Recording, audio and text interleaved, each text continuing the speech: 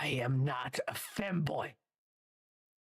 Hello, everyone, and welcome. That was the first thing I came back to when I looked at the chat. Look. Oh, you can't, damn it, you can't hear the other. Look, that was the first thing I saw when I got back with my coffee. Hello, everyone, and welcome. It is your Ash Ketchum with the Diglett, Zaji. What's up? Horrible.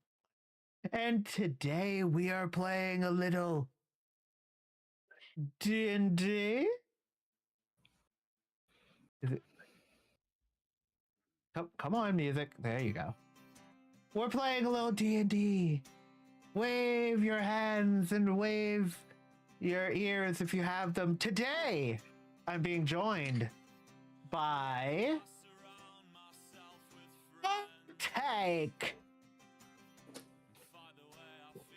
Please kill me. Punchy.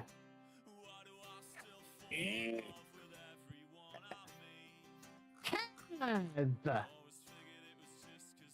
Once former Magos. Hi, everyone. And our Dungeon Master, Red. No promises. Okay, well, we're gonna just cut off. No problem. That cinnamon is strong. As you can see, we've been working on playing around with the dice system over there in the top corner. That's what we're all connected to roll the die. This is my first time playing D&D proper, so I'm just gonna try to do this. Well, this is my first time playing D&D, period. So I'm thankful that we have a good dungeon master who can walk us through stuff. Yeah. This is also my first time playing D&D, so I thought I've you played got. this shit since 2020. Oh god, this is gonna be a clusterfuck. Your streams almost always are in some way, shape, fashion, or form. You don't need to tell them that, Kat. I'm pretty sure they can almost immediately tell that is the case. Okay. I only speak the truth. okay. So, real quick favor from everyone. All right. All tech, tell me a number between 1 and 4. Oh, My god! I'm gonna You say really 3, are but Rick yes. Sanchez. All right. I am Steve Urkel. All right. So you pick 3. Yes. Kaz, 1, 2, or 4. I choose 4. Zazie, 2. and that leaves Punchy with 1. Why are you leaving me to be number 1? That's gonna put pressure on me. You are number 1. The pressure is on you. God fucking damn it. Bro, you have the most dexterity out of everyone here. Like, you basically get free turns anyway. Pretty much, I It is guess. for Doesn't help. It's for a very specific decision I need to make. Okay.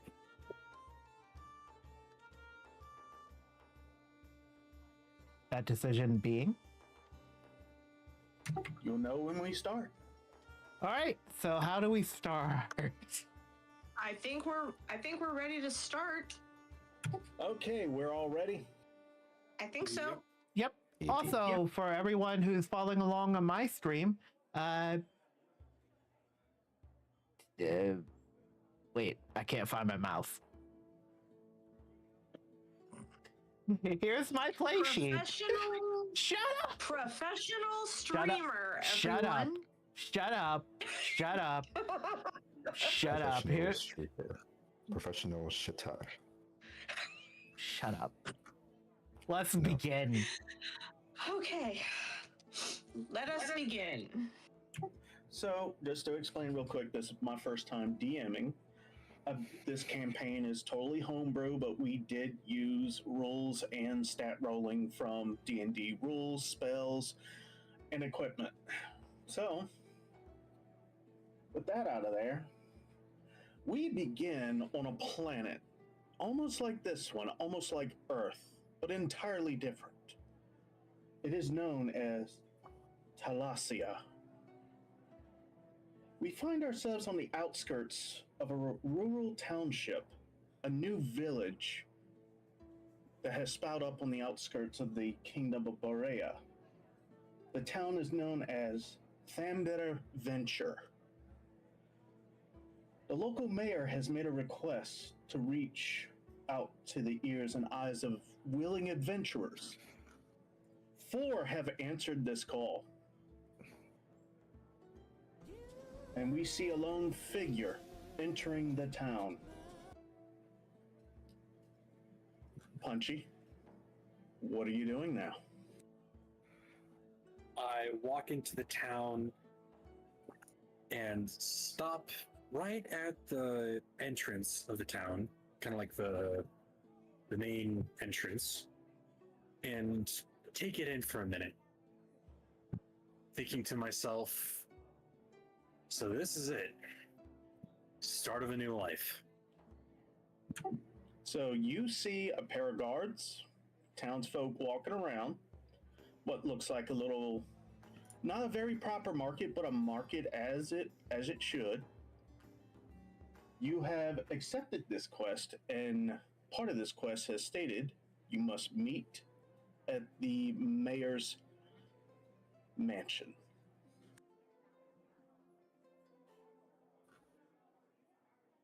So, go to the mansion, and I pass through a bunch of people, excusing myself by accidentally bumping into them. And I eventually arrive at the mayor's mansion, looking at it in awe and thinking to myself, why does this house look so funny? Well, the mansion you see is only, 2 stories high. The doors are large enough to walk through, but the rooms would appear ill heightened, more for shorter folk. However, you are quickly stopped at the door by what seems to be a head butler.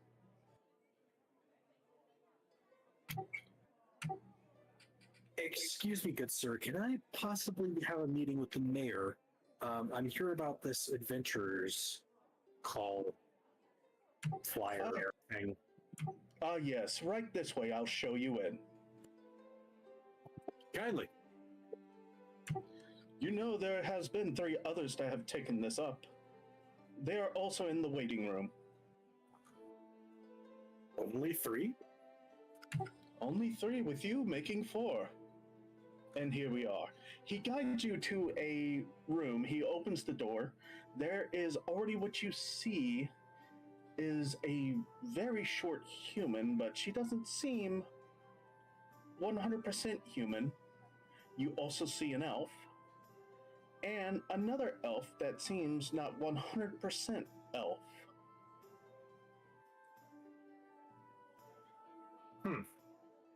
Typical motley crew, huh? Well, no different than my days as a sailor.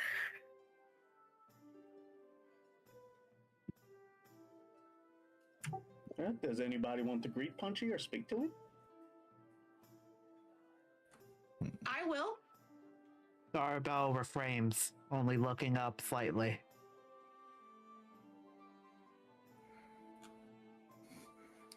Altek finishes striking his bow and glances up at the newcomer.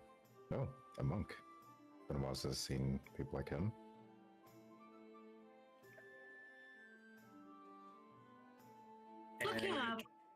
Looking up, Ophelia eyes the newcomer with a mix of trepidation and hopefulness.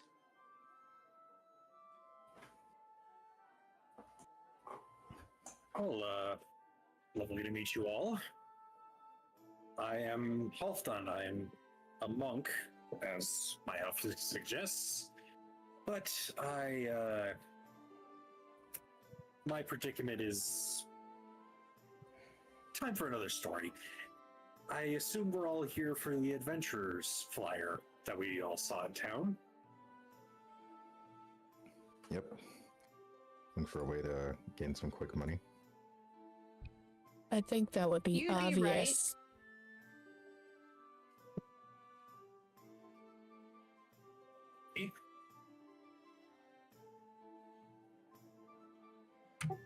You would hear a quick rasping at the door, and if you were to turn to look, you would see a halfling, accompanied by also a human. The halfling would greet you. I am Mayor Toughfeet. You must be the ones who have taken up this quest. I thank all four of you.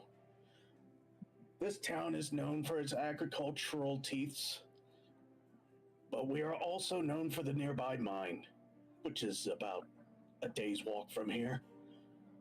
You will be rewarded, but here's the problem.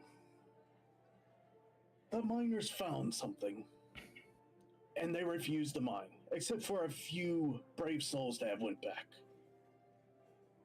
They are called the Thalassiea Gambit Mines. Why Gambit Mines?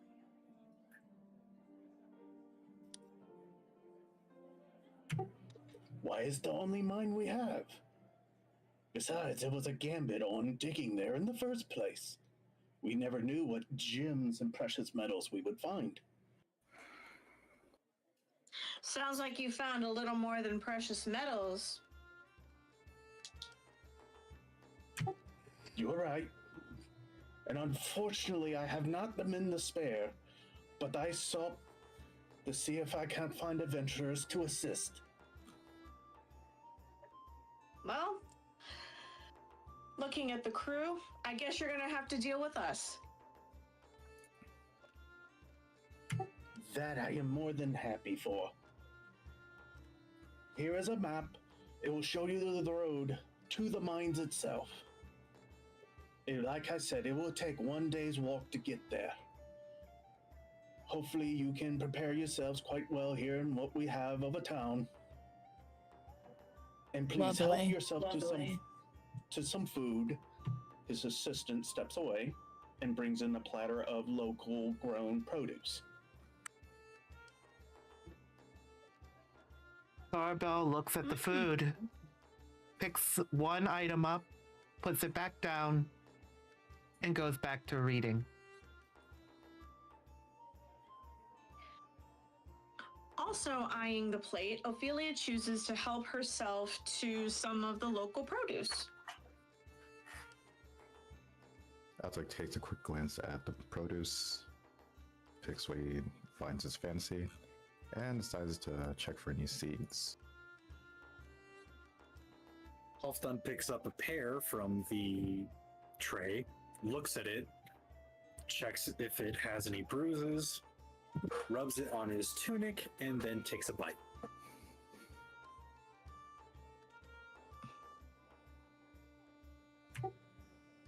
Good, now I wish you good luck. So now, you're on an adventure to this mine, but you're still within town. If there's any exploration to be done, or questions to be asked of town's guard, or the occupants of the village, you might find a blacksmith, a tavern, or a marketplace where you might find potions and whatnot, simple healing potions.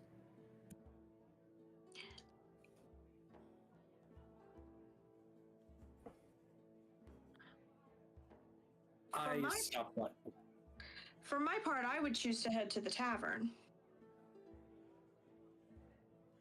I'm gonna choose Zarabel, to head to the shop for those healing potions. Zarabel decides to head for the entrance of the town, looking for nearby herbs.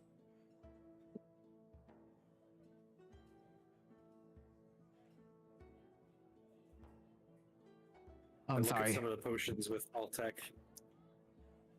So am I the only one who thought the mayor would be, I don't know, a tall man or human, I guess? Makes you assume that. Well, you hear stories, I guess, from monasteries like mine. You hear that most of the towns are run by humans or elves or... No offense. No, none taken. I'm an elf that lives out in the boonies anyway. So to most others that aren't like me, I'm considered what would they call a low class in your society? We don't have a class in my society, I guess. Alright, I forgot you're a monk.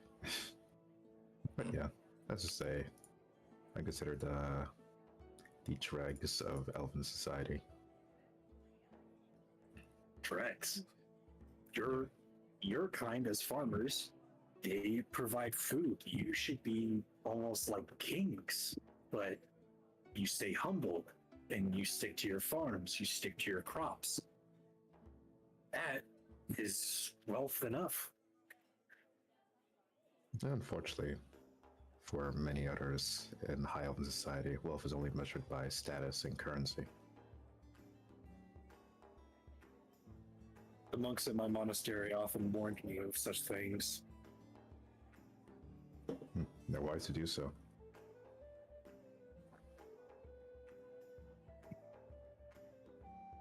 All right, Zazi, roll me a d20.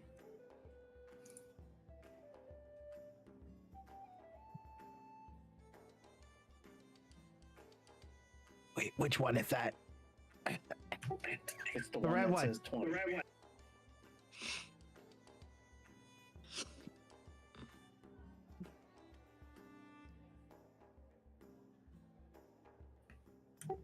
All right, so that's a 14 with a modifier on it. You observed a few herbs, very common herbs. Some among them can be used as ingredients in potions and other alchemical things. All right.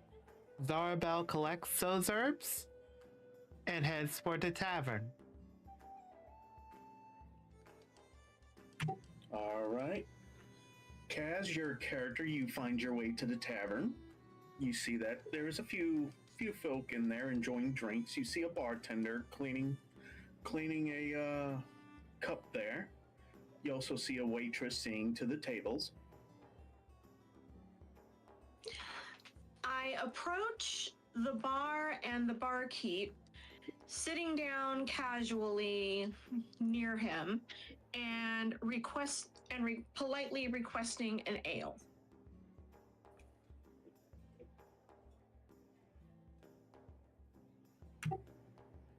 He says, "Sure thing." Zarabel arrives to the Zarabel arrives to the tavern as well.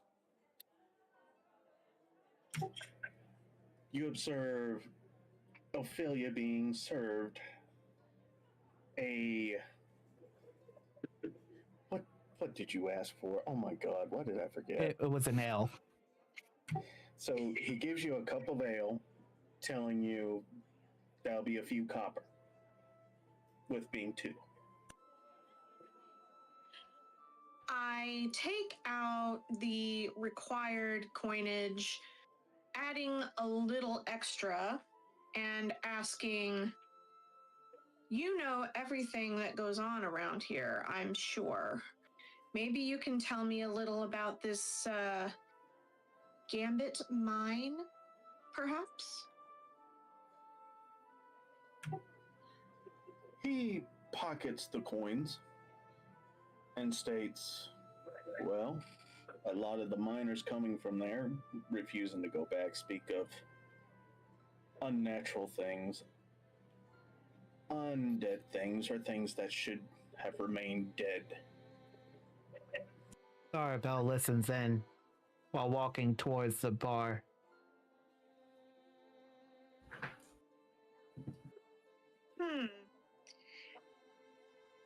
And do you have? And are there any of those miners around here by chance that we could speak with? Perhaps getting a little more information? There's a few over there at the table near the door.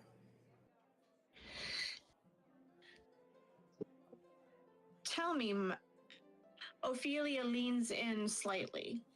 Tell me, my friend, lowering her voice, do you think a little ale might loosen their tongues?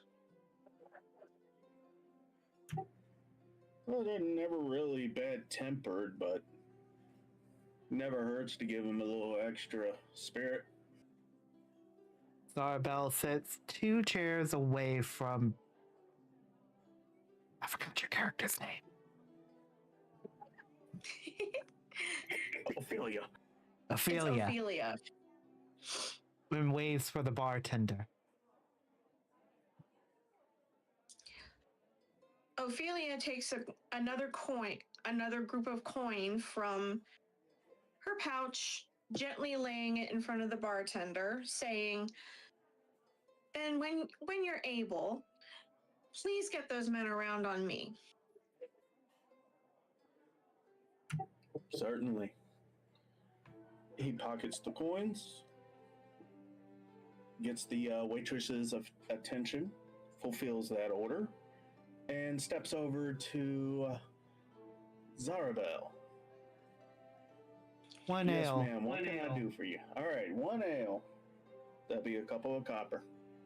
Zarabel pulls out the copper coins, exactly the amount needed, and places them on the counter.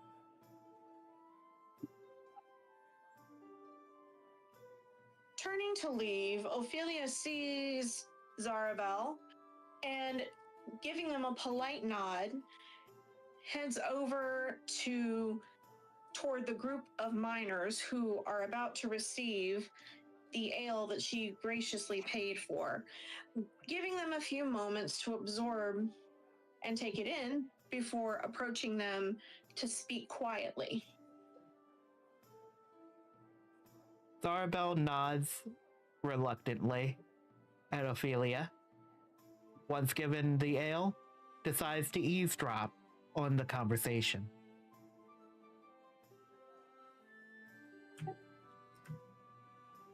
So, Ophelia, you're addressing the miners there at the table? Yes. Leaning in a little bit to speak to the miners, Ophelia keeps her voice low but conversational. I know that there's something going on in those mines, my friends. We want to, myself and my group of misfits, shall we call them, want to get together and stop it. But I'd like as much information as you can give me. Little lady, all you need to know is that all those hands,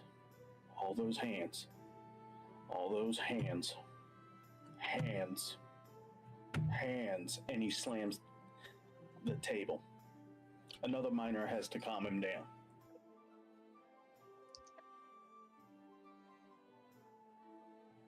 Ophelia puts her hands up in a "I'm sorry" sort of gesture. I apologize. I didn't mean to upset your friend. The other miner says it's okay. It happened very quick. As soon as we had gotten through that one wall, all hell broke loose. Ophelia's head inclines quizzically as she takes in the miner's words. Something quick, and something that is supposed to be dead. Definitely some clues to work with. She ponders this. Upon hearing the commotion, Zarabel gets up and starts walking towards the table as well.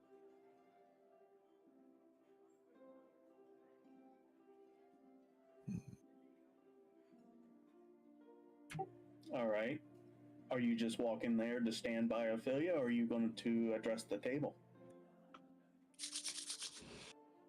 Yes, I'm going to address the table. Sorry, I thought somebody was going to talk.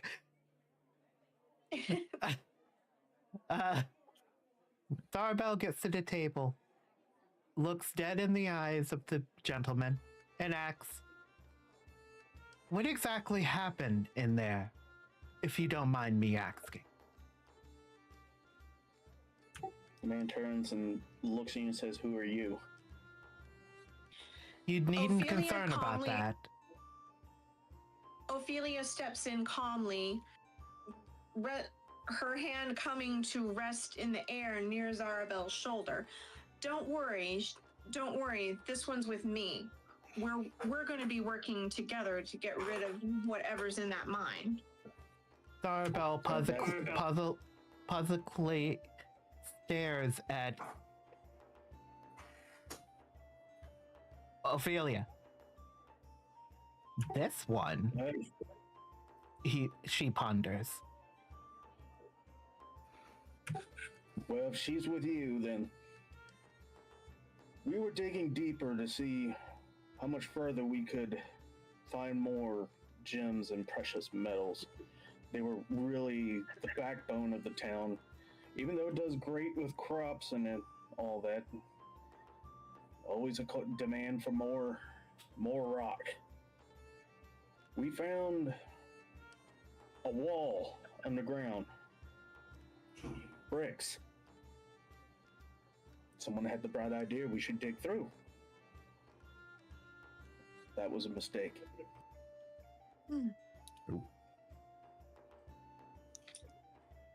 Why was it a mistake?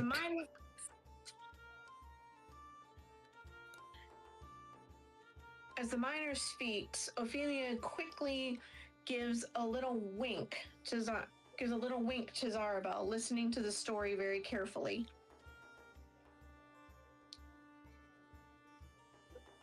Why was it a mistake? Yeah. Because once we fully broke through, the smoke and miasma came bursting through and came the hands. We lost 4, 5 men just trying to run out of that one cavern.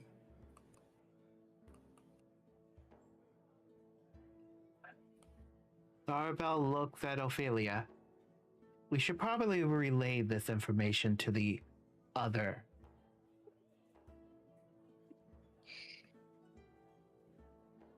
Giving a nod of agreement, Ophelia says, "Yes, I definitely agree." She then turns back to the miners.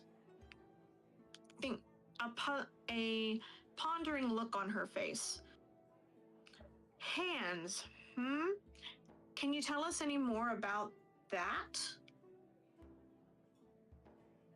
One of the other miners that had not he spoke now and stated, "What he says is what he says. Hands." Tharbell seems confused. Why hands? Why not feet? The joke falls flat. I ought to make you do a constitution save for that.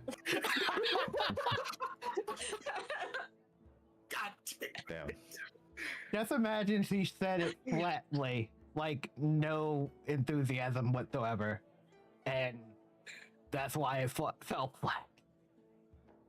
Meanwhile, back at the plot, what is Altec and Punchy? What are you doing right now? Hawthorne is still. Right. Yeah, we're still at the bazaar. We've actually hit it off pretty well, and we're become good acquaintances, I suppose. We have more in common than we thought, I suppose. So now what are y'all going to do? You're at the bazaar or the market. You're seeing pretty much what the mayor has shown you, and plus more. I'm thinking while we're getting some potions, we could also search for some information regarding in the local adventures around here. Good idea. Some urban legends we can fish out. But where do we start? Well, there's one place on the market that would have lots of information. It would most likely be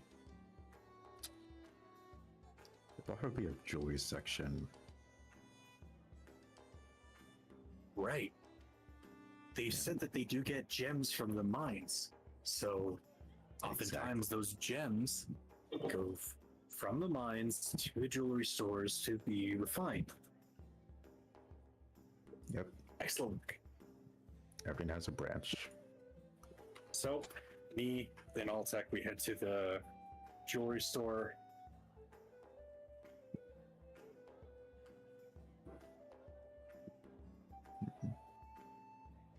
I just wonder what we're going to find there. Here's the thing. Where is the jewelry store? Good question, actually. I'm gonna go ask one of the locals. Stay right here. I walk up to a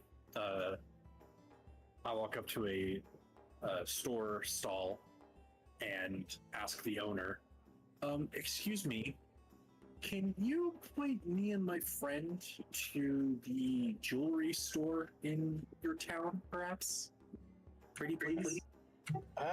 We don't quite have a jewelry store, but they do dealings in refining some metals and gems. You just look for the blacksmith. You can't miss it. It's going to be all the black smoke coming out of it. Look for the store right across from it. Probably do you well to see them both. Okay, thank you. I take out a gold coin and offer it to them as payment for the information. Mighty kind of you, sure, but you didn't need to. Keep it.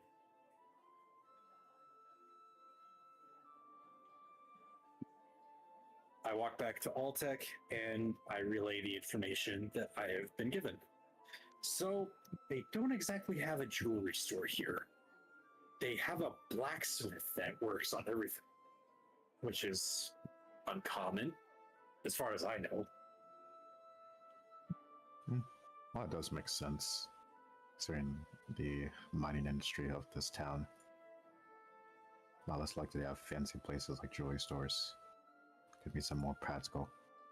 Alright, let's head to blacksmith then. Oh, we know we could probably get a new weapon there, if we could afford it. We'll see. I don't need it. So you head down the street, you follow his directions.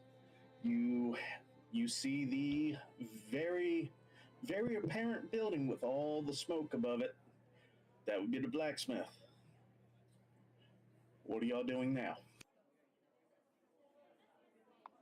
I approach the blacksmith and I try to get his attention from all the hammering. Excuse me, sir. Of course, you hear the clanging of hammer and metal as you can't tell what he's forging, but he is forging something. And he hears you.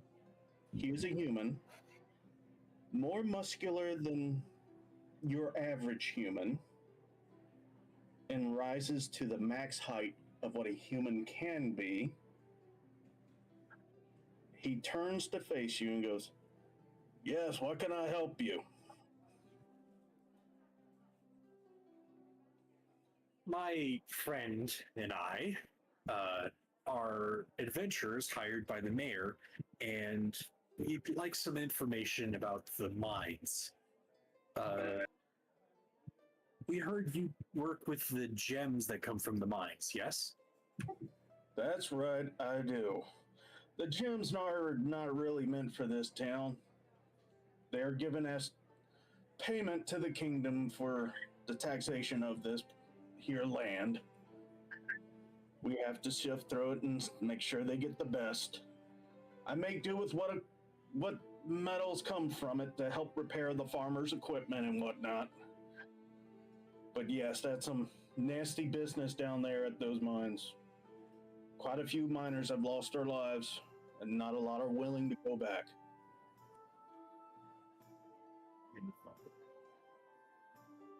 What type of injuries have those miners suffered? Or how have they been killed, rather? Well, in the panic, none of the bodies have been recovered. But those who have managed to make it out, it's all from scratches.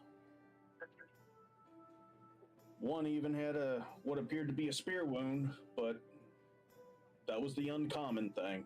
The rest of it was scratches like something clawed them. Okay, claws. And a spear. Yes. That's right. Do you happen to have said spear with you? Did they bring it to you? I have the other half that we broke off one end to fully pull through the other to get the unfortunate man's wound covered up, but don't think his arm will fully heal from that. But yes, I still do have it. Give me a moment. Thank you. After a few minutes, he returns. Here you go. Here's the spear. He lays it on top of the counter, and very easy to notice, it's very old.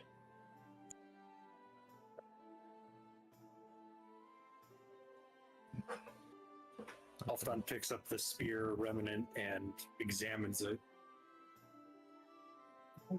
It's not dwarvish make. I've looked at some of the scriptures at my old monastery. This isn't any design that they would use. Now, here's something I want to ask both of you. Who has history? I don't think I have history on my knowledge base.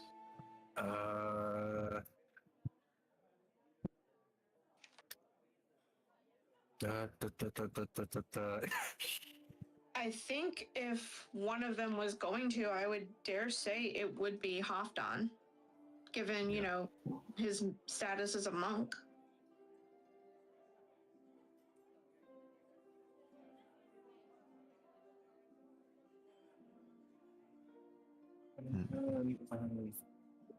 Beach. Off dog, he's nuts.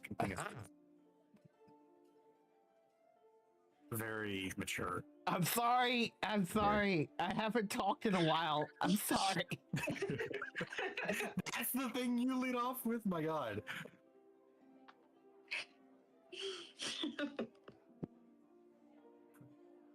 Thaumaturgy.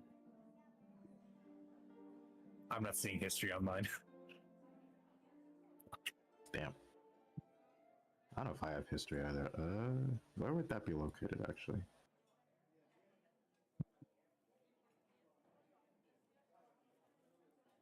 Mia, no see. I will hint to you right now. There is Yeah. someone in your party that does. My bets are it's Zaji, just because. You would be correct. I say Ophelia. Oh.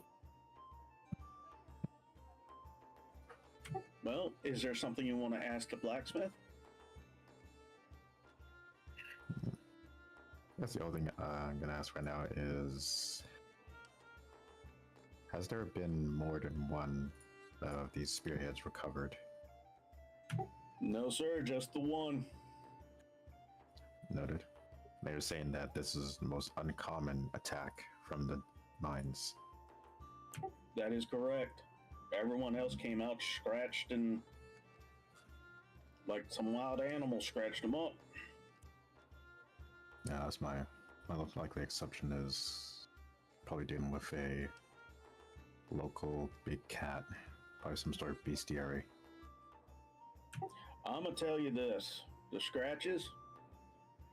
I know when a cat scratches, there's only so many claws on those paws. These aren't the size of a cat's. What would you say the size of?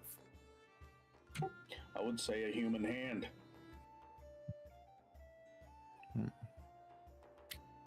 That's unsettling.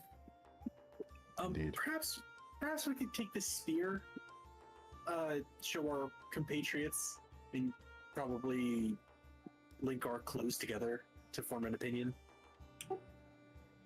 That's understandable. Go ahead, take it.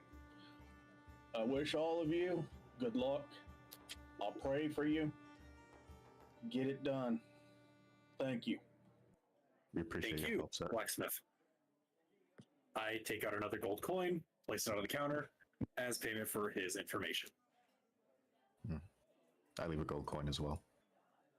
He nods and takes them and places them into a box that looks too punchy. Roll a d20 for me. D20. Roll. Oh shit. Nice. Okay, you see the box is ornately decorated. It is that of a dragon god of justice and light.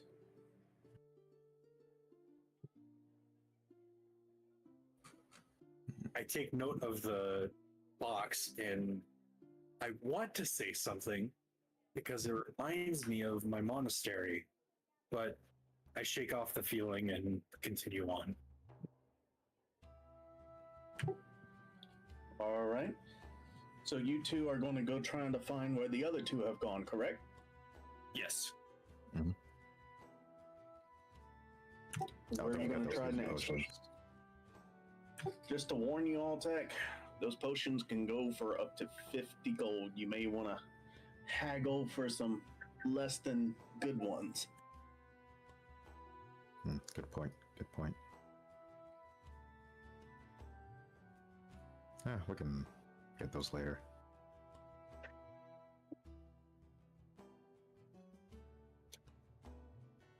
Me and Altec, we head to the tavern.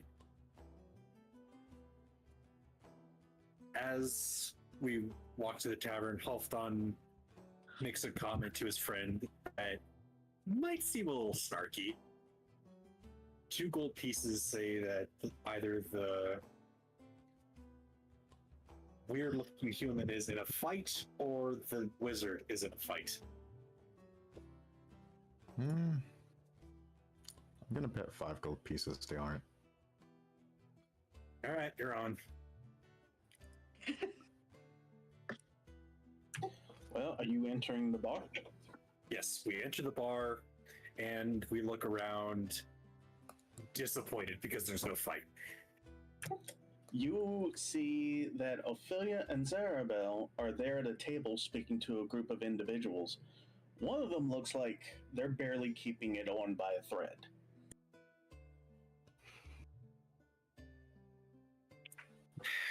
I reluctantly hand Altec his 5 earned pieces of gold and then join Ophelia and Zarabel at the table. Elf intuition. Gotta love it. Upon their arrival, Ophelia turns to both Halfdan and Altec, greeting them quickly. I take it you two have found some information as well? We have. Good. We've been making friends with these miners. I think we should get a table, maybe order a little food, and combine our notes, as it were. Perhaps I it will want to have ask them better. something first. Halfdan looks at the miners and then takes out the piece of the spear that he got from the blacksmith and shows it to them, holding it out vertically. Does this look familiar to you? Tharbell Go ahead, Zazi. Tharbell looks at the spear inquisitively, thinking to herself, interesting. So, before we touch on that, Zazi, the one miner who was barely keeping it together begins screaming.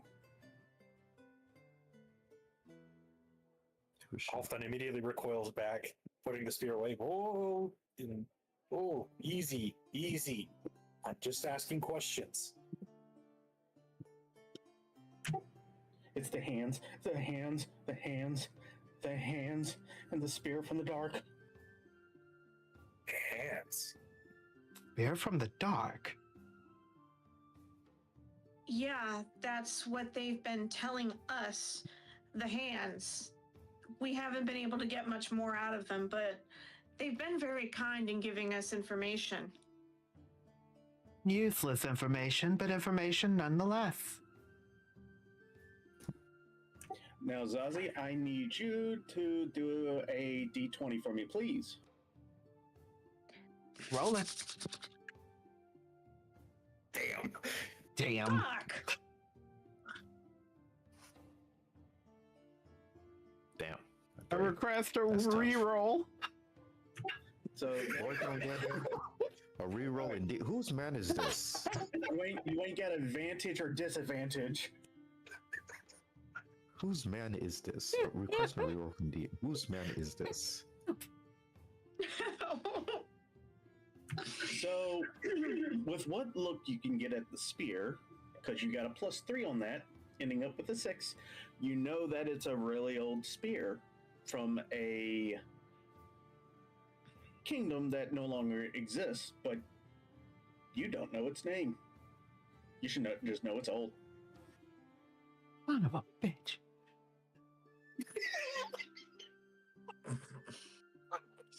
That is such useless information. It's not useless. Now you know that it's a spear. And And very it's old. Yes, See? that's not useful. useless information. Yes, Yeah. it's not entirely useless. Okay, it's an old spear from a kingdom that I cannot recollect. I should have studied more. A kingdom that does not exist anymore. I tell this information to the crew.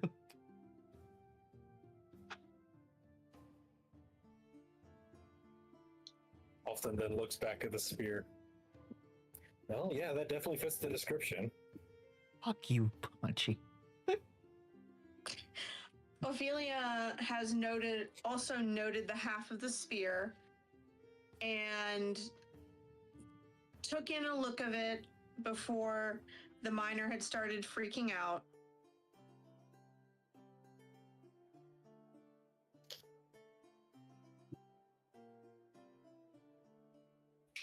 When they say hands, like me and Altec, we talked to the blacksmith who showed us the spear. He said that the miners came back with injuries, not just with the spear, but with claw marks. Not like any animal, but like that of a human hand. Ophelia's eyes widen and she smiles a little. Well, I guess scary, I guess, but at least that might explain the hands. It's not just scary. It's unconventional. That's The miner in the back goes, hands. Yep. So the claw marks and the miner's PTSD have a strong correlation. Zarabelle picks up one of her books and starts reading it for more information.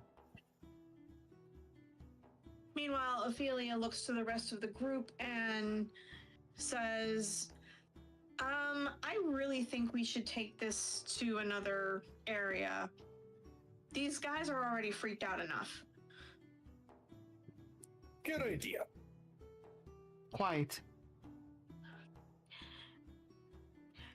Ophelia turns back to the miners, giving them a very slight bow. Thank you very much for the information, and I hope that we can take care of this situation. And she looks in particular at the one miner. I hope that you can find some peace, my friend. The older gentleman says thank you and hopes that y'all can solve the problem quickly and safely. Well, we'll certainly do our best. On the way over to a table in the corner, Ophelia gets the attention of the innkeep and asks for some appetizers and drinks to be brought over to their corner table, and waits for the others to join her so they can compare notes and information and make a plan about what to do next. Tharbell orders another ale. Halfdan holds up his hand and says, "I'd like some tea, please." Is that a reference? No. What? I feel like that's a reference to something. No. A reference to tea? No, I feel like I heard that in a movie before. I think you're right. I just don't remember what. Oh, you know what okay, I think I know where I got the reference from now. Rango, the movie. Yeah. Okay, sorry for getting off track. Well, Zach, what are you doing? Well, I'm heading out with the rest of the gang since we're trying to give the dwarven dude some distance. All right, are you going to order any food? You know what? This might be the last time we'll be getting food. So yeah, fuck it, I'm gonna order some food. I'd also like to order some from a good bet. Tharbell also Son of a orders some bitch. snacks to go with her ale. I'd also order some dried meats to pack away for later. Half done these meat. I'm sorry.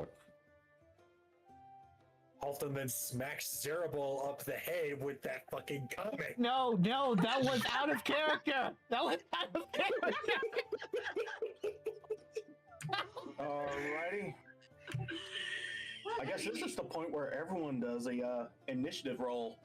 The bar breaks out into a tavern brawl. Just kidding. Oh. I blame you dear for God, this. okay. I blame me for this. All right, roll for it. All right. No. Okay, I've been wanting to say this forever. Roll for initiative. No. You make your orders, and the waitress brings you your food. You enjoy your meal, and it is already starting to get late. It wouldn't be very good to get started beginning of night, considering it takes about a day to get there to the mines. Quickly. Maybe you could inquire with the keeper there if there's any available rooms. I would like quickly before we do that, I would like to roll for wisdom after closing my book, after reading it for a while.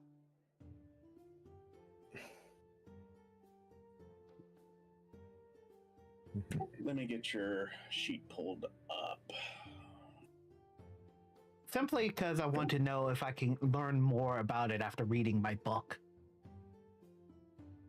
Not a bad idea. It won't be wisdom, it'll be intelligence. Okay, I would like to roll for intelligence. Oh, where's my intelligence? Oh, it's basically the same. It's going to be a +3. Yeah, basically the same as history.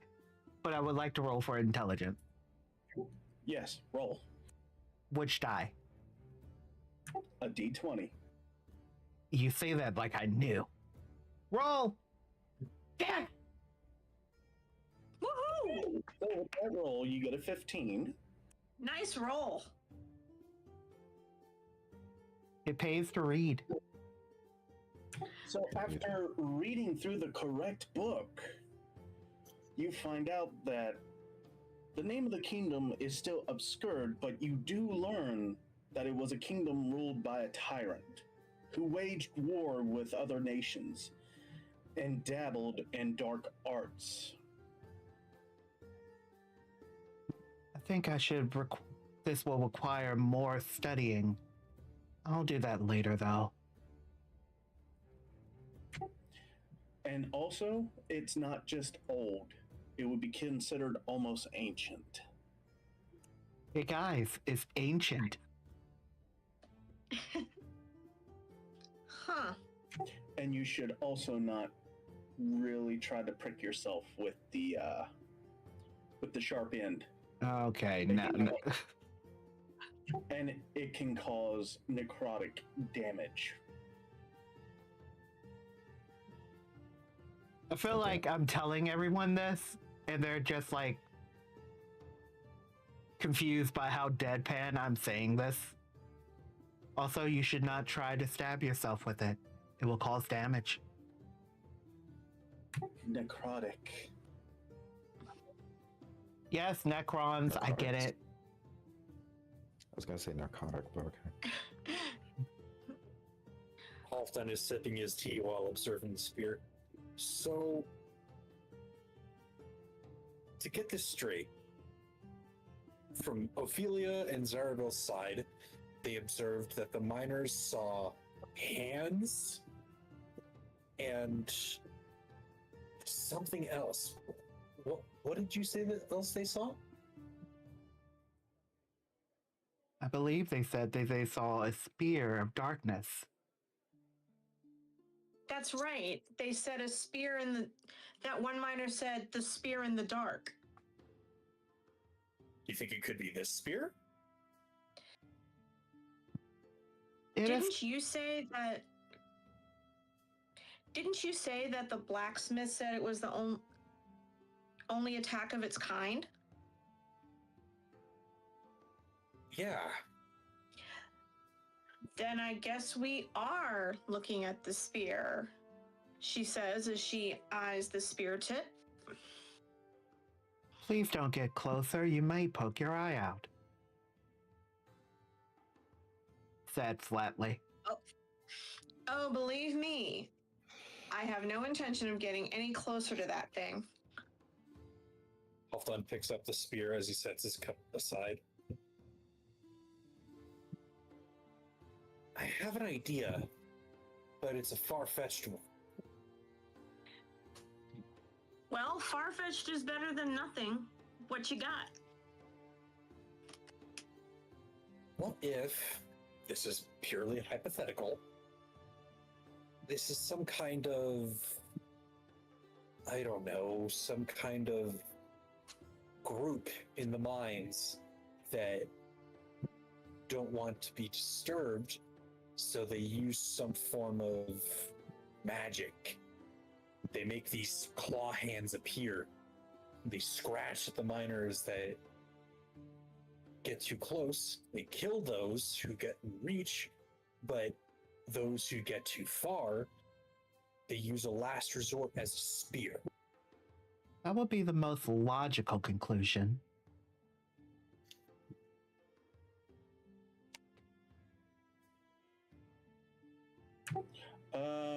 Punchy. Roll a d20 for perception. Okie dokie. Roll. Yay, half done. Woohoo! Everyone else do a perception roll as well. D20.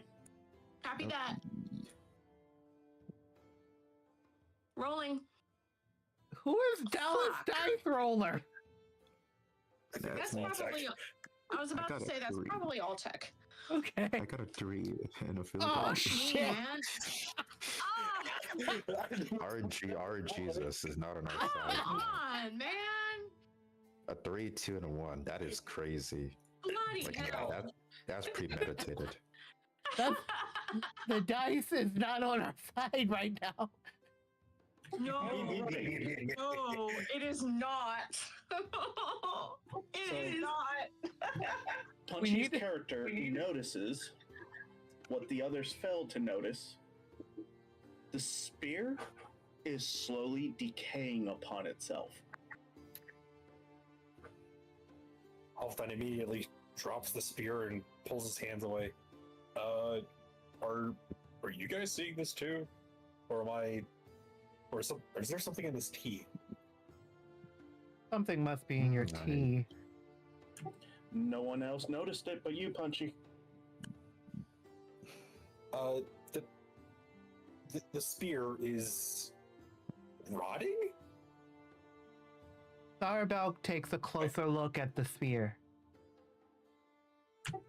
So no roll for this. Zarbel will notice that if watched very closely, the spear is in fact very, very slowly decaying upon itself. Ophelia too leans in to examine and confirm with her eyes what Halfdan has said. Sarabel sighs in confusion. Seems like the half-done was right. Surprisingly. Okay, I'll let that slide. Halfdan then picks the spear back up and examines it a little bit more. This seems like some kind of... I don't know how you would call it. What do you think, Altek? Perhaps it's some sort of material. Perhaps the spear is made of some sort of material that decays. Either that, or it must be some kind of magic intentionally placed on the spear. Or it could be wood. Have you thought about that? Halfdan takes the end of the spear and lightly smacks Zarabel.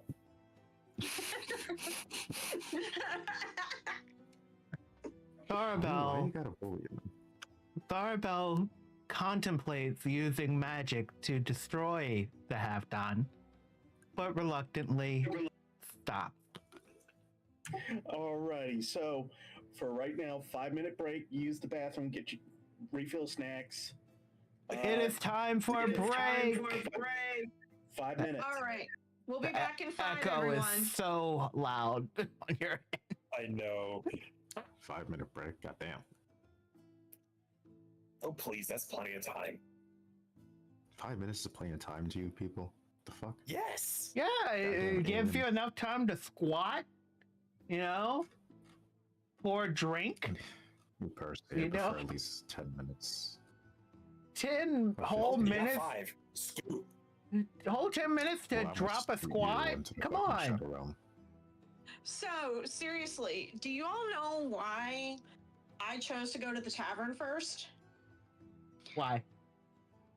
Because in the time we're in, it is the center of most local gossip. And so if you're going to find out any information quick, the tavern is a great place to start. But it was a good idea for you two to go to the blacksmith, and then we put all our information together, so now we can maybe form a plan about how we're going to take care of this thing. Ignore it as the fact that I went to gather herbs. While not great herbs, I plan on trying my medicine to create potions instead of having to buy them. I had to. Yes. I feel bad for that poor miner. I wish that we could do something to help heal his mind or something. Poor guy. I don't have a spell for that. And I really wanted to whack him on the head with my quarterstaff. That's so But- not nice. It would have let him sleep a little bit. Maybe. I don't care. From a fucking that's a- concussion. I don't I really mean, that's a care. point. It's very loud. My ears are sensitive. I think all tech So are wouldn't mine. understand that. I had Goddamn. my camera There's, too high. So I've been taking notes about who's doing what and, what the information that we've gained so far. And just making sure that, I'm just trying to keep all the information straight. Remember to keep notes of your expenditures because I am. Okay, so I used Let's 7 see. gold coins. I use exactly 4 copper. Because I'm not That's paying exactly extra. right.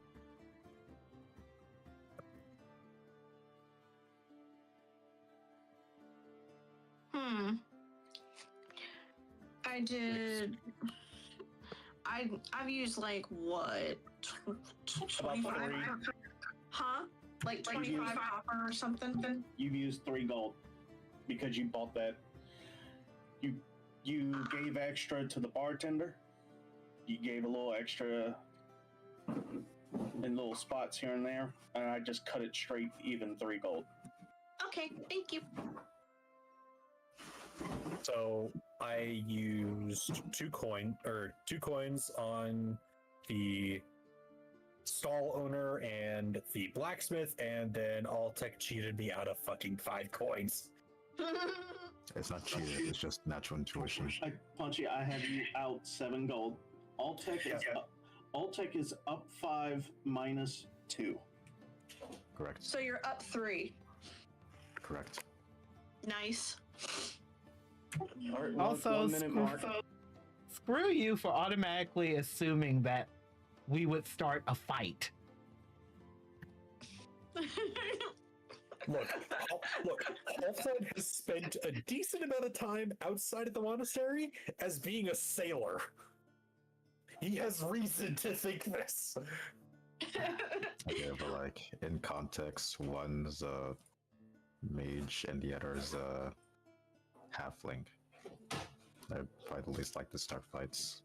All right, 5 minute mark. All right. Okay.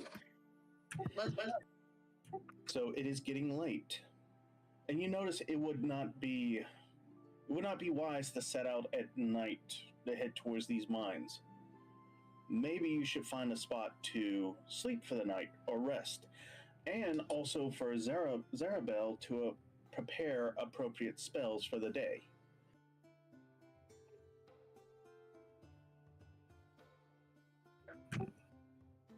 I think.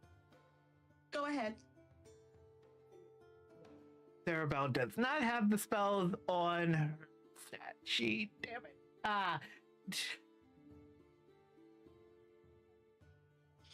Where are those damn spells?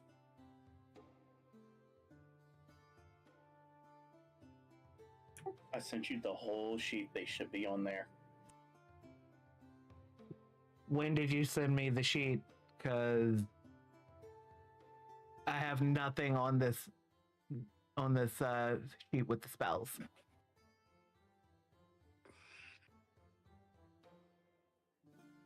Wait, you may have sent me another copy of it somewhere. Yes. Where the fuck is Discord? Okay, there we go.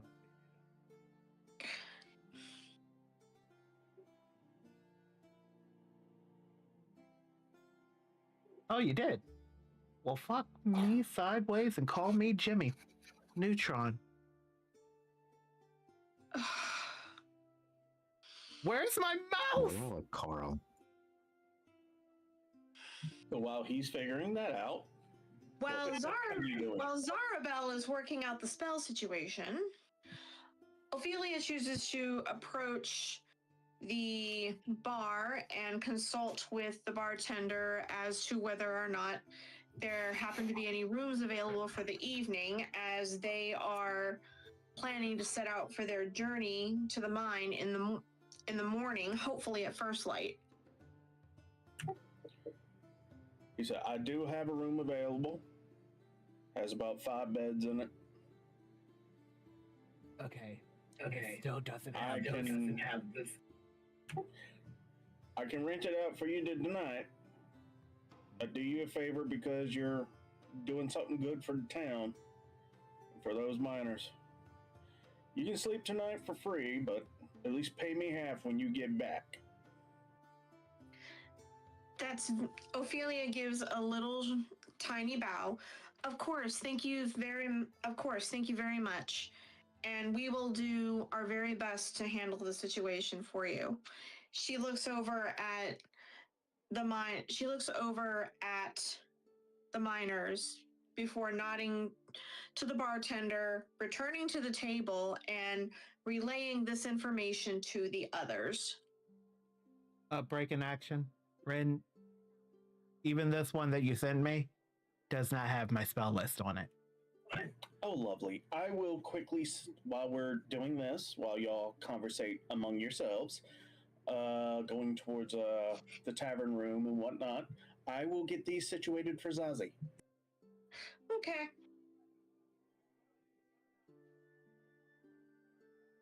Professional. Alfred is snacking on some of the dried meats and packing the rest away for his trip. He looks at the others and thinks, like, what else am I forgetting? What else am I thinking of that I should tell the others? That this... I shake off the feeling, and Alfton continues to conversate with the others. So, what else should we really know? Like, maybe it's ghosts after all? Ghosts. I don't know. Why would you believe in ghosts? The irony of the wizard saying this. I know, that's why. Complexity in character.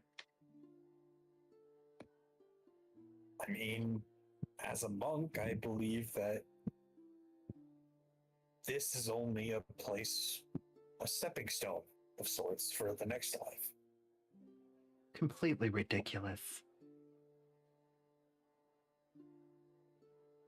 Says the hybrid elf wizard. Again, complexities in nature. Complexities in nature. Yes, I'm an oxymoron. That's the character. There's a guy that wasn't complex enough to read a goddamn spear. Shut up. That was a role No, you. issue. No, you. No, you. No, you. No, you. You two stop bickering. No. Absolutely not. Meanwhile, Ophelia is quietly clutching a cup in her hands. It's tea this time. And looking over at the table, quietly considering all of the information that has been gathered. But her heart is going out to that poor miner, wishing that she could do something to help him. Unfortunately, magic's not really her thing, but she's quietly hoping that if they can put an end to this, whatever this thing is, that it'll bring the miners some comfort and that they will be able to get back to what they were doing in life.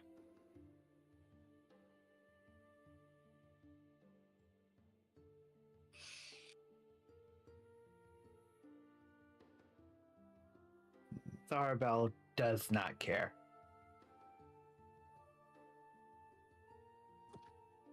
Only interested in finding more ideas for magic casting while in the mines. Boy, what are you gonna cast in the mines? Dynamite? We won't know until we find it. There may be a grimoire down there or two. Well, if we do find anything that is shaped like a book, ominously whispering, and probably burns to the touch or gives us a bad feeling, we'll let you know. Thank you. Sounds good to me.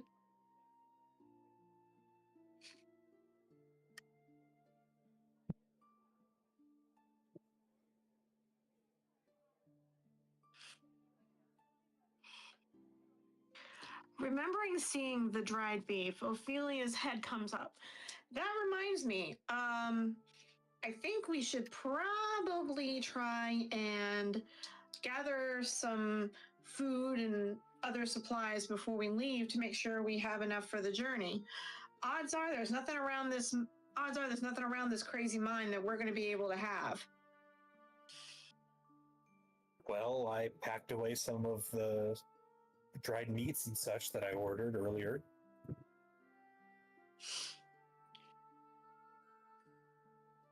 Okay, Zazi, your cantrips are what you can use. Your spells are what you will have to prepare for the day.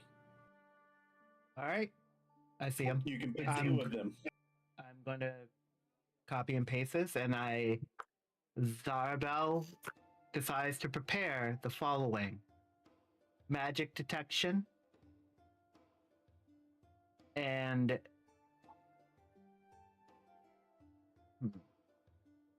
feather fall.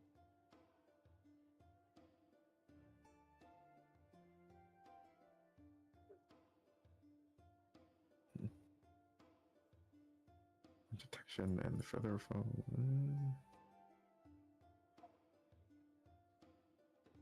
All right, you have those prepared for the day.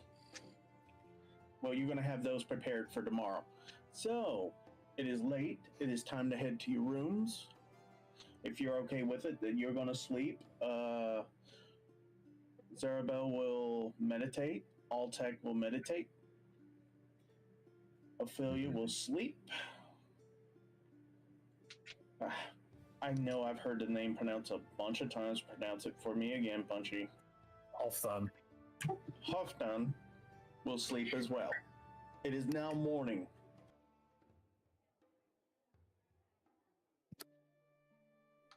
Damn, that was quick.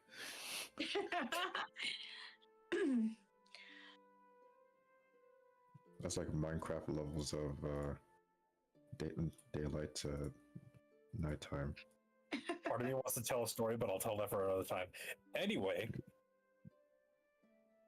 Halfdan wakes up from what seems to be a nightmare, suddenly springing up and gasping, looking around the room, drenched in a cold sweat, and then realizing he's safe.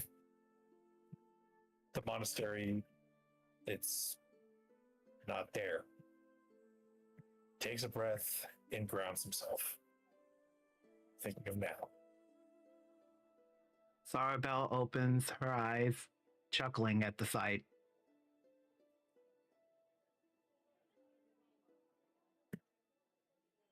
Yes, Halfdan then Okay. grabs that nearby pebble and throws it at Zarabel. Zarabel dodges. Ophelia is running her fingers through her hair, taking in the sight. She notes Halfdan's somewhat disheveled state. Hey, you all right there? It's nothing. Nothing. Her eyes narrow. It probably was something, but she chooses to let it go for now and continues preparing to head out for the day.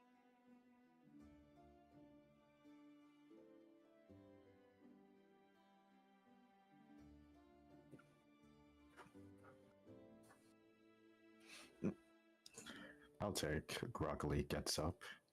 And actually, is there a clock in the room? Yes. I guess like a standard clock. A standard clock. You can hear it ticking.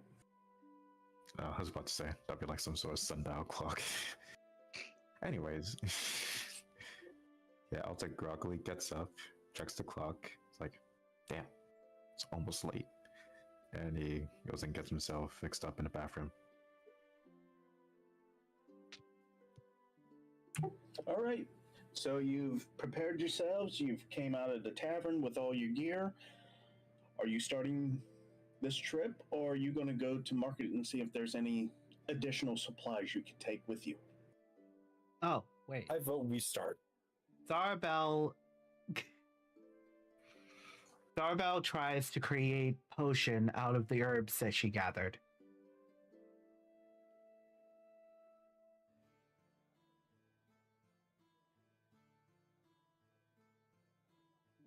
Let's see here. You roll me a d20. Rolling your d20. Heart of the cards. I said Roll heart me of a the d20 cards. again. Twice? I'm One more time? sorry.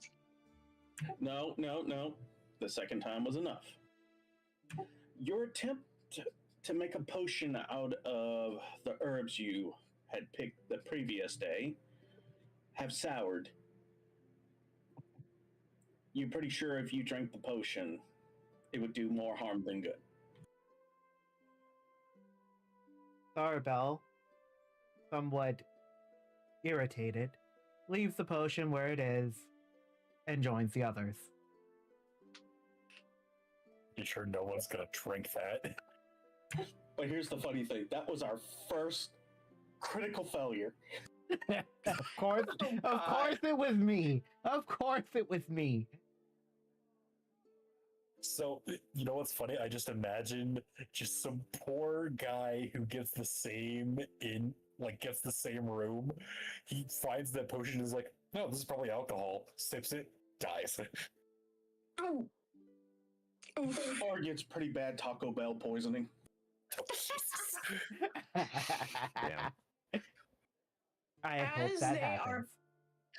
As they're preparing to leave, Ophelia turns to the innkeeper, thanking him for his hospitality and the well wishes on their journey, and taking a quick inventory of supplies for the journey, in particular, making sure that there's enough food to be had for everyone to go around.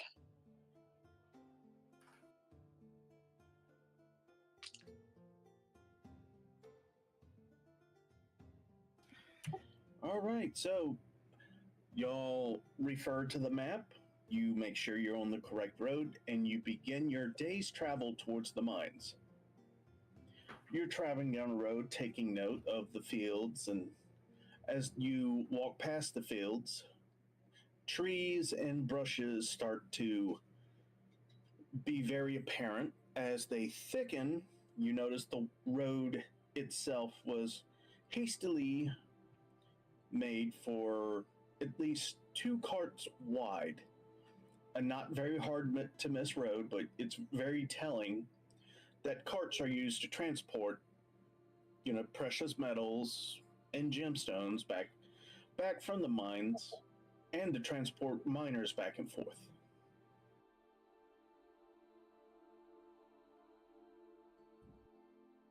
Halfdan takes note of the size of the road and looks around. We haven't seen any carts go and come. I guess that now that we're on contract, all production has ceased, I assume. I think you assume correctly.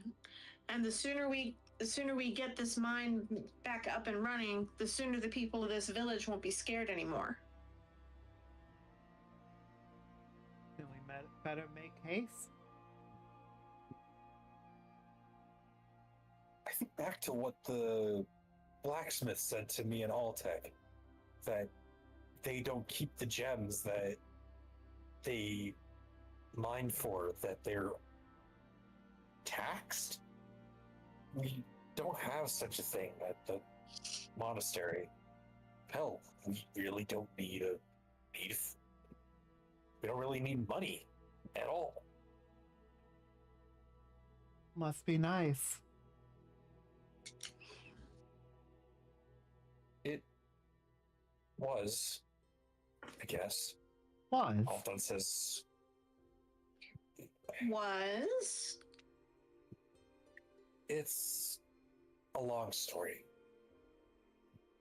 Well, we have time. If you're ever in the mood to tell it, that is. I think we've got plenty of time. Halfdan sighs reluctantly and almost falters in his step, but continues walking along the road.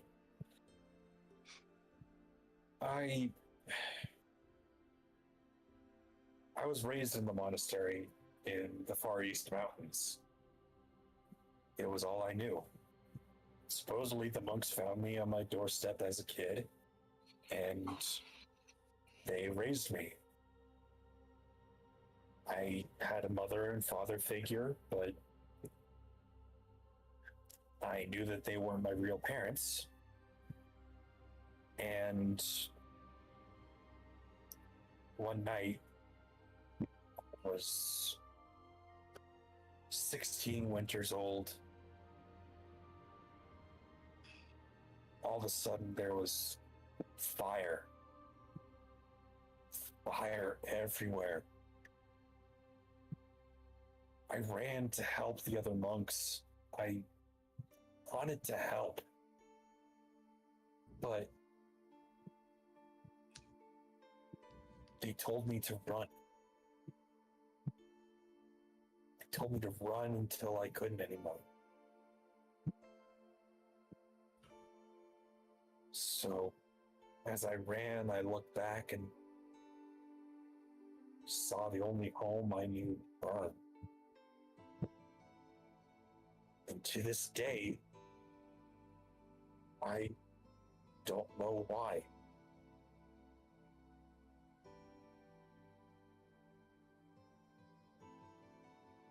So, hopefully, one day I find some answers.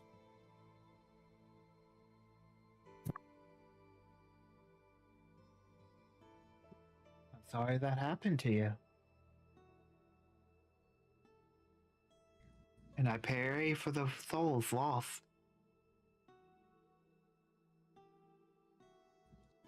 After a long moment, Ophelia nods in agreement. I also hope that you can find answers, but I can also understand a little. I was cast off by my family and raised by a couple of kind humans. Unfortunately, my foster father died, and when I tried to take over the shop, well, the humans didn't like me. I certainly couldn't stay with my mother's folk. So, here I am, trying to find a place in this world. Halfdan looks over at Ophelia, and it suddenly clicks in his head. Something about you never... The moment I saw you, something in my head said that you weren't fully human. What are you, if I may ask? I am part human. My mother was of the Fey folk. Hey, Zarabel's ears perk up when hearing fairy folk, but declines to Alrighty, respond. All four of you perception rolls. D20. D20 perception, got it. Okay. Perception! Rolling. roll. Fuck. Ooh, damn. 7. Fucking hell.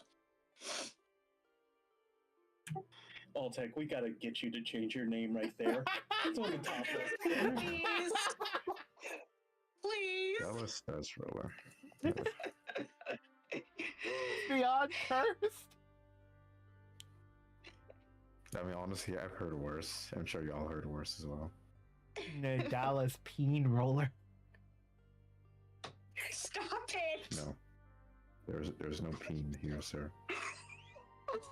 Oh, dear There Lord. is no Peen. Only Pingers! Oh, No. I'm Lassie, I'm going to. I'm going. I will. Okay. You're lucky you're streaming. Okay. I'm gonna make that a force requirement for one of your best spells. Oh no. Oh, for fuck's sake. Why? I don't know. I just know I rolled a 5. So, Dallas Okay. Dice Roller, Hulkdan, Ophelia fail. Damn. Zarabel because they seemed to perked up and started to listen in a little bit more. Further down the road, out of sight, here's a language they don't understand, spoken as. And you also hear someone yelling at them in common.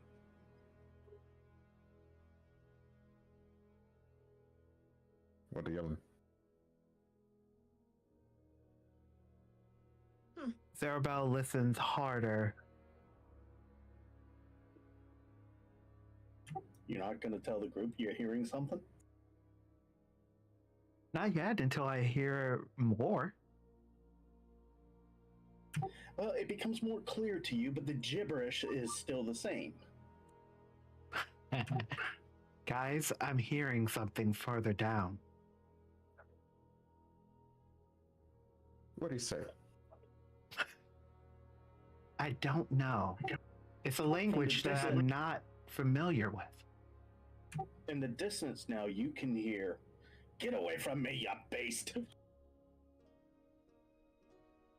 Clothline hears it as What? well and looks towards the direction of the sound.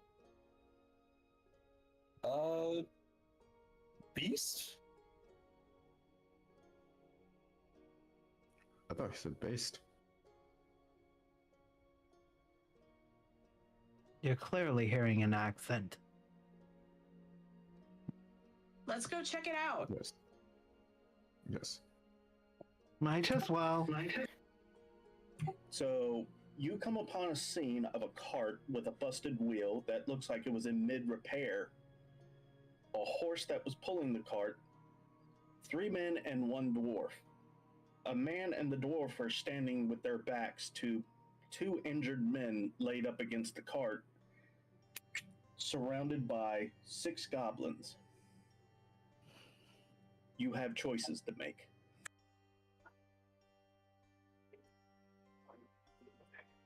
We have to help them. We don't have to. We're helping them. There's only 6 goblins. We're in the middle of a mission. Besides, what is the point of us helping him? What will be me rewarded? They're right in Information, front of us. direction. They're right in front of us. We should try to preserve life if we can, don't you think? It is survival of the fittest. The weak are devoured by the strong, are they not? This is said Perhaps. by a mage with 5 hit points, by the way. Shut the fuck up. My practitioners. Ophelia chooses to raise her voice to get the attention of the goblins and quickly assess the situation. Wonderful. They are now engaging, coming at you. All of you, roll initiative. D20? I better be cooking. Let's cook! Fuck. Where is God? Oh, dear Lord. As you can see, I am cooking today. Yes, you are. Okay, so about those goblins that I said we shouldn't attack. All right. Yes.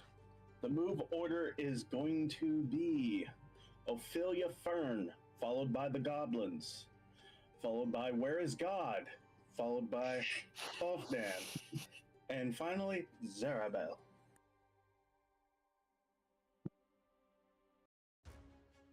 Okay. So, Now, you are 120 feet away.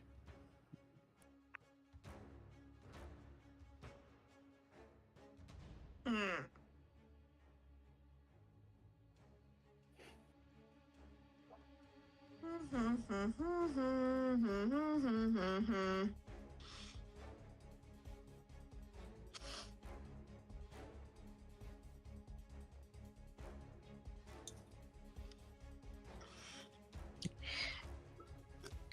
I want to see what damage I can do with my revolver from after moving 30 feet. Well, the revolver does have a range of 120. All right, I choose to aim my revolver and shoot at the bastards.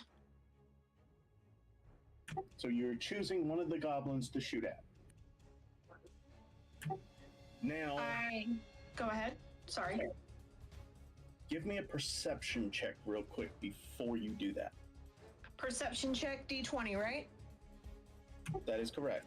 Okay, rolling right now. 10.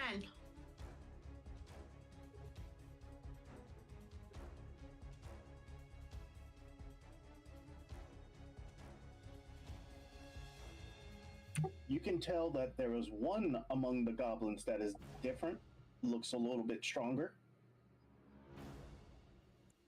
That is the one I choose to aim at. Alrighty. I choose to aim my revolver at that goblin and shoot. Alright, give me a roll of D20. Son of a bitch! Oh, yeah! Oh yeah, no, that goblin's dead. That goblin's dead. Yeah, that's like the critical hits from Team Fortress My 2. first That nat goblin's 20, oh my atomized. god, yes! Hell Sorry, Claire. yeah! Sorry, honey. Holy Holy shit! shit! Woo! Right! Kaz, Rip in roll it peace. again for me. Roll it again. Yes, roll it again. Okay, rolling again. Woo! Not bad, not bad at all. I'm happy. Okay. 18, bruh. The The dice are heart being of the kind to me cards. tonight. So, Boy, this is Yu-Gi-Oh! everyone else in the group sees Ophelia draw her revolver and sees her take careful aim at the charging goblins and takes one shot that cleanly goes between the eyes of the one goblin warrior among the 5 goblin minions. He is dead. And she has, due to this, such a shot has paralyzed the 5 goblin minions in fear. They lose a turn.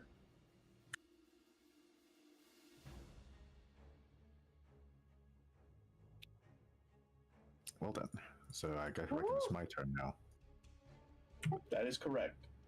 All right, just a reminder, you are 120 feet away from the closest goblin. You have a movement speed of 35. Yes. How far can I shoot with my longbow? You can reach him. How far can I shoot with my longbow? You would have to actually move back.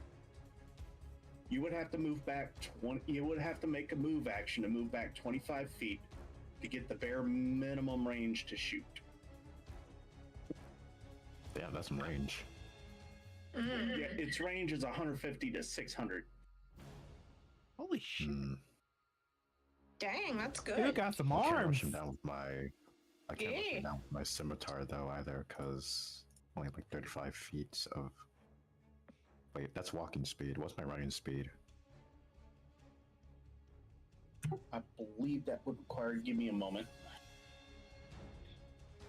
It's like twice my walking speed, wouldn't it?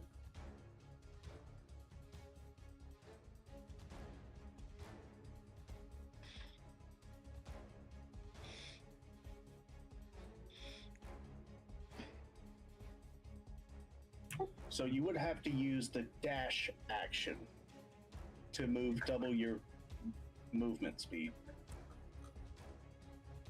Dang. You know what? I can't perform 2 turns 2 actions in 1 turn, so I shall move back and ready my longbow. Can I do that? Yes, you can move back. Let's see here. Move back. You move back 25 feet and you can shoot. Oh, okay. Yeah, all right. I move back and shoot at the nearest goblin fledgling. All right, give me a. Let me see. Let me make sure I'm looking at the right sheet. Yeah.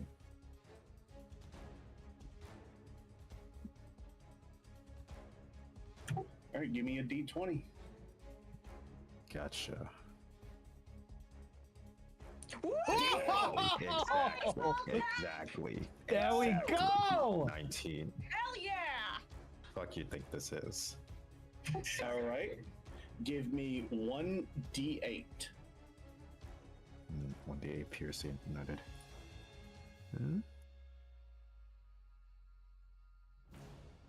Okay, not bad. Okay. Good. That's also +2, right? So that's 9. Doesn't matter. He's dead. What? Yeah, that fits. I mean, yeah. Yeah! But how dead are we talking about, though? That's how dead are we talking about? You could, with a little bit of ingenuity, you could put him on a spit above fire. As dead as the goblin general I just shot. Yeah, So probably nail him to dead. the nearest wall. We could be Or eating him nearest right tree now. trunk. That's also Ew. why you like this. Don't knock it till you try it. Boy, if you don't get. Okay, isn't it? Whose turn is it now? Mine, I believe. Yeah. Yeah. That's correct. Go You for are it. correct. Go for it, Halfdan. Keep it up. Keep the good rolls up. I want to do kind of something flashy. So I take my dagger out, A range of 20 to 60. but you allow me to explain. I want to toss the dagger up, run up the side of a tree, and do a kick flip and kick the dagger towards one of the goblin fledglings. Okay, so give me an acrobatics roll. D20, right? Correct. Okay. Fuck! Oh, come Rip on. my dog. Rip my dog. Oh no. Punchy, the dice are not with you tonight, are they? Son of a bitch. I'm They're- I'm a sorry. cussing cuss word.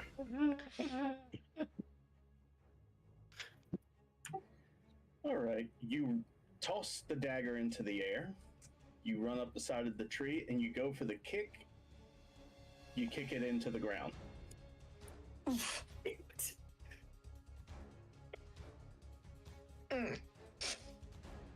Live goblin reaction. Shut the fuck up.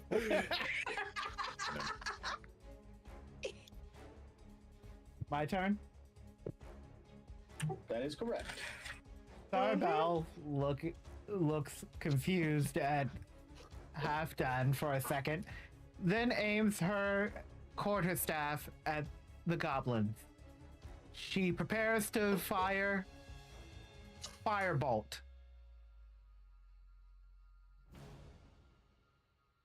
All right, D20.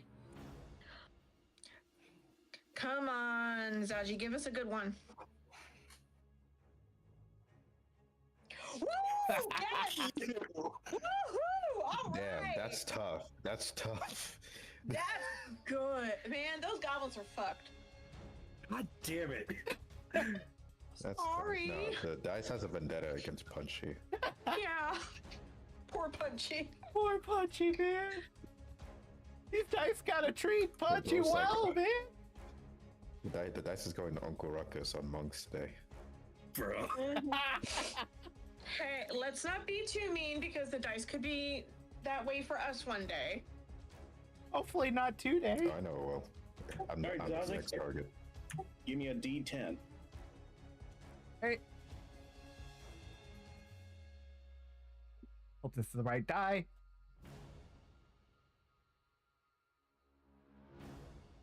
Ah. Oh shit! Fuck. Okay, never mind. Size is the next target. Yup. Just shut up.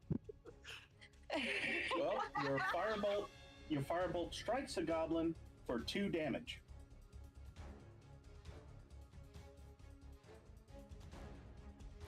Okay, so I guess it's my go again? Correct. Okay. I choose to aim my revolver at the goblin, at one of the remaining goblin fledglings, and With my fire. question, are you shooting towards the one that Zaji hit, or one of the ones that have not been hit? I will go ahead and choose to shoot the one that Zazi got with the firebolt. All right, do your D20.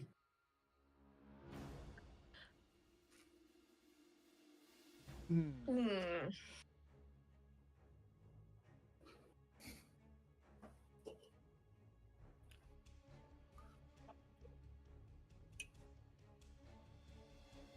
Eight. Okay. That's a 15. It hits. Oh, Ooh, okay. So I roll again for damage, correct? You're gonna roll 2d6 and then add 3 to it. Okay, 2d6. All right, I have 2d6, I think. 2d6. And then so that goes for 9. Correct. That goblin is Dunzo. Yay! I killed another goblin. I'm happy.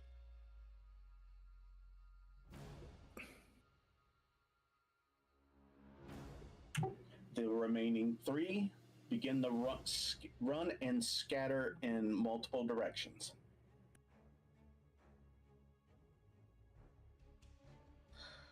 Should we chase them down? Not really. Yeah, I know. I don't think that's a wise idea. Should not. I think we've scared them enough.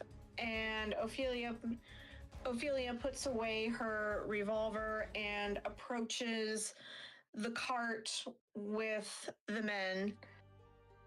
Are you all right?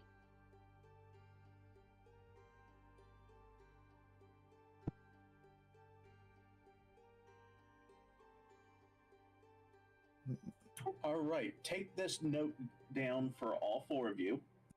Okay. Write down 100 XP. 100 Cool. XP, very nice. Yay! So, from my understanding, you walked by the corpses to go to the individuals at the cart. Yeah. We approached the ones who were living. All right, is anyone going to look at the bodies or search them? Zarabel will search the bodies. Halfdan grabs his knife out of the dirt, swearing incoherently to himself as he walks over to the corpses as well to examine them.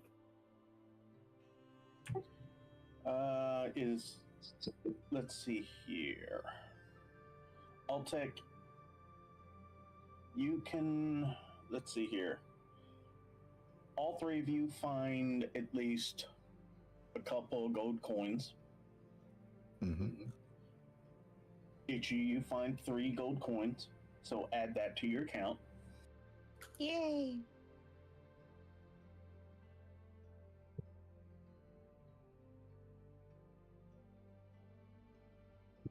All right, and what is Ophelia doing with the men at the cart? What is she doing? I approach the men asking if they're all right, looking them over quickly, just casting eyes over them to see if they're injured and how badly. The dwarf speaks up. It's good y'all arrived when y'all did. We were coming back from the mines. We were the group too stupid to go back in.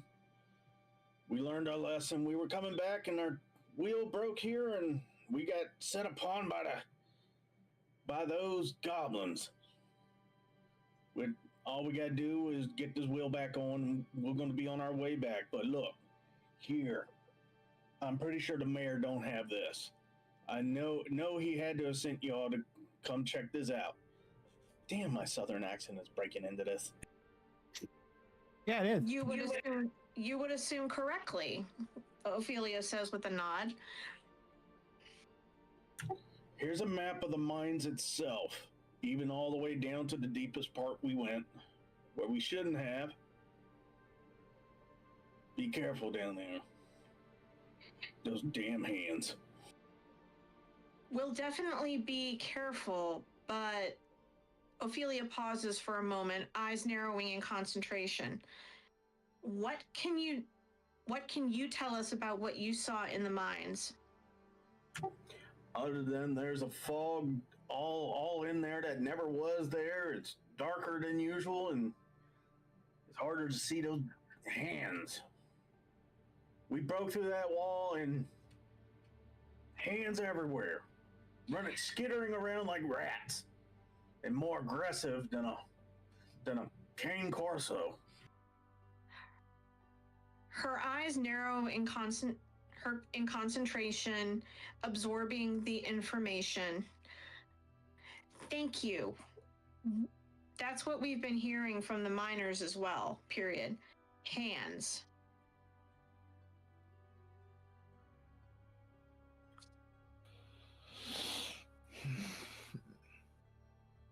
Also, we set up an elevator there, but you need a key to operate it. Here it is. I'm handing it over to you. Ophelia accepts it with a gracious nod and a murmur of thanks. Do you have I assume you have an extra wheel to get your cart back to the town? Oh, we do. Like I said, we were in the middle of fixing it. Good. And she looks around to the rest of the groups, seeing where they are in their tasks.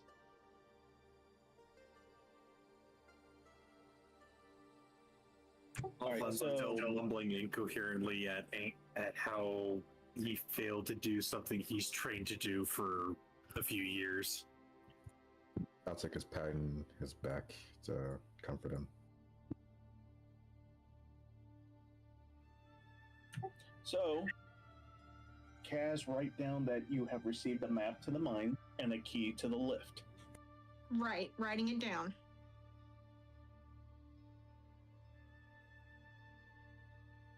So y'all got a map to go to the mines, but she managed with this action to get a map of the mines themselves. All right. All right, and I have that. Okay. So is the group continuing its trip to the mines? Yes. Yes. Yes. So, you arrive, and it's later in the day. It is evening. You notice that there's equipment laying around that was hastily let go.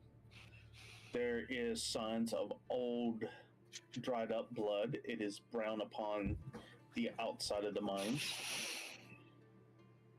Do a perception check for me, everyone. D20. Perception check, go.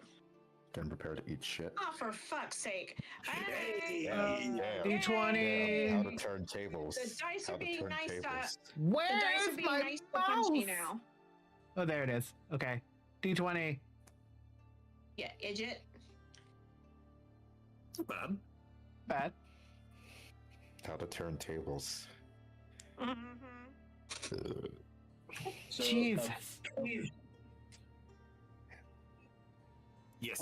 Punchy's character, Zarabel, are able to see further into the mines and can notice a smog or miasma lingering around.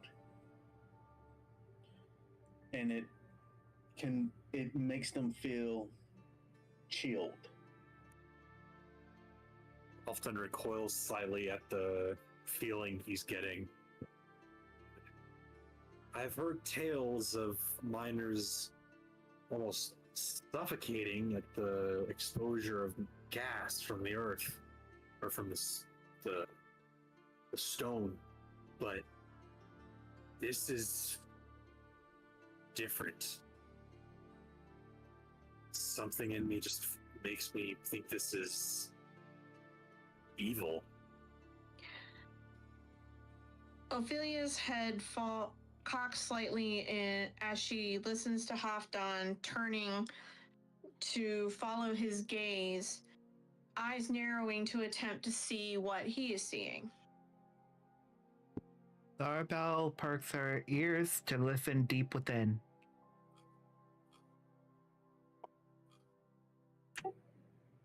You hear very distantly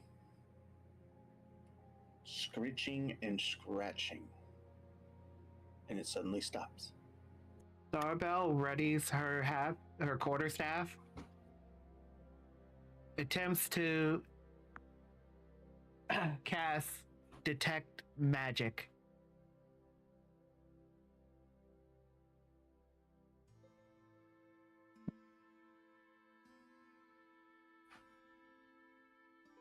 Just give me one moment.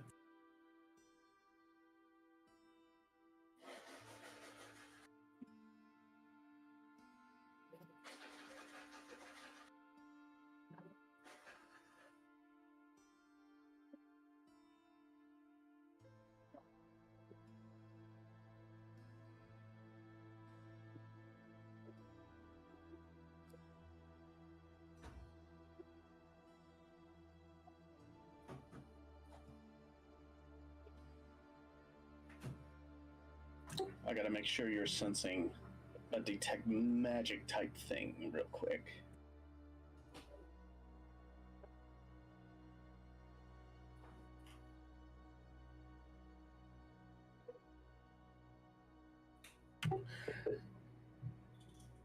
All right. So let's see here for detect magic. You detect. Go ahead and roll a d20 for me, please. Heart of the card. It's the liver of the cards. Hey, Not a bad roll. Not a bad roll at all. Very Heart of the good. cards. Good roll. My deck has no weak card. Boy, this is D&D, not Yu-Gi-Oh. Same difference. I will delete your atoms. As you detect magic within the mines, you notice that the mines themselves have been warped. This place Not seems... not in the physical manner. This place seems a little bit more dangerous than I expected. It seems that the inside may be magically warped. Ophelia's ears perk up at Zarabel's statement. She looks to the mine, Zarabel, and back again. Well, I guess we're fucked. a colorful way of putting it. But not untrue.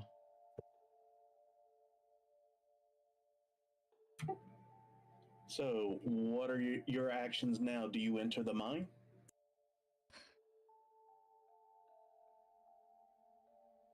Mhm.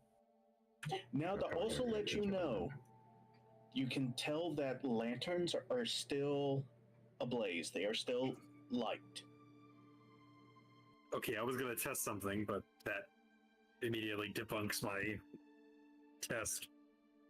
Before we enter the cave, Zarabel looks around for a feather.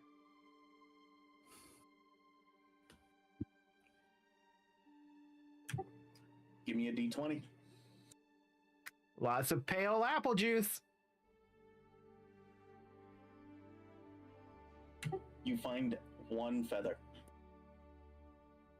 Yay! I guess that's enough. I hope. Can I search one more time, or? All you find is that one feather. Okay, moving on.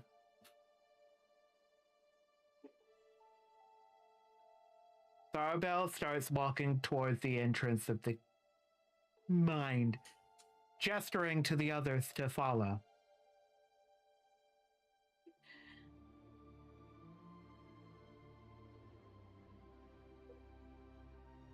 Halfdan follows reluctantly, keeping his guard up and keeping his dagger in hand. Ophelia takes out her revolver, once more into the breach, I guess, and follows.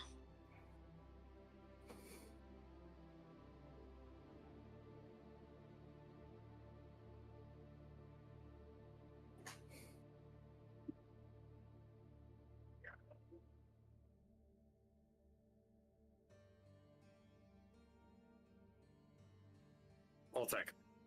Oh, fuck. Pinche verga. Ay, I ay, was ay. spacing out, not gonna lie. Okay, what are we rolling for? We're not rolling. What are you gonna do? Are you following Yeah. us into the mine or not? Obviously, I'm following.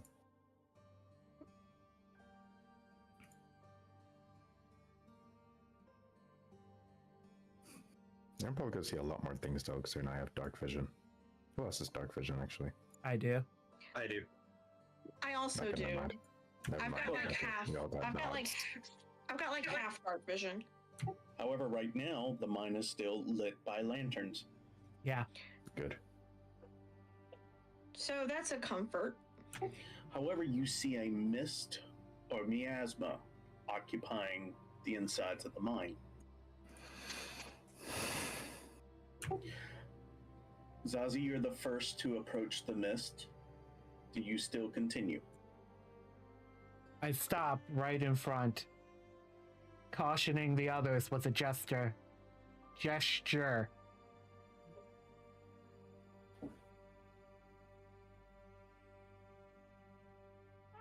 I don't say anything. I just caution them with a gesture. Seeing the gesture in the lamplight, Ophelia chooses to stop and wait. Halfdan does the same, but catches a whiff of the mist and immediately covers his nose and mouth with his hand. Well, so Punchy, your character smells the mist. Smells rotten. Dead. Not only That's a good that, you feel something very distant tug at your inner being. But it's very, very light. I feel that urge, or Halfdan feels that urge, and he kind of like pounds his chest, almost like telling his soul, no, don't go forward, just stay.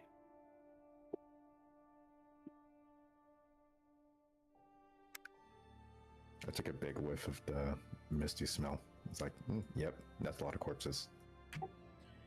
You also get a sensation of something reaching very distantly, trying to tug at something within you. It is very weak.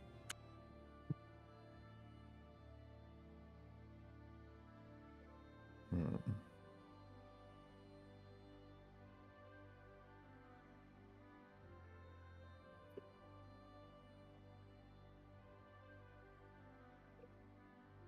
Zarabel then turns around to the others, flatly saying in jest, "So, are we continuing or not?"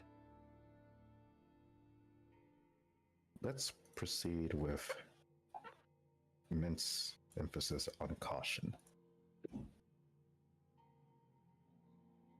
I agree. Arabelle frowns that her joke did not land.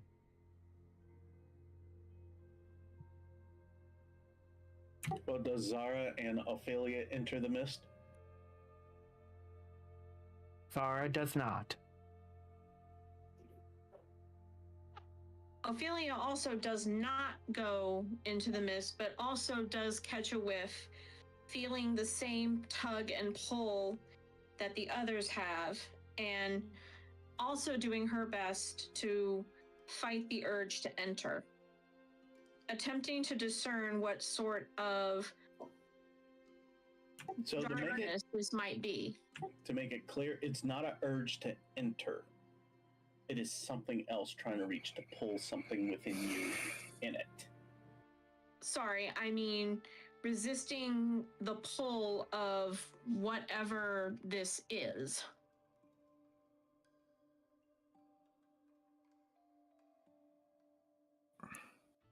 Halfdan sighs and just looks at the group, his tail flicking slightly in irritation. Monks first, then. And Halfdan steps into the mist slowly, keeping his dagger in hand and his mouth and nose covered to avoid the smell as best he could. So you only get that same sensation. It doesn't change. It does not intensify. It does not lessen. Arabelle raises her quarterstaff, aims at the mist, and tries to cast Gust.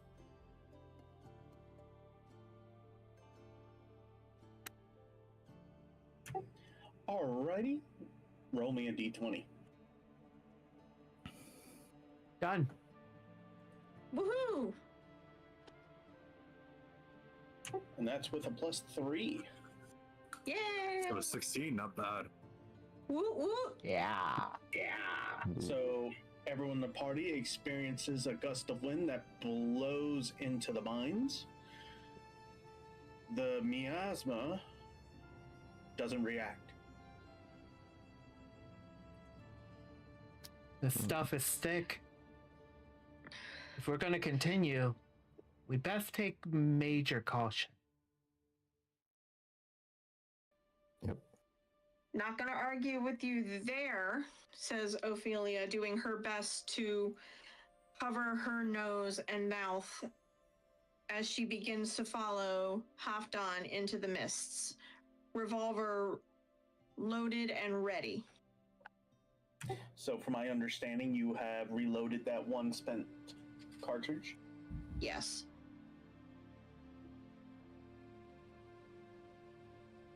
Halfdan travels further into the mines, thinking, well, I should probably get a light. So he sees in a lantern just within arm's reach, takes it up off the hook, and holds it in one hand while carrying his dagger in the other. All right. Bracing the spell of the mist. So, someone among you has something very important. They can pull it out right now, and you can get a bearing and directions. Ophelia chooses to come up alongside Halfdan as much as possible, gently stopping him, retrieving the map, and doing her best to unfold it while keeping her mouth and nose covered. Those men gave this to me earlier. They said it was a map of the mine, and she offers it to Halfdan, holding it to the light so it can be seen. Halfdan holds the lantern just above the map and looks at it. So we're here, right at the entrance almost. You observe the map. You see that there are multiple tunnels leading off in different directions. However, there is a primary entrance that leads to a shaft that leads deep down to another wide open shaft and tunnel that leads directly off and abruptly stops. Interesting.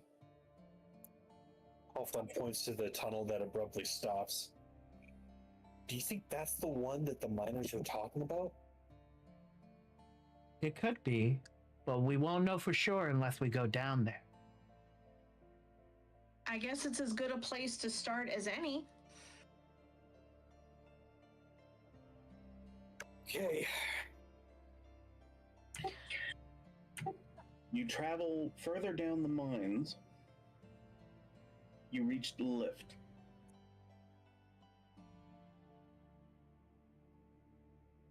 Halfdan steps into the lift, takes a look at some of the mechanisms in it, takes note. There is 3 buttons and a slot for a key. Didn't someone get a key earlier? Ophelia? Quietly and carefully, Ophelia removes the lift key and places it into the keyhole, turning it to begin to operate the lift.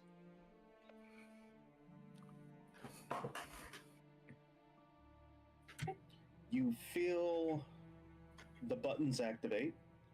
You feel like it's a mixture of magic and mechanical. What is Altec doing? Is he still standing there in the tunnel? I know. I was behind Halfdan the whole time. All right. So you have a button that looks green, a button that's red, and a button that's yellow. In that order. Can I roll perception to find anything like any secrets? What do you mean, stuff that's laying around the around the mine? Okay, give me a perception check. Noted. Swear to God, if I get something less than a 10. Oh, you didn't Fuck get you. less than a 7. Fuck you. Fuck you.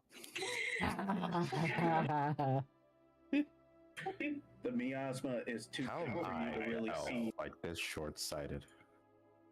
The miasma or fog is too thick to see through to the floor. How about I give it a shot as I look around the area while you guys do what you're doing? Go for it. Part of the card! Damn it. Yeah, heart of the cards. Heart of the Oh, cards. shut up! You didn't see anything either. Yeah, but you can see less than shit. Look, I don't have my glasses on, okay? May I do a perception check? You can if you're done looking at the panel after putting in the key. Okay, here goes. God damn. God damn. Damn! The one. What You know the what? hell? Just for fun, roll it again. Okay. God. Nope. I can't. I can't. Okay, so this is what happens.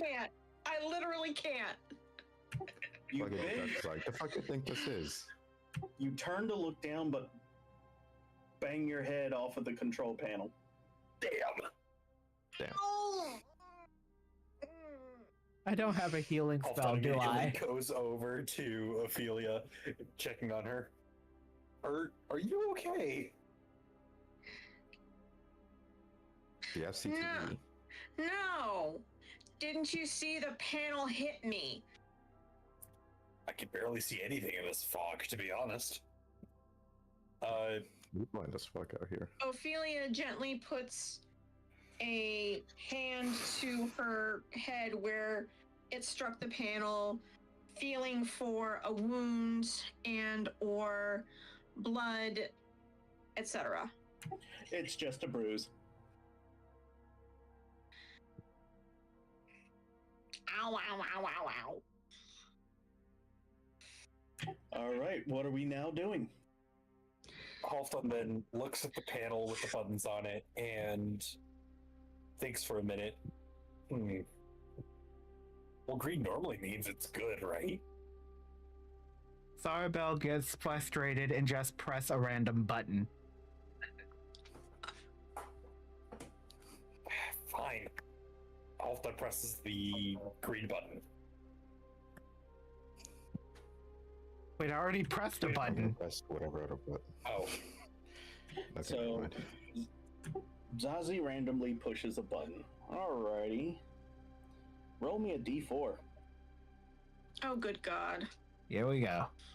Here we go, It's a people. random but D4. Heart of cards. Nothing happens. I press another button. Which button are you pressing? Randomly.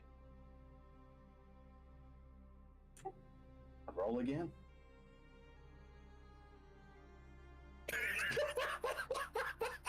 God damn. God damn. What the Bro, this guy's just fuck? like, the fuck you think this is? MCU? Zara. You go to push, Huh? you go to push a button, but there's no button where you push. Zara raises her hands and says, well, I tried. Anybody else wanted to give it a go? That's I'll take Hold up on. on this challenge. oh boy. Okay, here we go. oh dear God. Like, what could possibly go wrong? Okay, rolled not Did you d20. really ask that? Yes, yes. You know what? Fuck you. I am anything but a man of luck. So you have the 3 buttons. You have a glowing green one up top, a glowing red in the middle, and a glowing yellow on the bottom. Yeah. I'll press the yellow one. You have pushed the yellow one. The top green button now changes to red. The button below it that was red now turns to green. Okay. What do I press all 3 at the same time? I have face palmed over here. Don't knock it till you try it. Oh, for My fucking doofenshmirtz sound ass. You push all 3 buttons. They begin flashing. They flash 3 times, and then nothing happens. Damn. Remember, At least it's it's a- size Like of an 50. explosion or something. Maybe- Like, god damn. Maybe we should have asked that dwarf to come with us. So, let me spell it out to y'all. The top button is green. The middle button is red. The bottom button is yellow. When the yellow button was pushed, the top green button turned red. The middle button that was red turned green. It's a puzzle. No. Damn, I hate puzzles. Who drives a car in real life? Sarabelle aims at the panel Me? and prepares a firebolt. No. don't you dare! Don't let him do it. Ref, don't let him do it, Ref. Okay, fine. Okay, fine. Stop that menace. Stop that menace. Once again, I'm gonna spell it out. Green is on the top button. The button below it is red. The third button below both is yellow. When the yellow button was hit, green and red swapped places. In another dimension, on a planet called Earth, green usually means go. I'd like to solve this puzzle, or at least attempt to. Go for it. Halfdan steps up to the buttons and hits the buttons in this order: green, yellow, red. So this is what happens. You push the green button, the lift activates and begins going down. Now, what was the second button you hit? yellow. Yellow changes the top button from red to green, the middle button from green to red, and you hit the top button last, correct? Yes. The lift suddenly stops and goes back up to the top. Maribel aims her staff at the panel, preparing to launch Firebolt. No.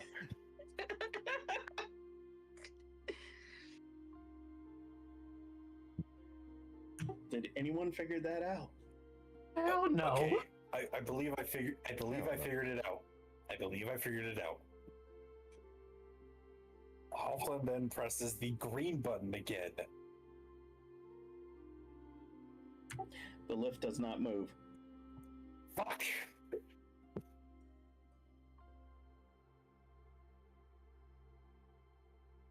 It seems that when you push the yellow button, it changes the functions of the other two. What? Ophelia steps up to the panel, examining the buttons closely, whilst rubbing her head. So the top button is green, the middle is red, the bottom is yellow. Ophelia presses the red button. Nothing happens. Son of a bitch. Zara steps up to the panel, begins by pressing the green button. Nothing happens. She then presses the yellow button. The yellow button is pressed. The top button is now red. The middle button is now green.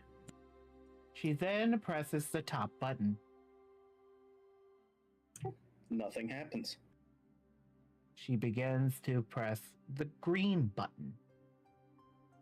The button in the middle, which has turned green, once pressed, begins to activate the elevator, sending it down. Thank the gods. Finally, I mean, I thought y'all would figure it out when Punchy hit the yellow button, then hit the other button, and it started to move, and then it started to go back up when he pushed the green when it was going up.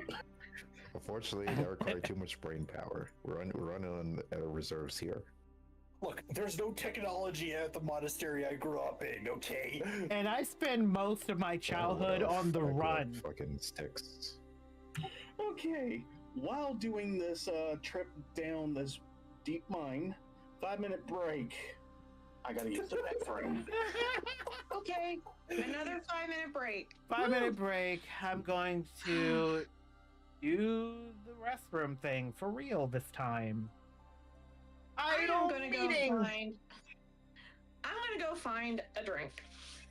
That is not coffee.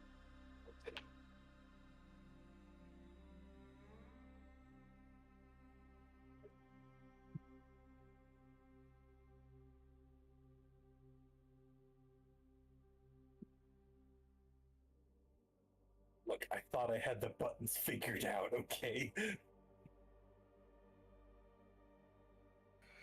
I don't want to do puzzles right now. That's too much brain power. Agreed. Yeah.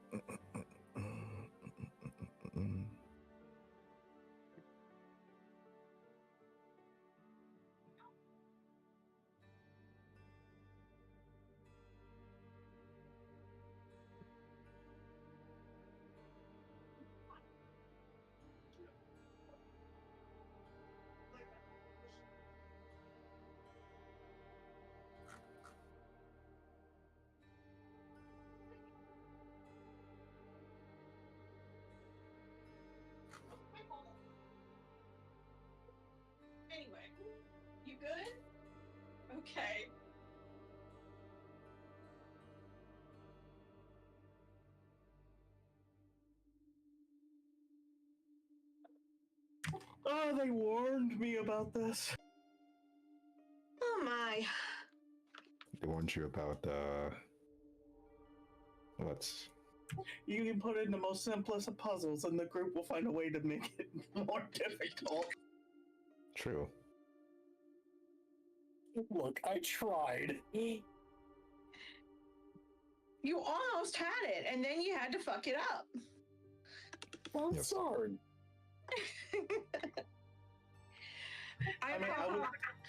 I would say technology and magic is a young thing in this world. I apologize for any crunching noises you may hear. I have peanuts sitting beside me. I may or may not decide to munch on.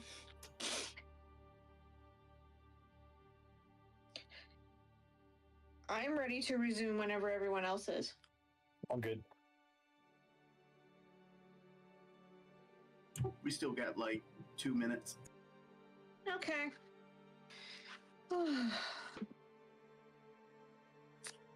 Woo! Nice and tasty pre-piss. Oh my god. Seriously, wow. Just wow. I was very tempted to have Halfdan just like say, you know what? Fuck it. Punch the goddamn control panel. But That we would've already been got it to funny. work. Yes, we don't need to punch it now.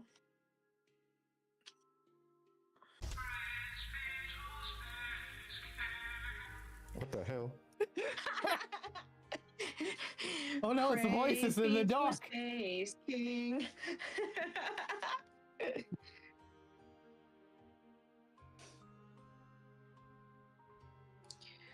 Whatever we're gonna do if we encounter hate monger in these mines. Well, maybe hate monger can be reasoned with. Yes, with a firebolt. With additional hate. Yes. Ooh, self-hatred. I didn't know I was into that. Awws. All right, are you all ready to take this back up? Yep, Yep. let's go. Oh, No.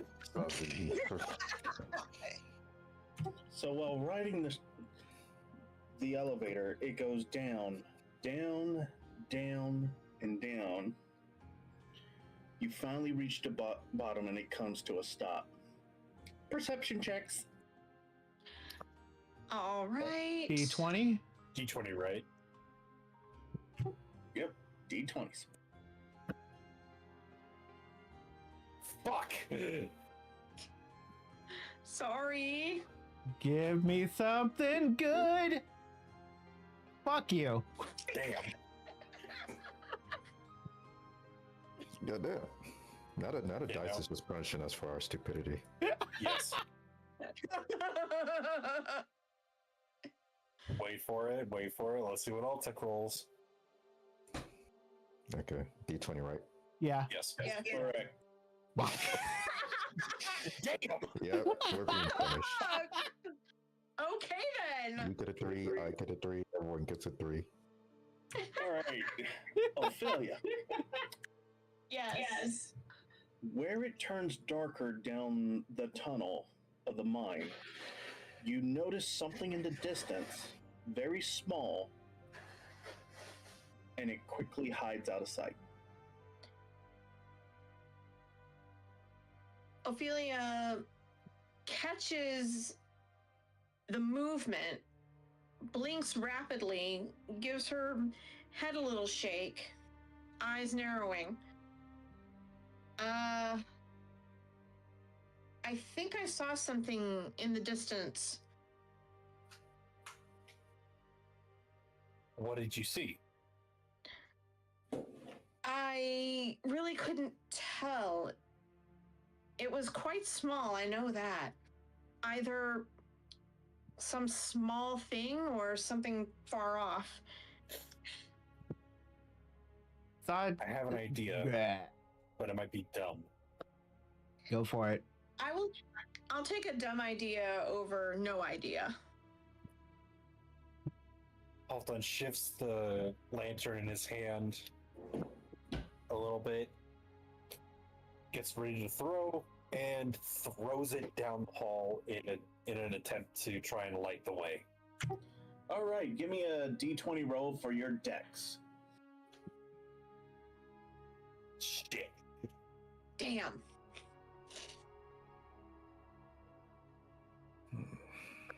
Oh wait, that's doubled by 3, so that's a 9.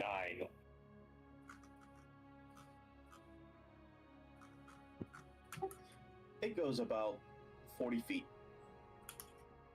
Zara, Got a 6 right dex. Zara looks at the lantern fly by and replies, "You're right. That was a dumb idea." I didn't see you come up with any other ideas. Oh, look, I came up with an idea. Zara lifts her quarterstaff and prepares to cast Detect Magic.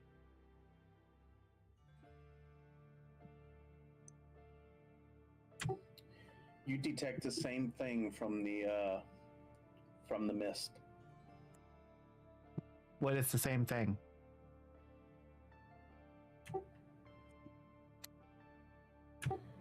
The same thing as It's Kaz? It's the same thing. It's evil. Makes your spine crawl. Zara, although not accomplishing anything, turns to Halfdan and smirks smugly.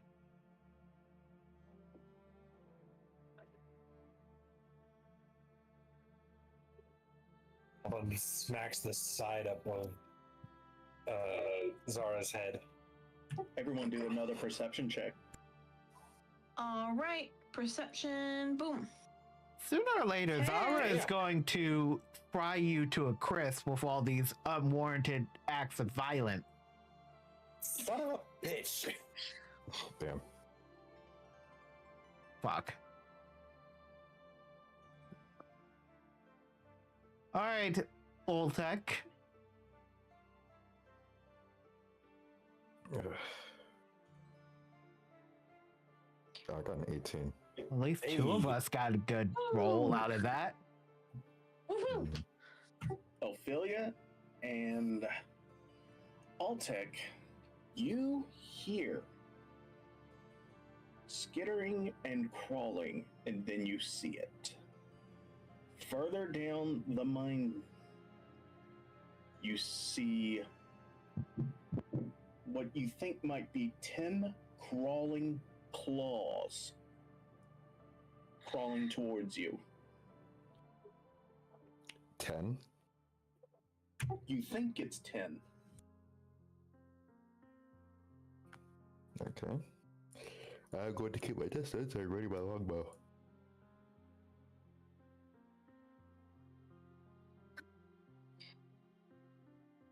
What's Kaz gonna do?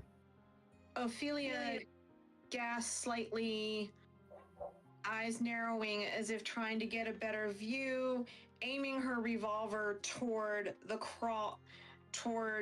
crawling, the movement. Are you going to tell anyone in the party about it? Is Altek or Ophelia? I was literally just about to say something. I guess that's what they meant by hands. Look. Shit. Well then. What is Ophelia seeing? What you see is the best way I can describe this. Think of a decrepit thing from Addams Family. So it's like a mound of hands. Damn, they weren't lying about the hands. So what should we do about the hands? Shoot them, obviously. Say no more. Shoot them? Okay. Shoot them? Okay. Ophelia aims her revolver at Nope. Hang on. We're hanging, not literally. Yes.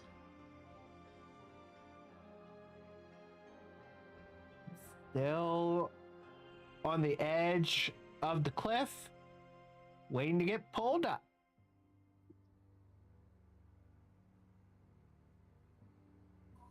This is what Altec and Affiliate, this is what you see.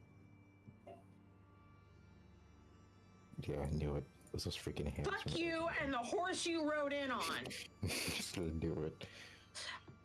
I choose to aim my revolver and shoot the nearest one. I'm shooting. So hang on. Section. Both Affiliate and Altec will start with a free attack. Since you spotted them. Mm-hmm.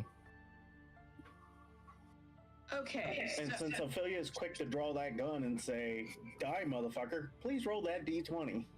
Rolling. Fuck. Damn it, 6. That's tough. Okay, let me try. Hang on, stop. I'm still doing the numbers. Oh, sorry. All right, that hits. Woo. Should I roll again or no? Hang on, stand by. Don't do anything yet. Noted.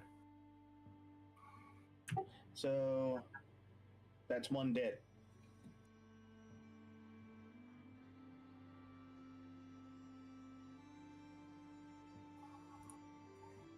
As for me, Altec, you got a 5. You miss. Ouch. well, could be worse.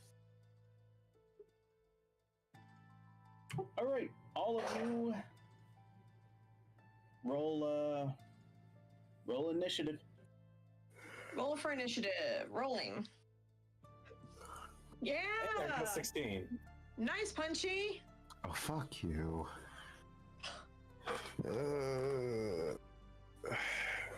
Oh, I gotta roll? Fuck.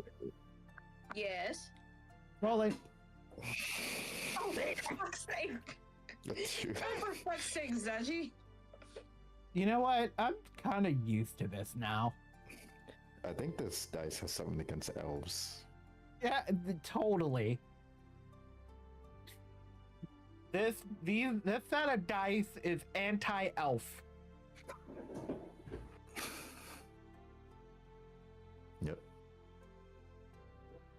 No, wait, you're not Okay, an elf. Wait, no. So since I'm the one with the highest initiative, what does that mean for me? You get to make the first move. While this is happening, they have covered 30 feet. They are moving fast.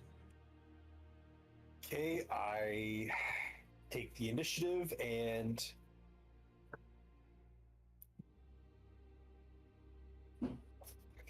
trying to think.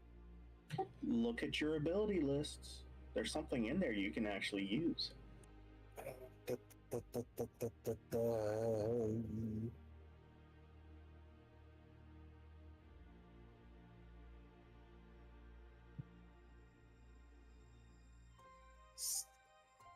don't know. Bitch, I'm blind as fuck.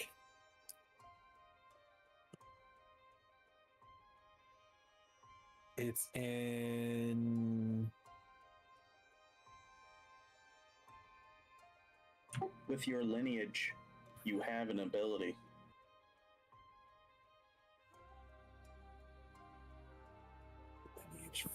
Fuck. Firebolt. Oh, okay. I cast Firebolt. Alrighty, you're gonna cast Firebolt. Roll a d20 for me, please. And make it a good one. All Father, please be with me. Yahoo! Nice. Very. Roll me a 1d10.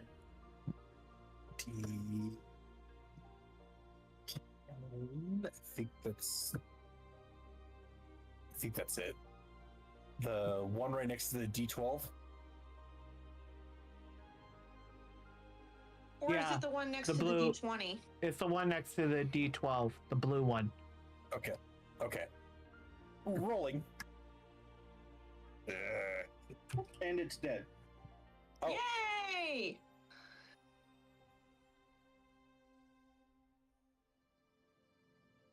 Next up, Ophelia. Oh, I did that by accident. No, I didn't click. No. Okay. I've used one bullet. I will go ahead and aim. I choose to aim my revolver and shoot at another hand. Give me a D20.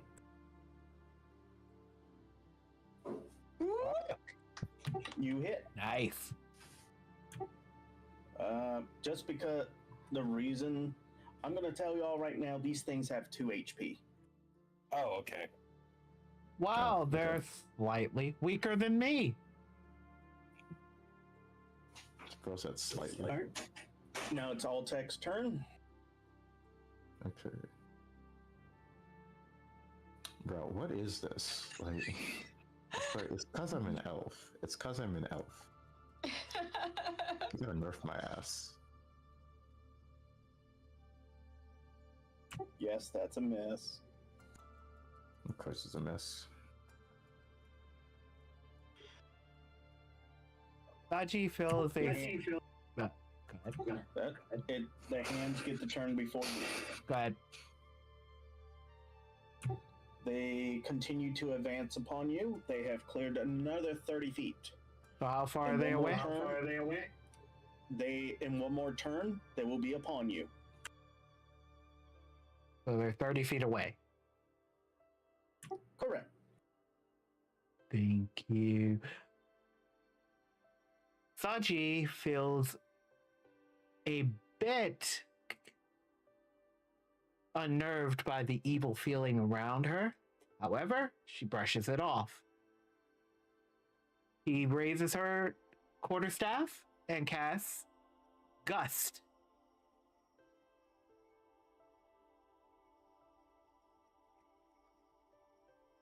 Roll that D20.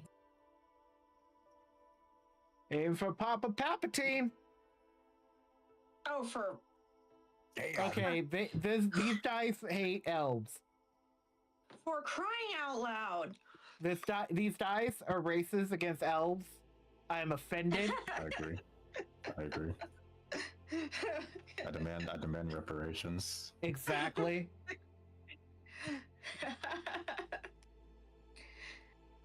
Alrighty. Now we're going to switch over. It is now Punchy's turn. How is the party formed right now in this tunnel? I think Punchy's at the lead. I think he's in front of us. Yes. With Ophelia. I think I'm right next to Halfdan on his left side, I think.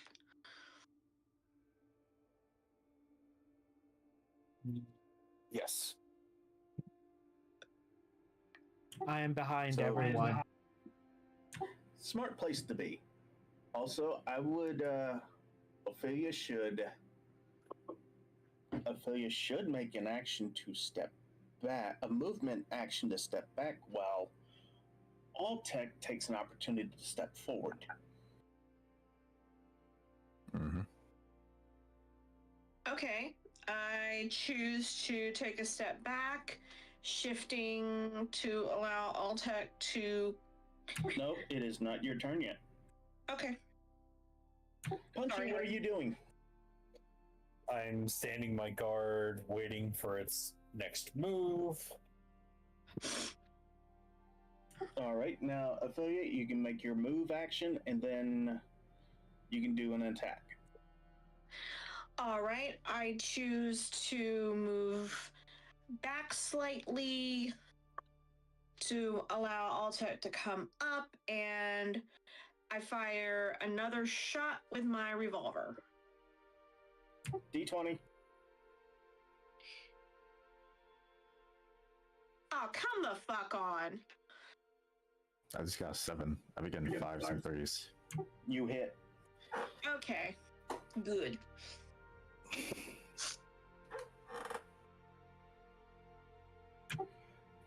The crawling hands have been reduced to about 6.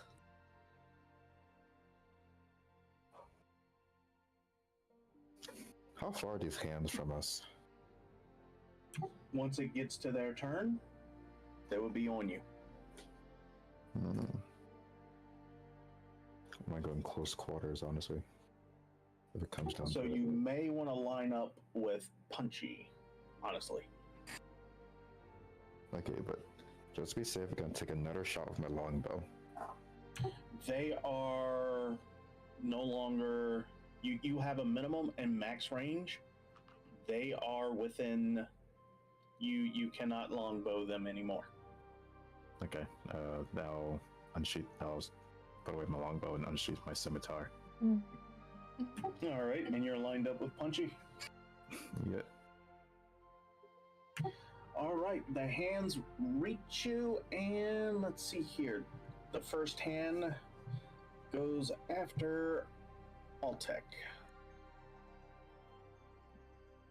Mm-hmm.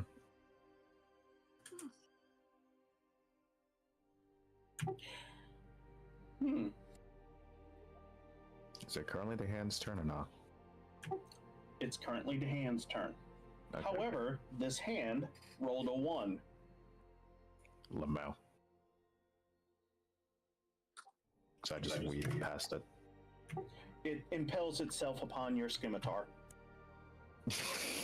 Damn. That's tough. I almost feel bad. Like I was actually, I was actually trying. I was actually trying. I'd even, like, I just pulled it out and then it just ran into my scimitar. Like, come on, bro. The second one that was aiming for Punchy also impels itself upon his dagger. Not very bright, these things. Mm-hmm. The remaining 4 somehow manage, as hands, to trip and fall.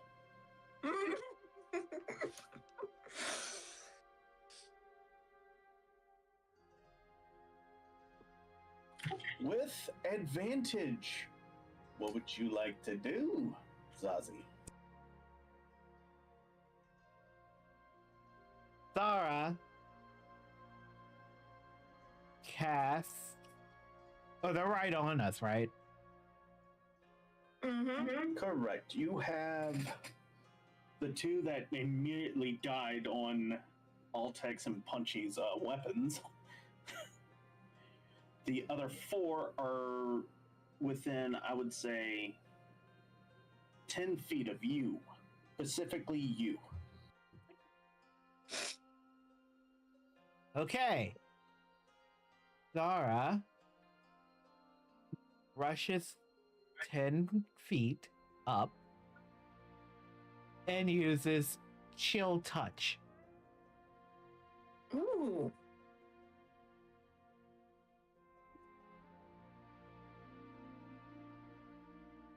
Give me a d20. You know what? Fuck the card. Oh, come on! Damn! What the even? What? Yep, the elf racism. This And card. this is elf racism, elf racism, Elf racism. elf racism. Roll again. I demand reparations. Roll again. Roll again for me, please. Roll again. Elf racism, elf racism. Oh, hang on. That's much better than a 1 because I said you would do this with advantage, which means you get the roll twice. That 1 would have been self-damage. Ouch. Okay. Self-damage is You crazy. step forward and miss. You somehow grab the rock next to it.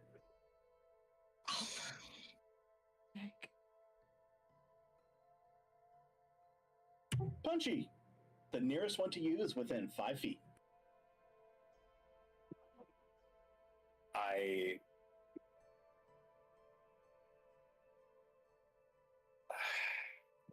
take my dagger, pull the hand that somehow lodged itself onto my dagger, toss it away, and then plunge my dagger into the hand that's closest to me. Roll with advantage. Rolling. Did you become an elf? 3. Roll again. Woo! That's what I'm talking You're about. not an elf. Tiefling advantage, bitch. Fucking tieflings. Alrighty. Racist. Normally I would make you roll for damage, but this fucker's dead. You killed it. Oh, that's racist. Ophelia, what are you doing?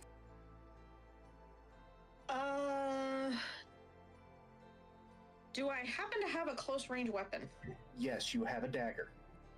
I go ahead and take out my dagger and prepare to slash at the next hand coming slash stab, basically. Like, No, that's a multiple attack. no, well, plunge my dagger into the hand. Well, they are prone right now because they tripped up. Roll me a d20. Rolling. Roll me a second one. All right, we'll take the 15.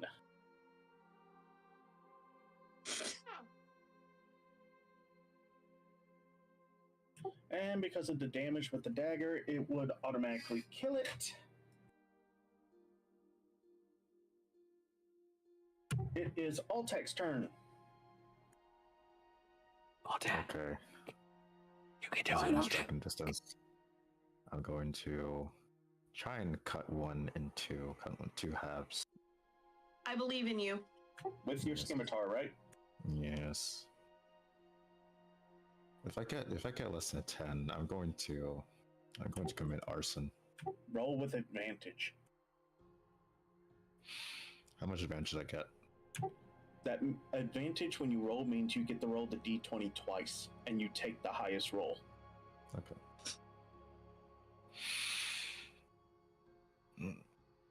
Believe in the liver of the dice. Woo! Exactly. I thought we were kin. Roll one more time. Oh, okay. 18. Alright. Yeah, I'm taking the first one. Rules you got to take the higher number. Yeah, the 18. Yay! So let's see here. Your scimitar would automatically kill it. Yep. Woohoo! Don't need to roll for damage at that point. Not at this point, because your damage would be 1d6 plus 2. The plus 2 would kill it.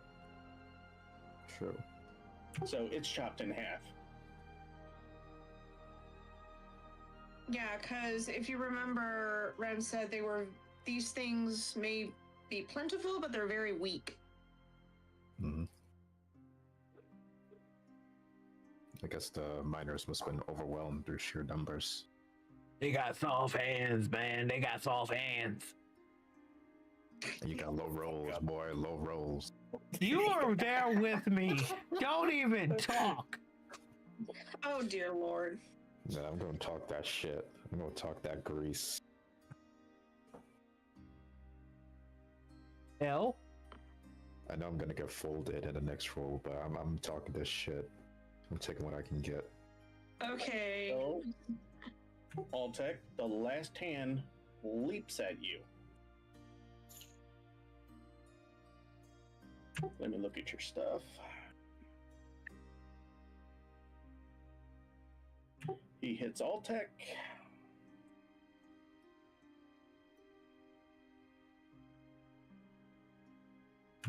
You take 2 damage from your HP of 14. Okay, that actually does kind of hurt. I mean, duh, it's called damage. This hand basically jumped up and scratched at you. And you took a bit of scratching damage. Just a little bit. Alrighty, it is Zazi's turn. All right. How many hands are left? 1. Then Zara doesn't really feel the need to think too hard. She goes for an unarmed strike.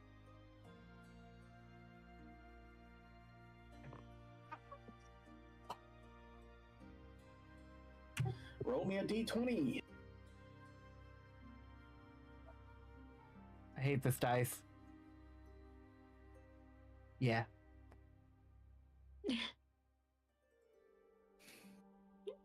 That's tough.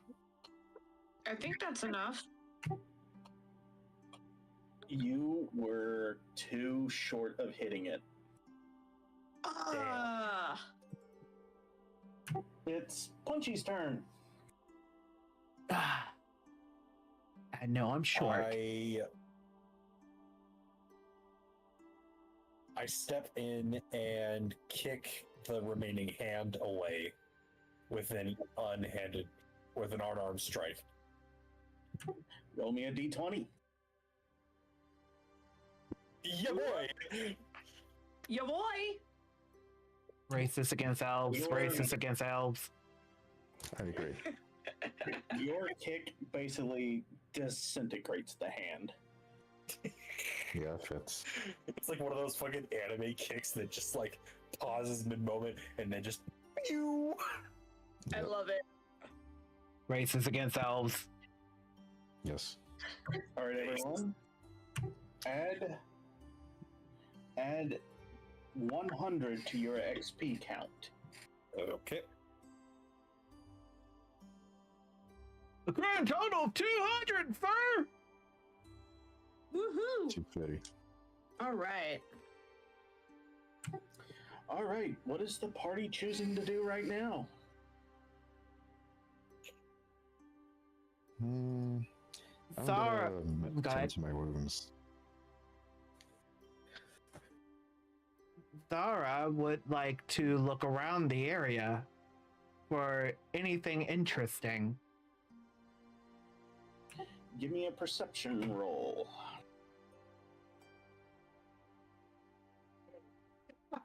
You know what? You know what?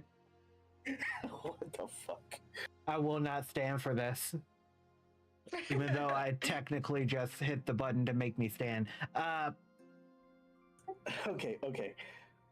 You search around, you find where mining equipment such as pickaxes, shovels, buckets, and helmets were abandoned. And of course, the dead hands.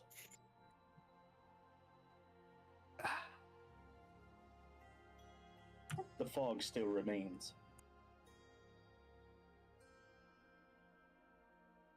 Anybody have any idea of how to get rid of this fog? Let's blow it up. No. Yes, We Mitch. would be caught in the crossfire. You know that, right? Correct. That's a sacrifice I'm willing to make. That doesn't sound very smart. It does sound fun, though. In no way in hell does... Halfdan goes over to one of the dead hands and lightly picks it up with his dagger so that he doesn't touch it and examines it further. To you, it looks like a decaying hand. Can I roll for further perception? If you want to. Rolling. Not bad.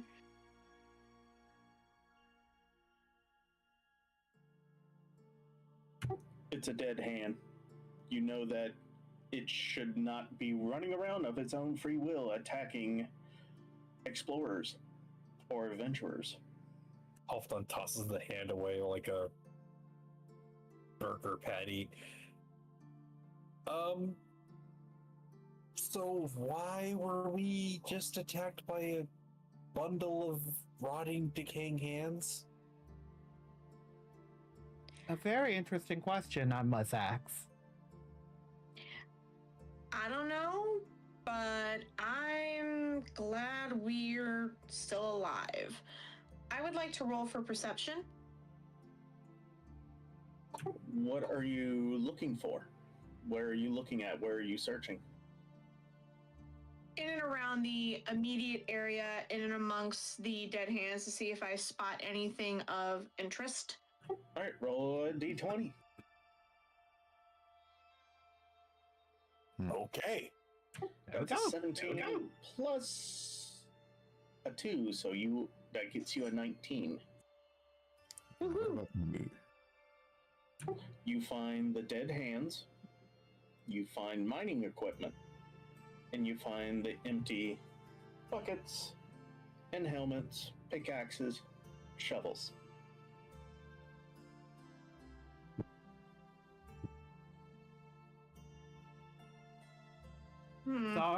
Zara goes to one of the hands and picks it up. You pick up the dead hand. Zara wants to check the dead hand to see if it will be useful in medicine needs. Medicinal. You know what I'm trying to say. I'm trying to grind the bones to make medicine. It is not recommended. I'm gonna do it anyway. Of course you are. Roll me a d20. Oh, Lord. Oh dear. Oh, for sake. What kind of freaking...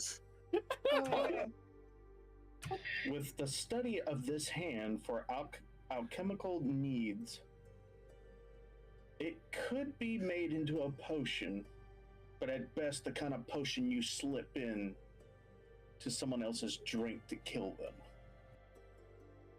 Zarabelle decides to keep the hand, putting it in her backpack for later use. Of course you would. Pursuit of medicine. Alchemy is basically pursuit of magic. Alchemy is a part Did Zara just have a stroke? Yes. Apparently. I mean, Should we be CM Punk concerned? won the World Heavyweight Championship, so yeah, I did, kinda. What?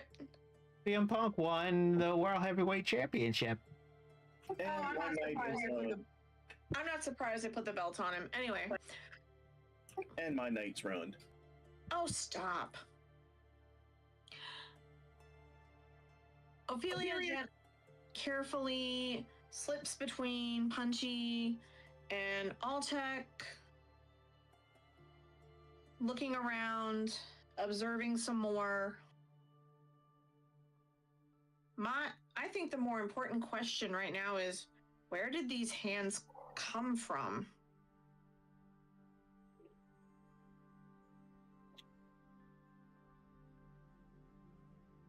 That's a really good question, actually. How does something like this end up in a mine? How much would a hand weigh? Oh, you have one in your bag, so I'm pretty sure you can find that out.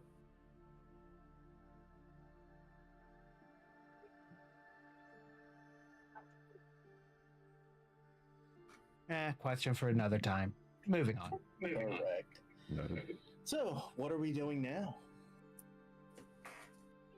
I vote that we continue down the path that we have already started. Might as We well. haven't missed yet. Yeah, let's continue down the path. Now my question is, did we clear the mist yet? No. Mist is No, still we're there. not. You're still in the mist.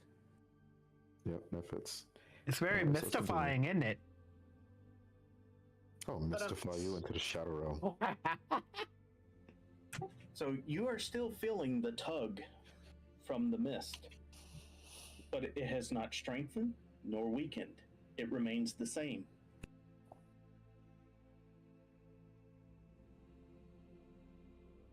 Zara gets Hawthorne concerned. takes-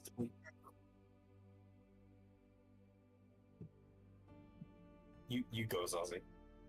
That's all I wanted to note, that I am starting to act concerned. Oh. Hawthorne takes lead using this hole almost as a guide. You move further down the one tunnel. Here's my question. Has anyone still have that lantern with them? I have a few lamps.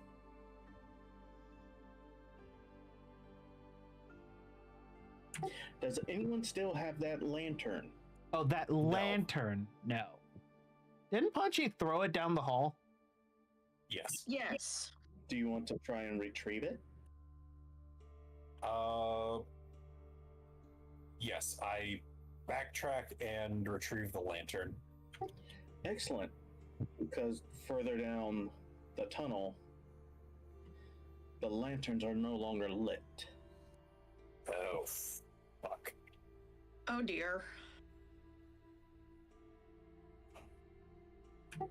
You continue further down this tunnel. It seems to take a while. But those, let's see here, who is all with dark vision? I have dark vision. Everyone. I think we all do. Y'all got nods. To varying degrees or of, of efficacy. Well, no perception check for this. You see where artificial tunnel ends, and you see a bricked wall. And at the hole beyond, nothing else. But you do see two skeletons standing as if they are on guard at the breach. One is armed with a spear that looks brand new, never seen any kind of ruin, nicks, or breaks in its life. And the other skeleton is unarmed. What are you doing?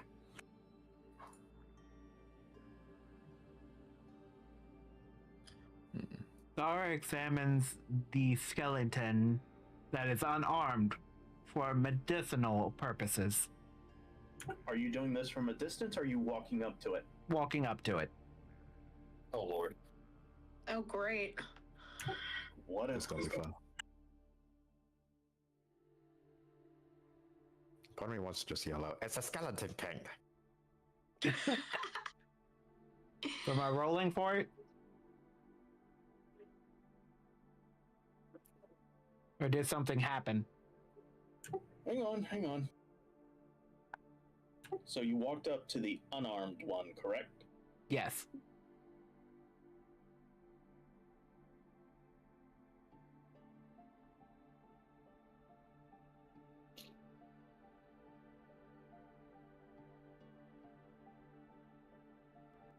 You know what? Roll me an acrobatics check.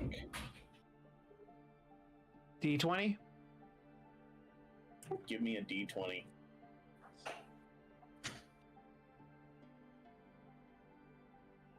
Mm.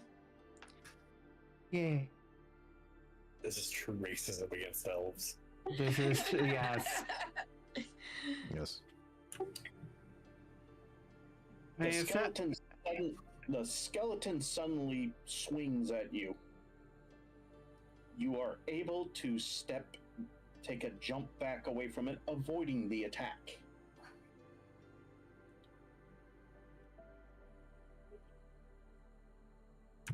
Both skeletons are now engaged with Zazi. Okay. It's a spooky scary skeletons. I'm not playing that song. Scary skeletons. Da, da, da, da, da, You won't play that when Yeah. you play your fucking peen song.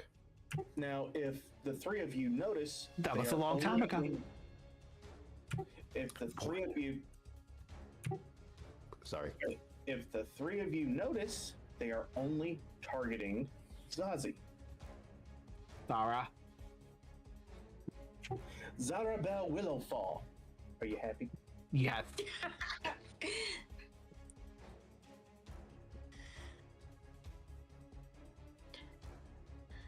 Is anyone doing anything at the moment? Is Zarabel listing off? You know, part of me wants to leave Zara to her fate for being a smartass, but Fuck it. Halfdan is better, so Halfdan steps in to help her. Zarabel casts Gust to push them away. Roll me a d20. Ha! Yeah, this Nice. one's fucked.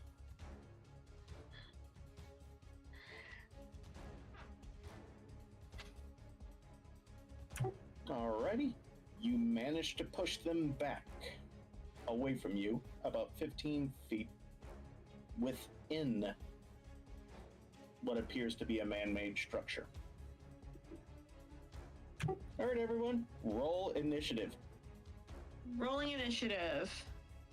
19, baby! 18. Fuck you, dice.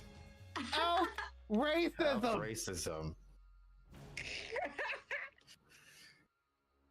You know what? That should be the name of the stream. Elf racism. I will change the name of this stream right now. Us elves can't catch a break, man.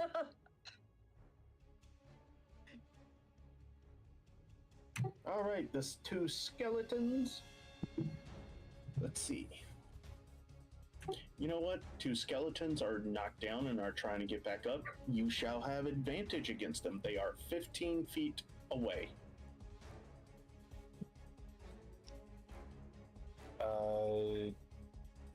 Can I attack? Don't we have to go with orders? I already did. Punchy's going first. Oh, okay. I cast Firebolt again. Remember, you can only cast that once per long rest. Oh shit, right. I run up to the skeleton with the spear and plunge my dagger into the skull. Give me a d20. 8. Mm. But I get advantage, right? So it's roll twice. Roll a second time. We'll go with the Yeah, 8. gonna have to.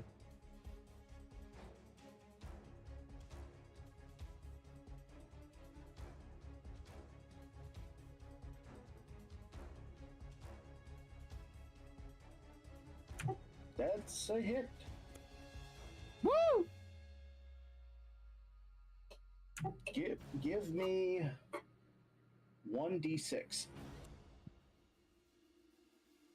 1d6 coming up.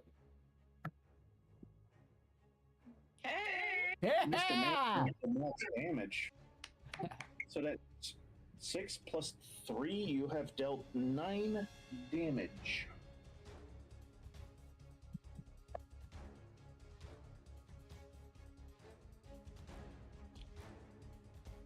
I'm going to assume it's now my turn.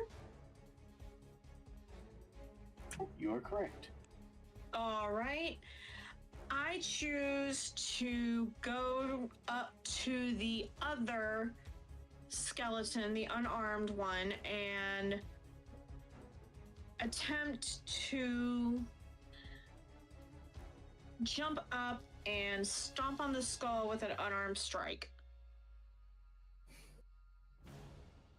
So you're telling you want to jump up and do an unarmed strike. Yes, in order to attempt to crush the skull. You do not have acrobatics. Damn. I didn't know I needed it. Fine. I choose to aim my revolver and shoot the damn thing in the head. All right, Punchy, which one did you hit? The one with the spear.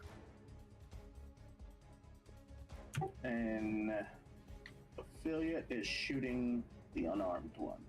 Correct.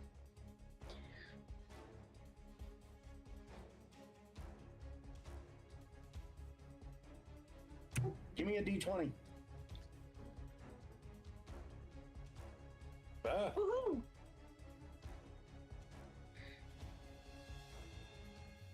Roll me 2d6. 2d6 coming up. All right, 2d6.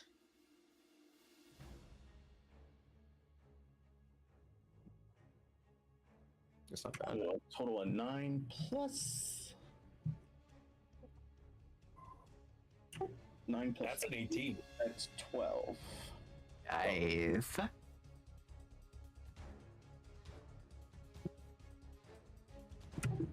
Next up is, where'd I put it? The skeletons get back up to their feet. I'll take it as your turn.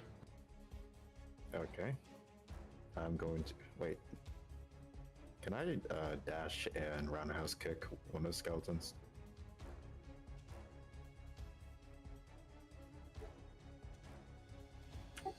You can if you want to. Nice. Okay, let me roll d20. Oh, God damn it, a 10. Mm. It's only halfway there. That's a hit. Yay! How much damage? do I That's have? 3 damage. Which one did you kick? You The got one that one got back armed up. with the spear and the one that's unarmed. The one with the spear.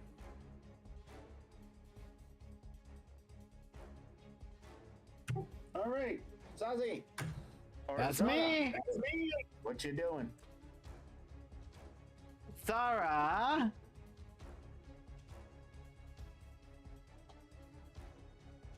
How far is it away from me? 15 feet. Okay, Zara aims at... I can't aim at both of them, can I? You do not have an AoE spell. You get one. Anyway, Zara aims at the skeleton with the weapon. She casts... Oh, my camera froze! 1 second. All right, let me check. Casting spell. Oh, my camera froze. No, shut up! I fixed it. I cast Firebolt. Roll a d20. The d20 shall be rolled. Yeah!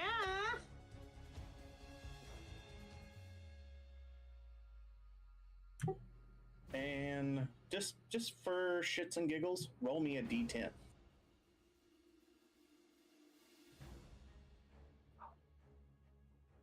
It dies. Woohoo! Yay! For shits and gigs. Alrighty, it is now Punchy's turn.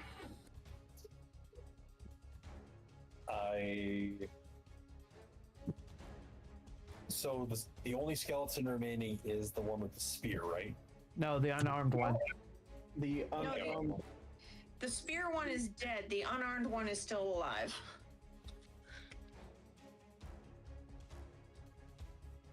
Okay, I'm gonna try and do something flashy again. Hopefully this works. I use my tail, grab onto the skeleton's leg, and fling it with all the strength I can.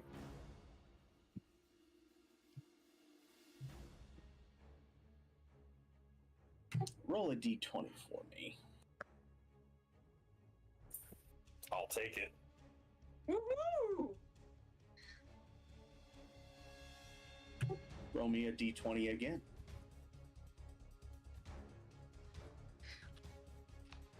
So you manage to get your tail wrapped around his leg, and when you yank to throw him, he just falls apart. He's dead. Woo! Woo! We Look did at it. us actually beating things. Yes. Give yourselves 100 XP. Nice. Yay! Now we're doing it. Hell Sweet.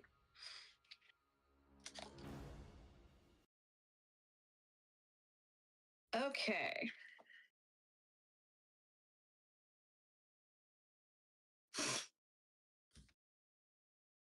Hang on, I'm having to do a few things here.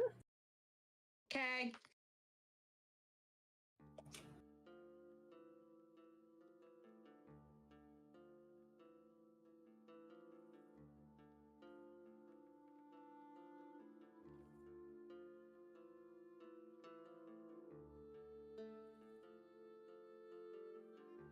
You know who else have to do things around here? So, guys, congratulations. You have reached level 2. Oh, hey. What? Level dos, as they say in China. Oh, for sake. So, give me Okay, 1 okay, second. I'm getting you your new character sheets. Yay! Yay! Oh, let's go! Character shit!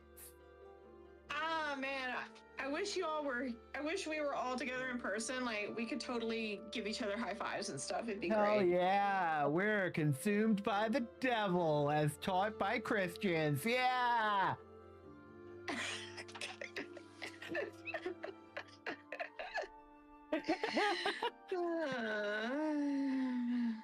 Don't worry, Christians. I'm Asian. And black. Asian with a goofy ass. I said and black. Zaji, quit while you're ahead. I never do that.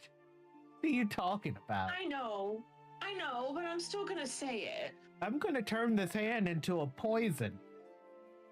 I'm gonna say quit while you're ahead in the hopes that you might actually listen. Oh, I'll listen. With my inner brain. What inner brain? You don't have one. Exactly. Wait, what?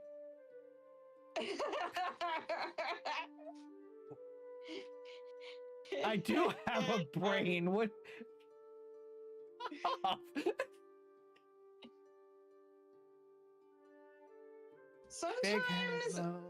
Sometimes I find that highly debatable, and I know I'm not the only one that does.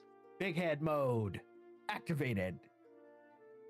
You have entered the Okay, cheat erase code to activate Okay, big erase head that. mode. I'm All not right, erasing. erase that. Man, Punchy, your speed went up to 40 feet. Nice. Oh shit. Good job. Yeah, 40 feet. How does bro faster than me? Hang on, I'm busy. 'Cause he's leveling shorter. Hold on. Hold on. Our DM is leveling us up. Give it a moment. Yeah. Punchy has a tail. I totally forgot that was the actual thing about Punchy's character. Yes, Punchy does in fact have a tail. You know, Do I I've have a always had tail? Oh. No, you're an elf.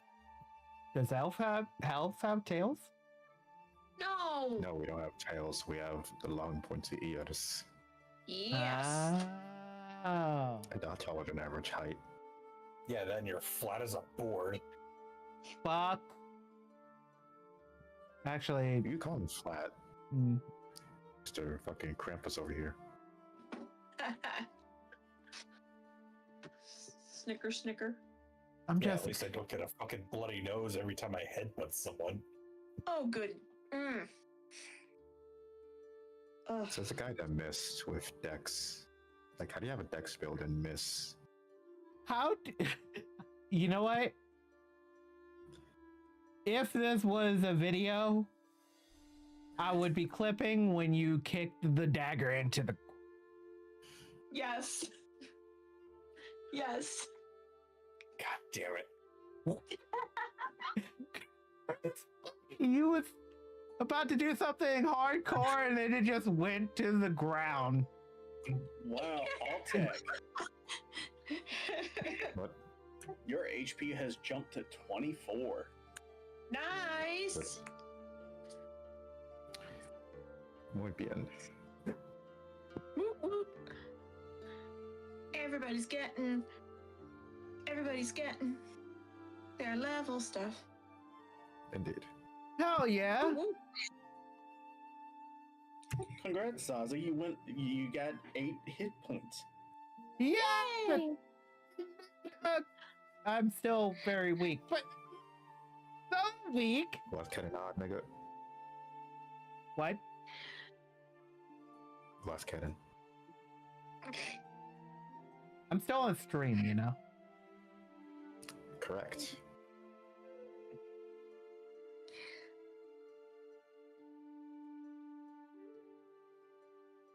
Okay. Yeah, my speed didn't go up. I'm surprised.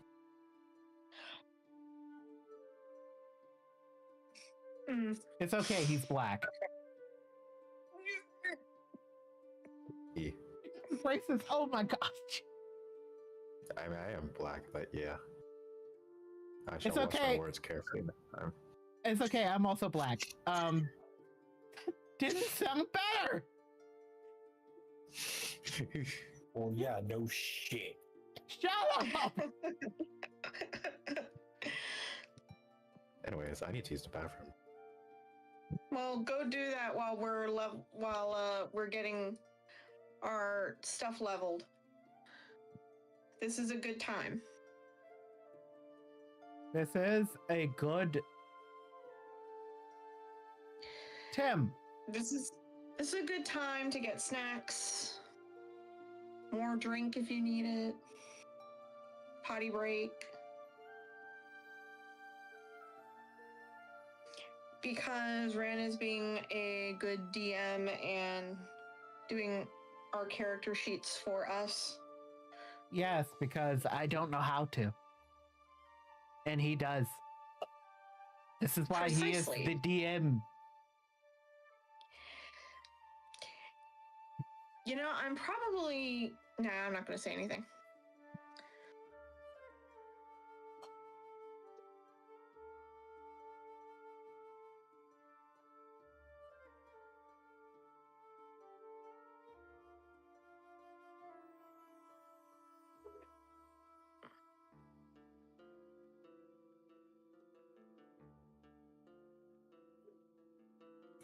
Everyone should have their new sheets. Please open those. I will as soon as I figure out how to. Fucking. Yay! Where's Oh, Where's- for fuck's sake. Damascus?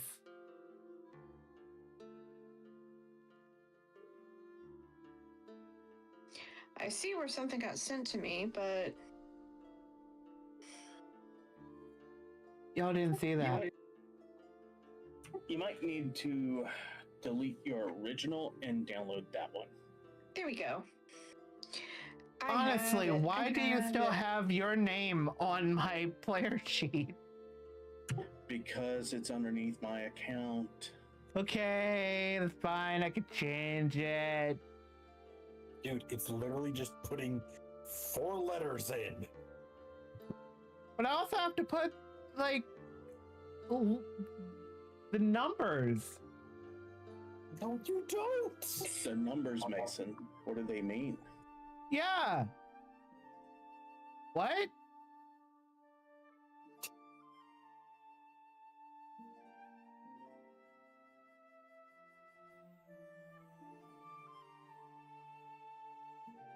Got it.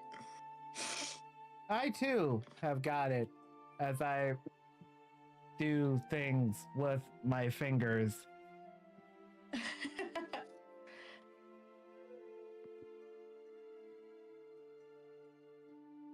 You forgot to add the hand. Oh, Jesus. I have a hand. I have written that down on my notes that you have that fucking hand. I'm gonna do magical things with it. Don't tell me the most magical thing you're going to do with it is animate it to just flick people off at random. I wasn't thinking that, but that sounds like a pretty awesome idea. Oh God dear damn it, lord! Ryan. Why must you give them ideas? Why? Why?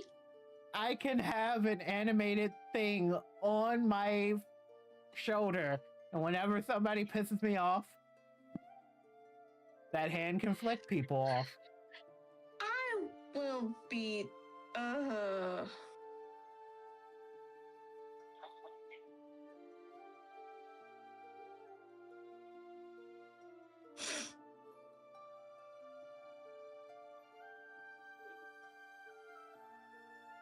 Don't worry, I'm more in tune with building up medicines and poisons because they're part of the same coin.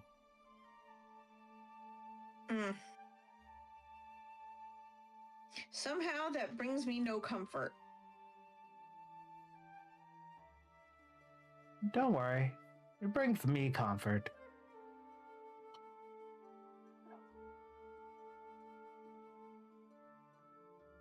I'm And that's- glaring at you so hard right now. That means you have my stream open. Remember to like and subscribe. Sell out. What I miss? Remember to like and subscribe. Don't forget to order your limited edition Zaji keychain with animated I undead don't- hand flicking off. I don't have that yet. I don't have merch yet. Boy, you better level up. That's a big ass bug, boy.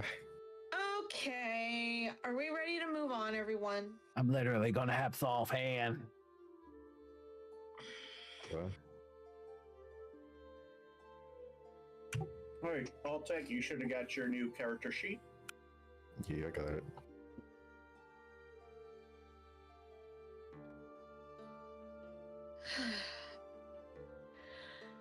Okay. Alrighty, you just defeated 2 skeletons. And you have also went about 15 feet within that man-made structure. Mm-hmm. What are we doing?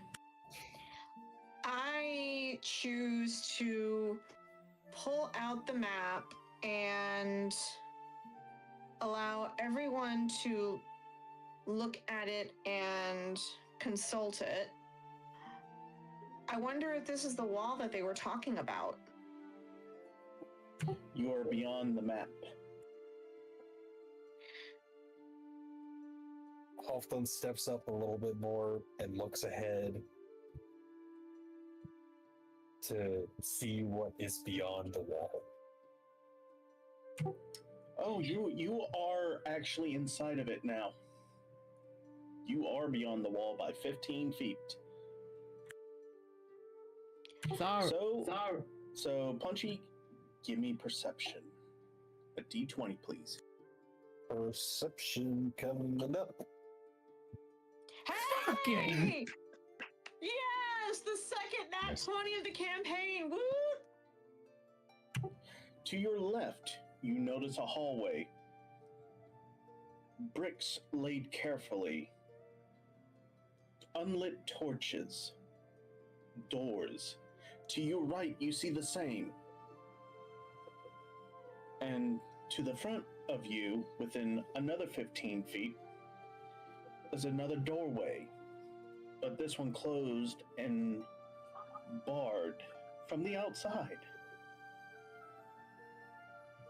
You notice further down the hallways that there are more skeleton standing guard at doors. They are within range of aggroing you, but they don't.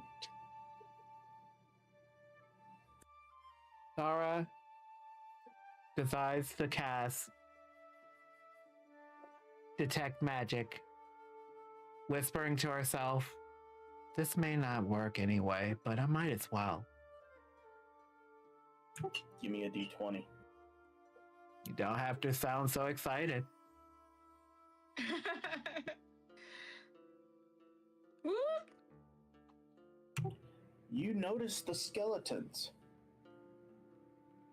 They are not being animated by any evil magic, but they are being retained there. Noticing that they are linked to the doors, except for the one at the door in front of you that the other two were actually linked to.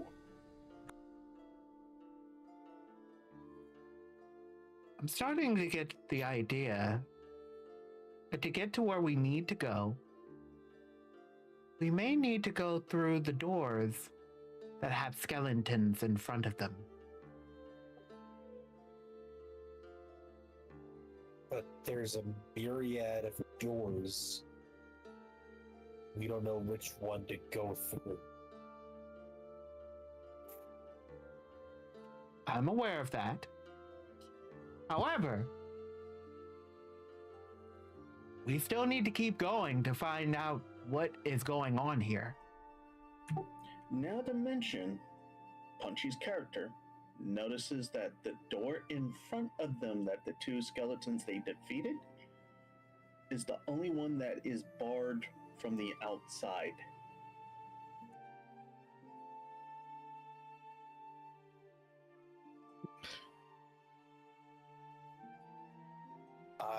Halfdan approaches the barred gate and looks at it to see what he could do to try and get past it. What you see is a double door. The door appears to be made out of very thick wood, and it seems to give him feelings of protection. Thick wood. Thick wood.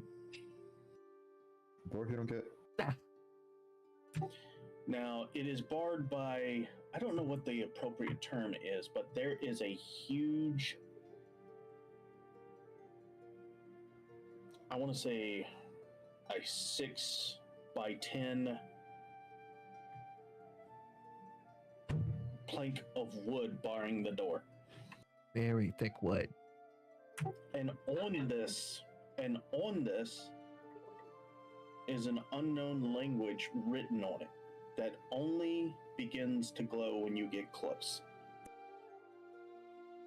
Zara walks up to that and starts to study the language.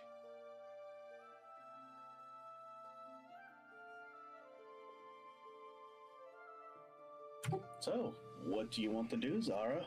You have choices. I wish to roll for history. Alrighty, roll me a d20. Rolling a D20. I'll go with Nice. that.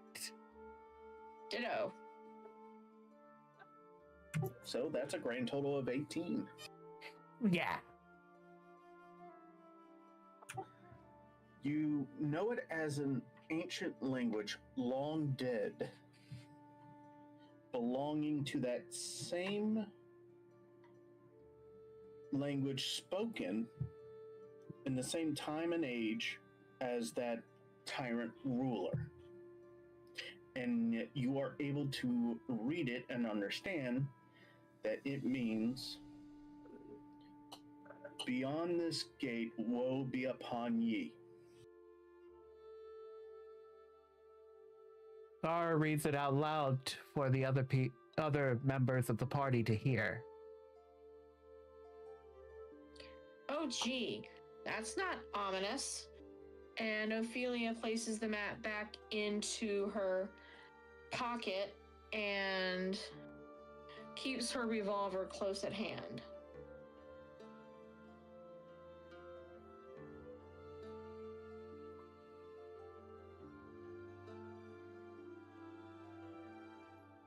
You know, part of me wants to try something. What do you want to try? Halfdan steps back a few paces, enough to get a running start, and then sprints back at the door jumping up and tries to kick it in.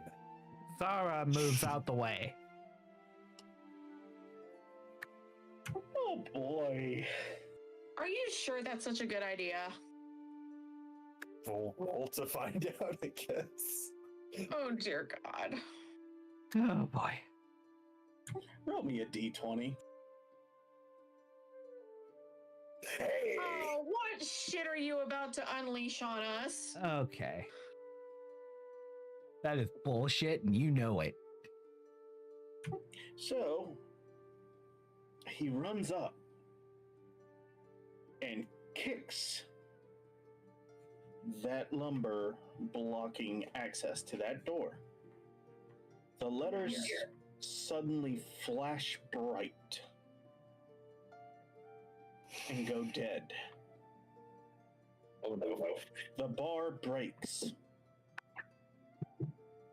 And suddenly you hear down the hallways the sound of bones hitting the ground.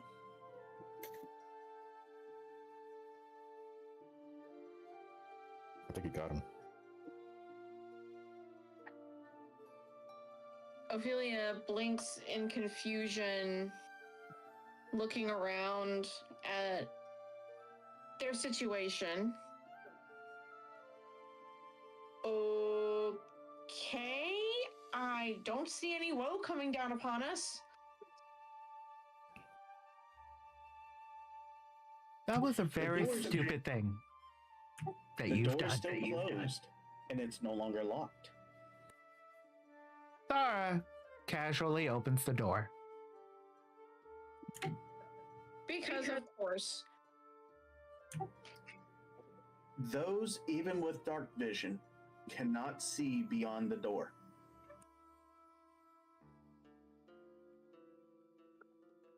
So, ready to go?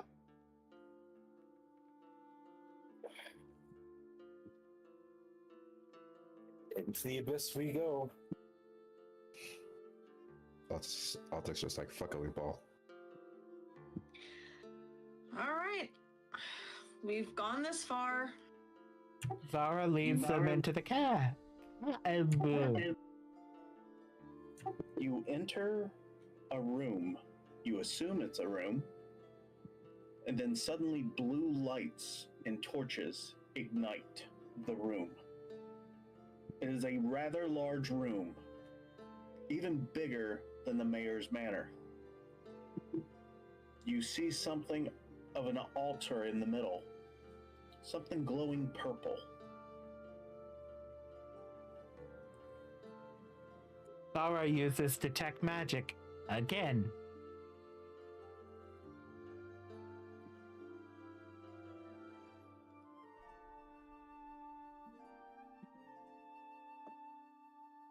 I'm gonna use perception check.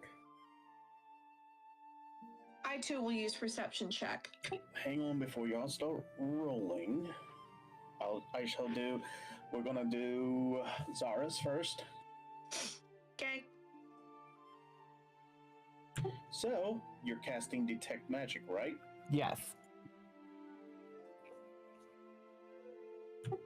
Go to Discord. Fuck, where's Discord?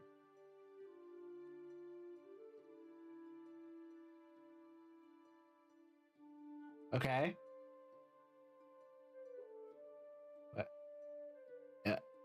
Is that it? Anyways, so who next was doing something? Was it Altec? Yes. What does this mean? Altic and I were both going to do perception check.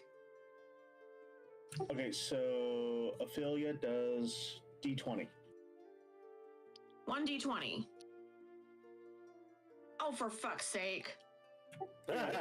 You don't see shit. Altec? Yeah.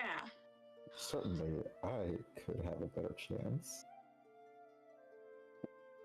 Ha, Hey! Nice. finally. Yes.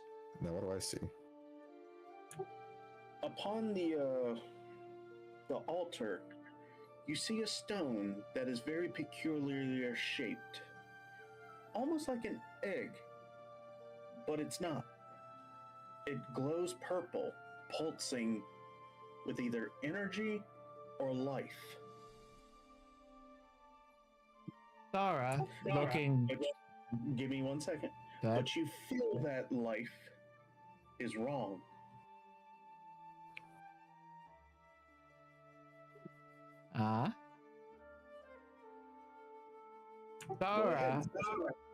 Zara, looking quite confused and a little bit of fear, decides to concentrate a little harder and cast Detect Magic again.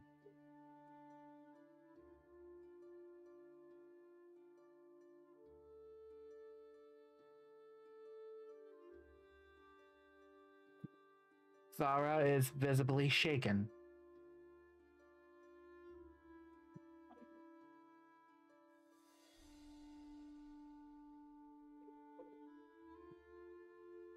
What is that thing?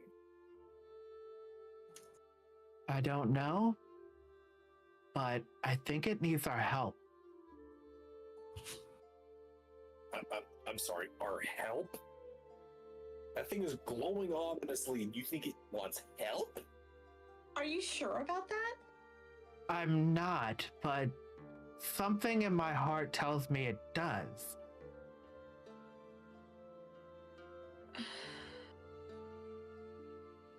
Well, it would be great if this thing could tell us how we could help. Yes, a stone shaped as an egg is gonna tell us, oh yes, I'd like you to fold my laundry. How much you paying us? First off, shut up. Second off, let me try something. Okay. What would you like us to do? Zara asks the egg stone while using Detect Magic.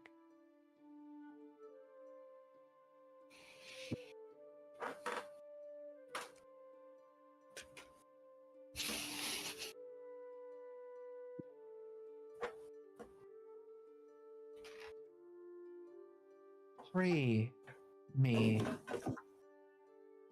Free me. It wants to be freed.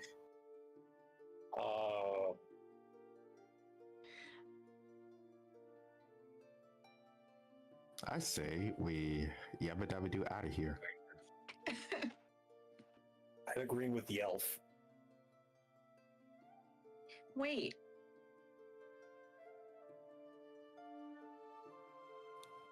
I don't know. But maybe the mage has a point. There's something unnatural. Don't you feel it? Yes, that's what's unsettling. Okay, for now, let's just leave and get our wits about each other. Okay?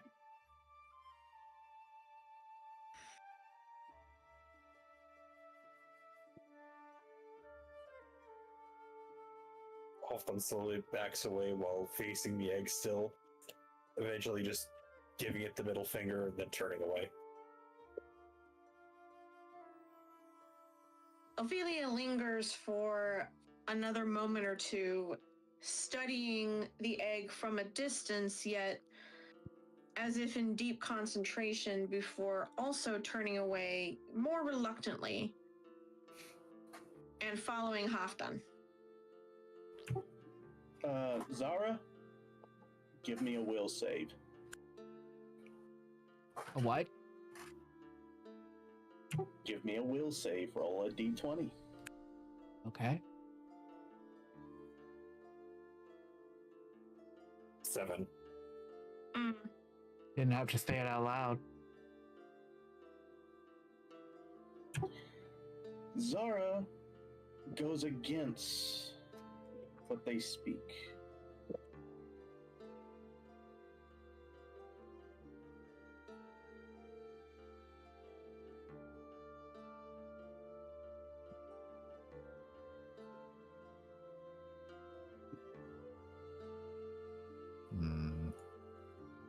What happens now? Zara goes towards the item and picks it up. Oh no.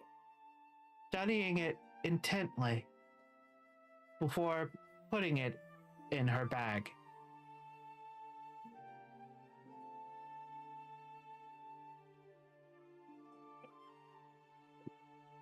There's much to learn about this item.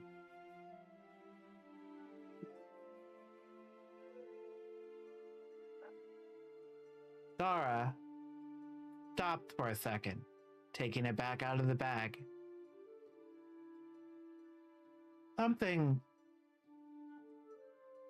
to learn about this item. She stares at it intensely. Something about this. Something. It glows more intensely the closer Zara looks. In moments, Zara cannot control herself. She is seen by the others throwing it to the ground, grabbing her quarterstaff, and preparing to hit it with a firebolt,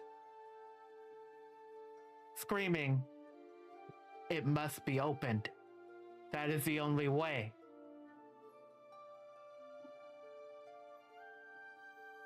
Alvin immediately rushes over when he sees this and tries to stop her.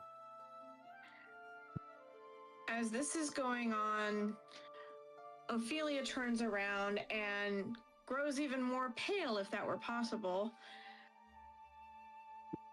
Frozen in place, unable to move.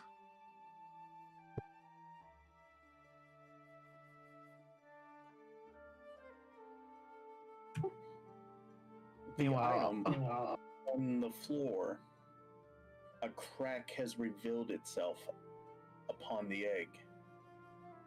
A light shines out from it. And suddenly, a shockwave breaks out from the egg. Zara is knocked prone. Holden is knocked prone. Altek, how close were you to this going on? It goes right behind Houghton. You two are knocked to the ground. Ophelia, how close were you? Close enough to be knocked over as well.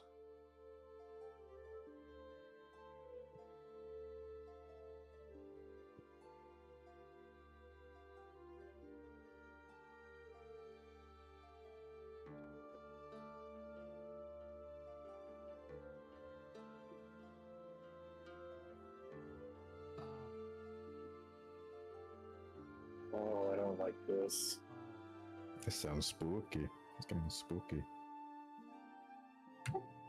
Zara, If you would check your Discord messages, it is taking this form, but it cannot fully form itself. And The skeleton tank. No. Oh, Shiv. Now we're really in Elden Ring. Zara, somewhat confused, gives a slight smirk.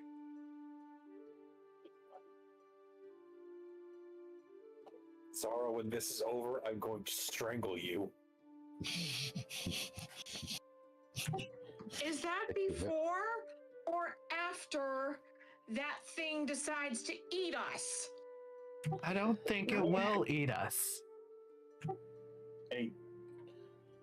An undead dragon has appeared before all four of you, swirling in dark magic. You can see the very souls that sweep across its body, if there was a body to be held there. Its wings still trying to form back, but this is still very well a huge threat to the party. And it begins to speak. Ah, finally, I am free. Foolish enough to use magic. Enough for me to get a connection. Oh, those fools thought me chained forever. And now, thanks to you, I am free to rule these lands once more. Why does it sound like it's about to shit? God damn it, Altec. Okay, I can't. Immersion broken. Versus instantly just destroyed. Damn it, Altec. I was getting into the story and it's everything. I couldn't help it. My instincts.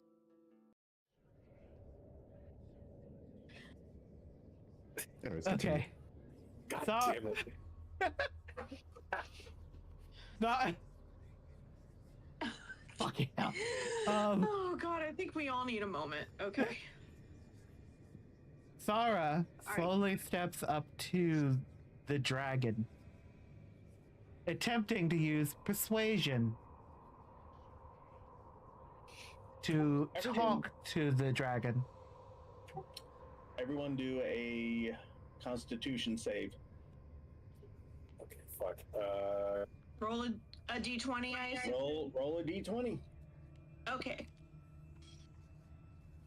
Shit.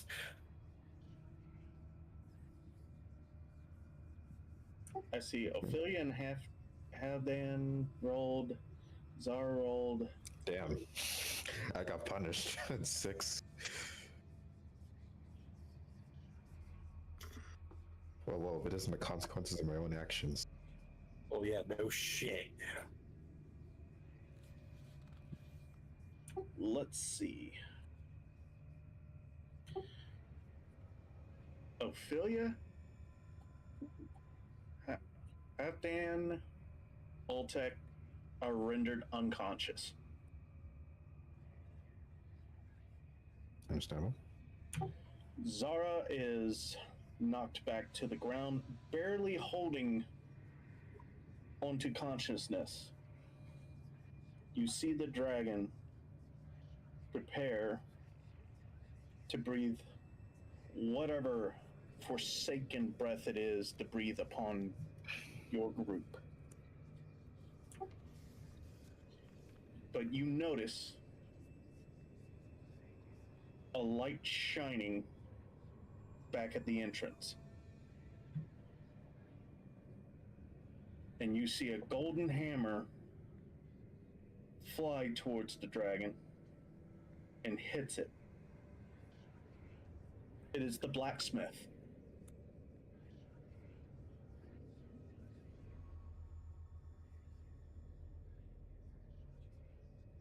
That- What?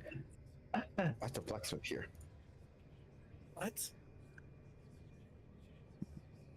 Sarah, clinging to consciousness, tries her best to stumble over to the blacksmith.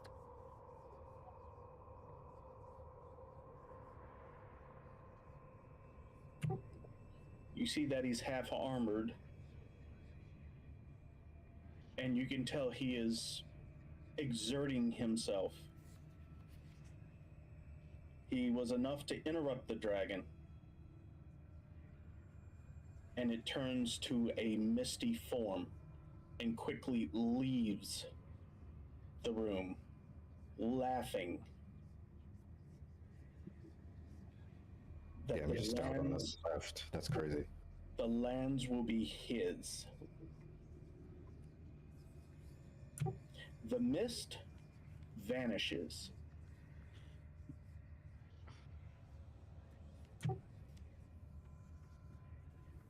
The blacksmith drops to a knee, having exerted himself for that one attack. But he is able to assist you, Zara.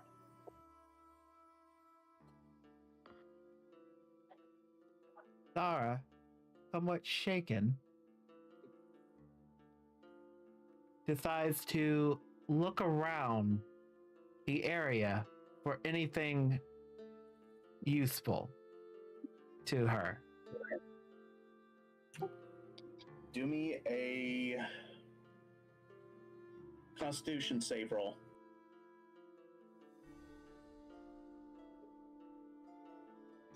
Everyone?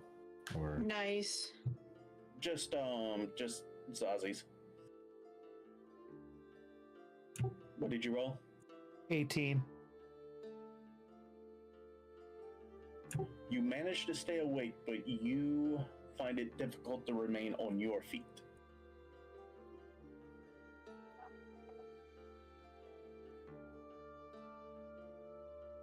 Blacksmith, I need to get my party out of here.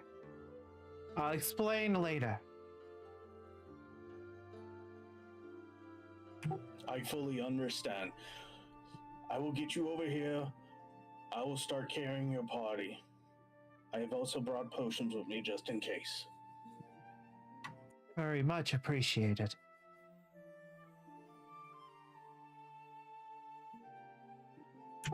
So the blacksmith assists Zara and Ophelia, Alt-Tech, and Half-Dans. That's right, I keep pronouncing that wrong. It's fine. I'm used to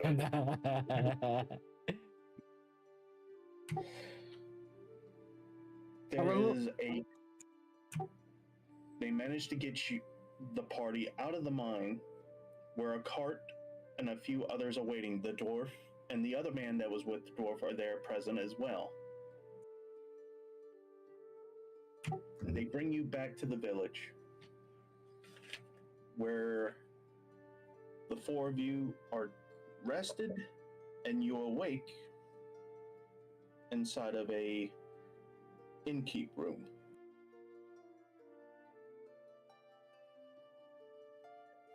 What are you doing? Star awakes with a shock, thinking back to opening the egg and unleashing the dragon, questioning why she had those thoughts, and wondering if it had anything to do with her other side.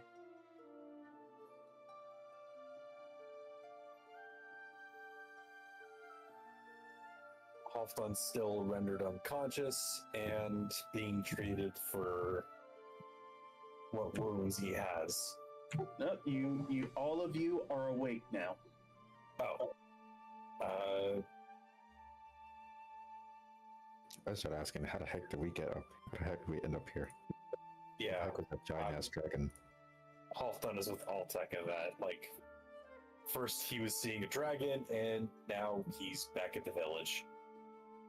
One thing he does know is he's going to absolutely strangle Zara.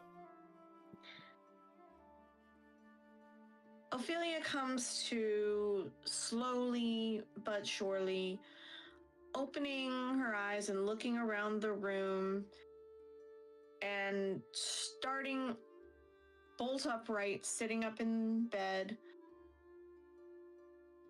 taking a minute to reorient herself to her surroundings. We're back at the village.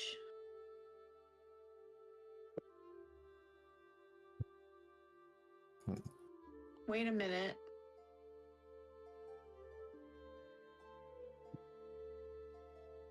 I had a horrible, horrible nightmare that we released some kind of dragon.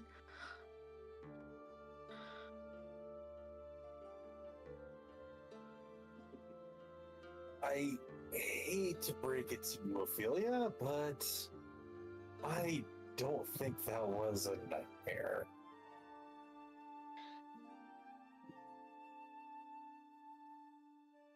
Ay, ay, ay. Zara sighs.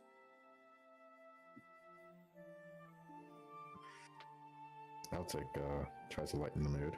Well, could be worse. At least we're still alive.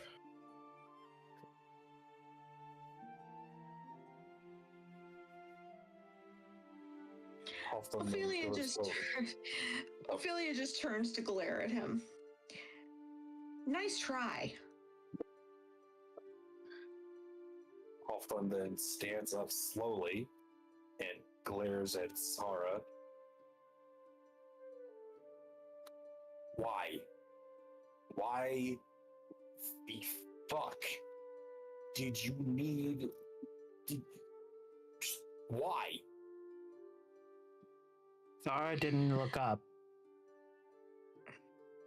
Zara thought about the voices that she was hearing and wanted to explain to everyone else.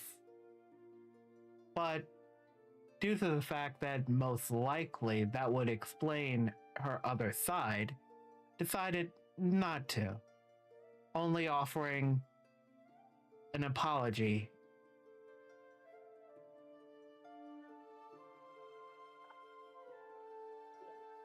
I don't think an apology is going to be enough for what we just unleashed. Yep. I'm aware of that. So I must take responsibility for it. This is no longer any of your concern.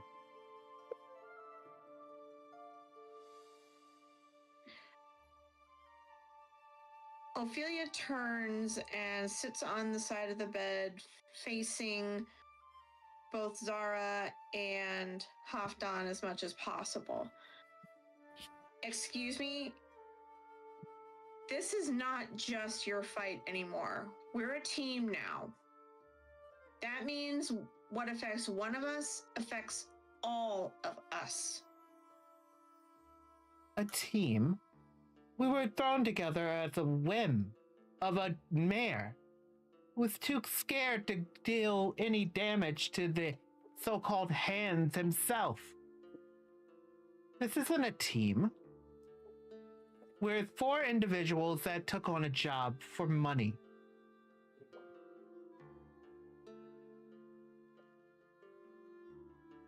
The least we can And by- do is try and finish this job. By my reckoning, this job isn't done. Oh shit, what And happened? it just got a whole lot harder. At this point, your door swings open. The blacksmith steps in, assisting himself with a walking cane. Blacksmith.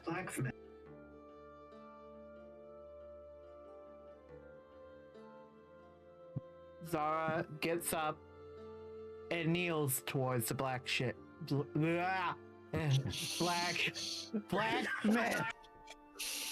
up, I'm dyslexic. I humbly thank you for saving us.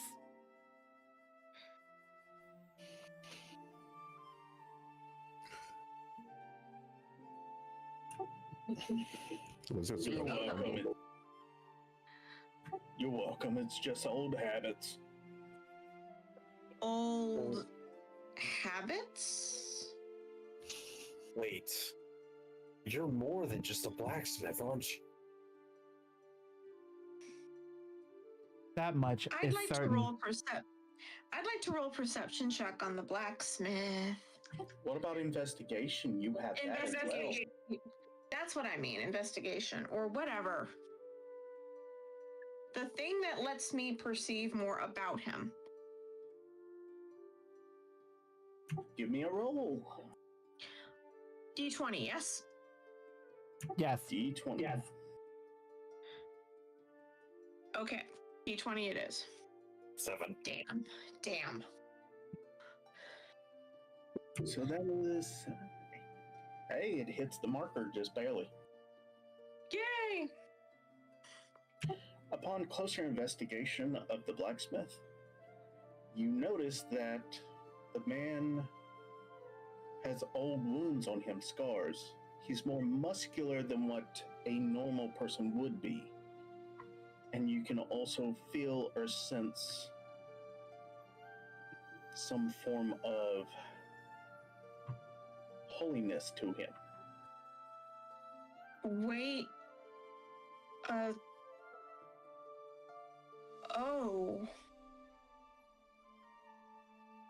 Ophelia goes to one knee, bowing her head respectfully. He waves a hand and goes, "Oh, stop that now. I'm retired." Zara stands up. Excuse That's me for that. fist bump. What? Oh, You hear me? From the fist bump. okay. Strange tradition, but okay. That's what I was about to say. I'm sorry about this, Matt. Mister. Zara performs detect magic on him. Roll a d20. Rolled. 13. Nice. Wow, he's actually getting decent rolls this time. Woohoo! Yeah, now that I'm acting furious and shit. You sense divinity. He can wield divine magic. Oh shit. You're beyond just a retired adventurer. I can tell that much. There's wisdom in those eyes, and secrets you are not telling us. Perhaps you can. Sorry, finish up, Zazi. Perhaps you can help us in one way or another.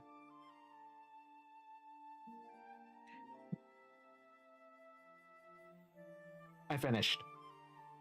All right, I gotta send this to Punchy real quick because he's the one who observed a certain item earlier. And while Zara is speaking, Ophelia comes back to her feet, still looking at the so-called blacksmith with a mix of wonder and awe. Oh fuck, we're in the tavern. Change.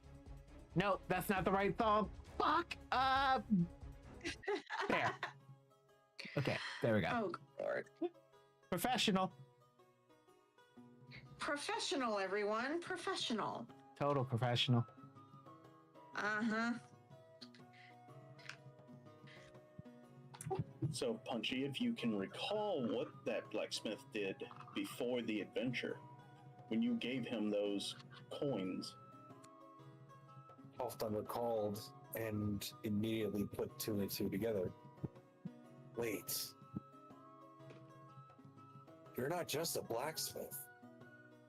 You're a guardian of what that was. You were trying to... You were trying to prevent people from getting in there. You've only got it partially right. Once I used to be a guardian. I was a paladin of the dragon Bahamut.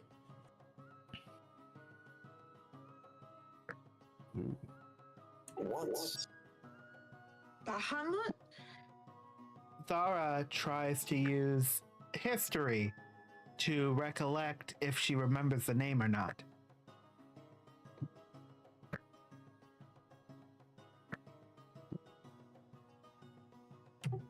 Did you roll me a d20 already?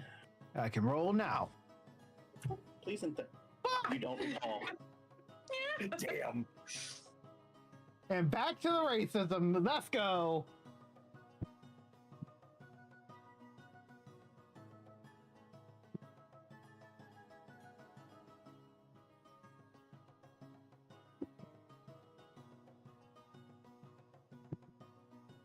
Anybody gonna talk? I would say something, but I don't know, I think Zazi put it too perfectly.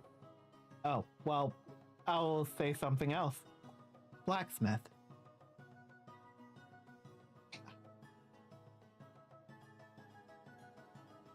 Zara's words get stuck in her throat, as if what she's about to say will send alarm bells to the others. But gradually, she speaks. I heard something near that egg. It captivated me. Do you know anything about it? I would expect that it was some form of charm spell it was using on you that every time magic was casted nearby gave it access.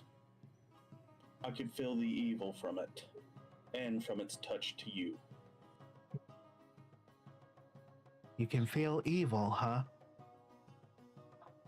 Yes. I see. What do you feel from me?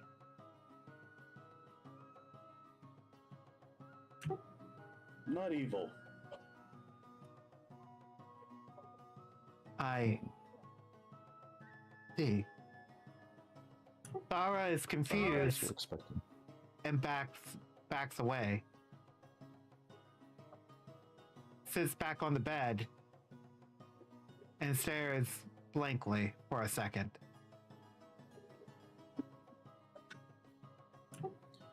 Often that I detect evil that enters this village.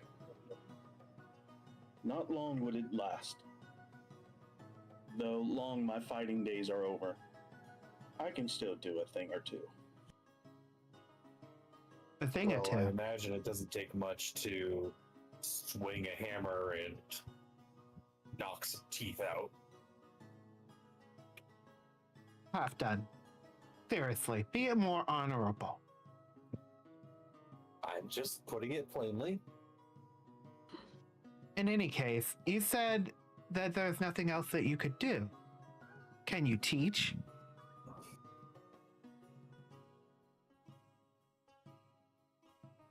I mean, he's a blacksmith, so I'm pretty sure that's given. Not in the ways of blacksmithery. Surely you know some sort of magic. Something that can help us against such a dragon. The magic I know is given to me by the dragon Bahamut. However, what I can do for you is craft you weapons if you bring me the proper materials. I see. Would those weapons have attribute? They would be blessed. Yes. I see. I think we should owe take you him our up for the... lives. We owe you our lives, sir. That's an What understatement. is it we must fetch? Yes. We have to beat this dragon.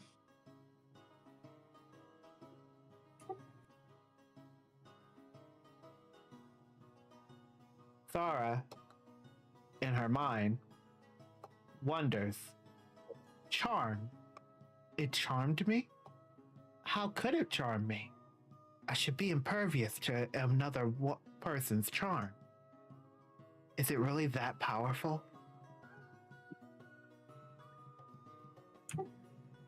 It truly is. I would have difficulty with it at its full strength. I was thinking to myself, but thanks for that. I guess you have telepathy. Most likely. Even in my younger years, it would have been a struggle. Thara I would have. steps back out of confusion of the blacksmith reading her thought.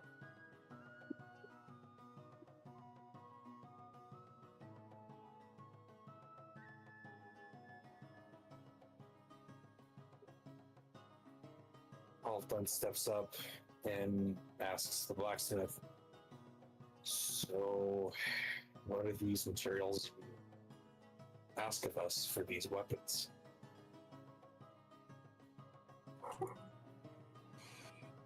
The blacksmith thinks for a moment. Says, "I'll need you to go meet an old friend of mine."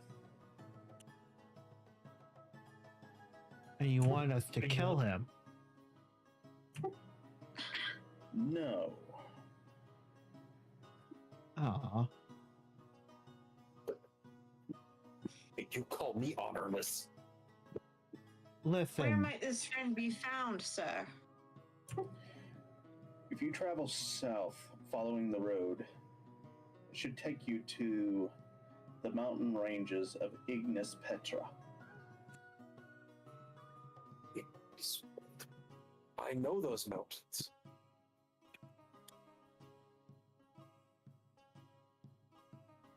Oh shit, those mountains. Diamonds. And whom is it that we must seek?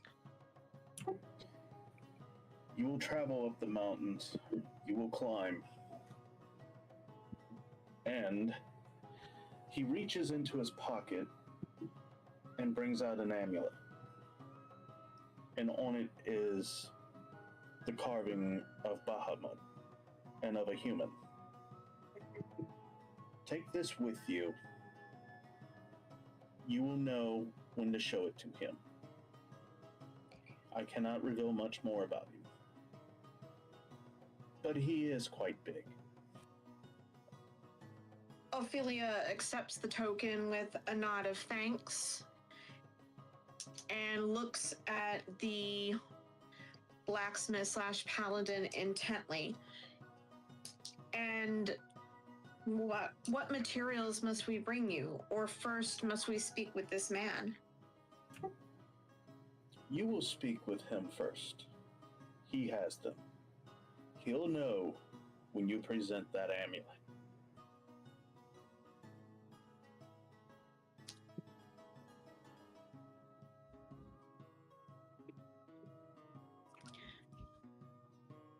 Ophelia nods in understanding and averts her eyes, but still feels a certain degree of awe and holy joy at the presence of this great and mighty paladin. Now, I suggest you get your bearings, rest up more if you need it, supply yourselves, make sure to meet the mayor. It's going to take you 5 days time to reach those mountains. So he takes his leave and shuts the door.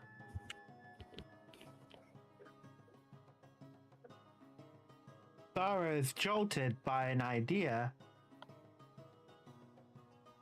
goes to her backpack and pulls out the hand. Often looks over at what she's doing. He's like, why do you still have a hand from the fucking mines? Because Ophelia, The hand is now in decay. because this could be a clue. I must examine it. Thara would like to use investigation on the hand. Roll a d20.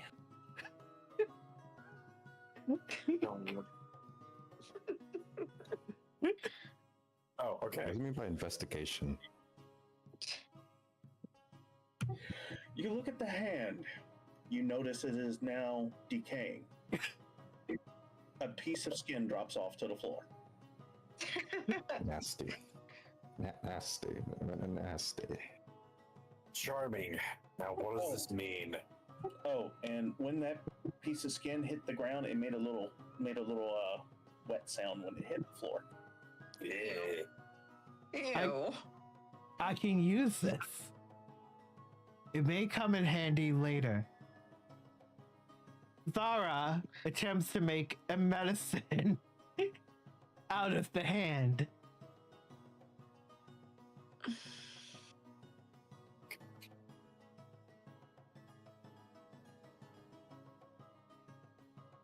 Well, Dungeon Master?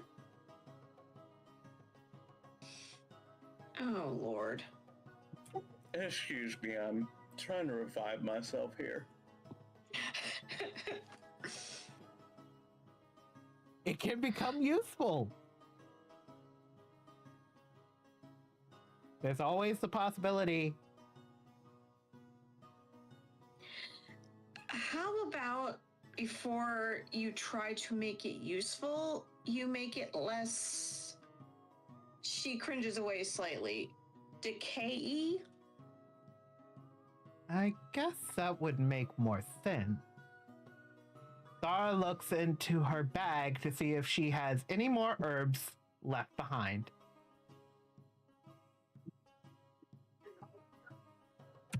You do. Zara pulls out some of the herbs, places it on top of the hand. If I combine these two items, it will be less decay. She says with a So, straight face. So you're combining them in a bottle big enough for that hand to fit in? Yeah. I'm putting it in a pot. Oh, okay. Roll me a d20. Why is it put in a pot? Like, what is this fucking Baba Yaga? Alchemy! I think you're breaking our DM. Yep.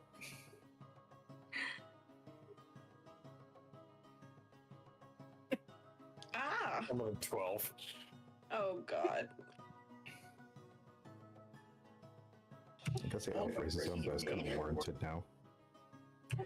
You mix the rest of your herbs together with this decaying hand into a pot of water that I assume you are boiling. Yes. You have to boil it for alchemy.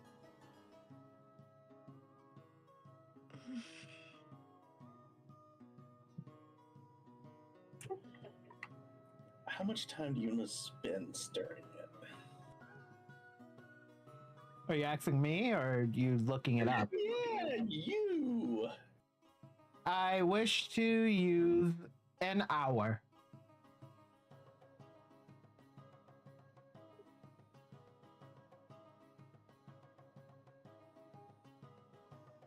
An hour of stirring.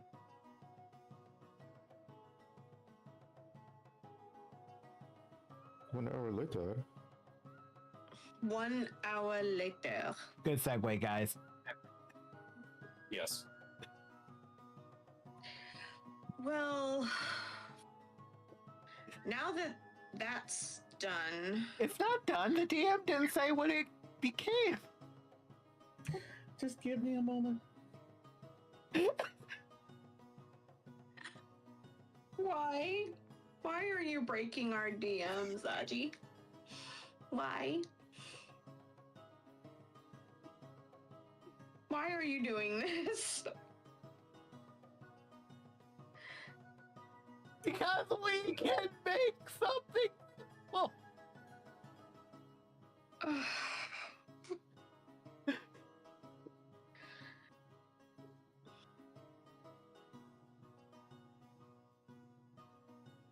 okay. I think when EXE stopped working.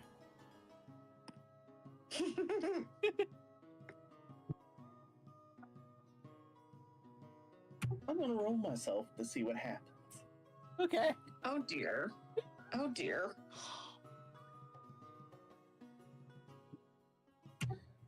As you stir the hand for an hour. With herbs. With herbs. Herbs. The healing type, right? Yes. The ones used in healing potions. Yes.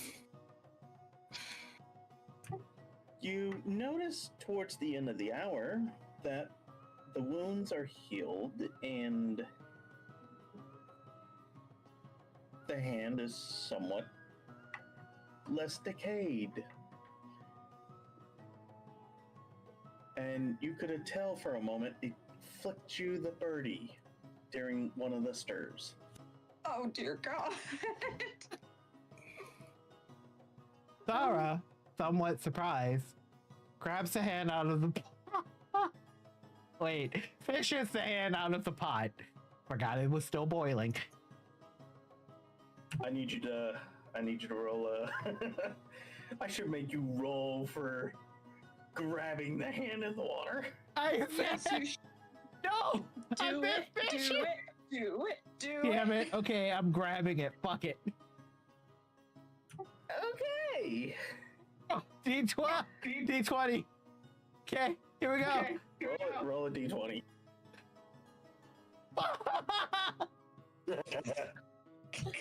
Now roll a d4. D4. You take four. You have reached your hands into a boiling pot of water, grabbing an hand that is also at temperature in the pot. Obviously, this should be a self-teaching lesson. Your hands are burnt. You drop the hand back in the pot, and you take 4 points of damage. Oof.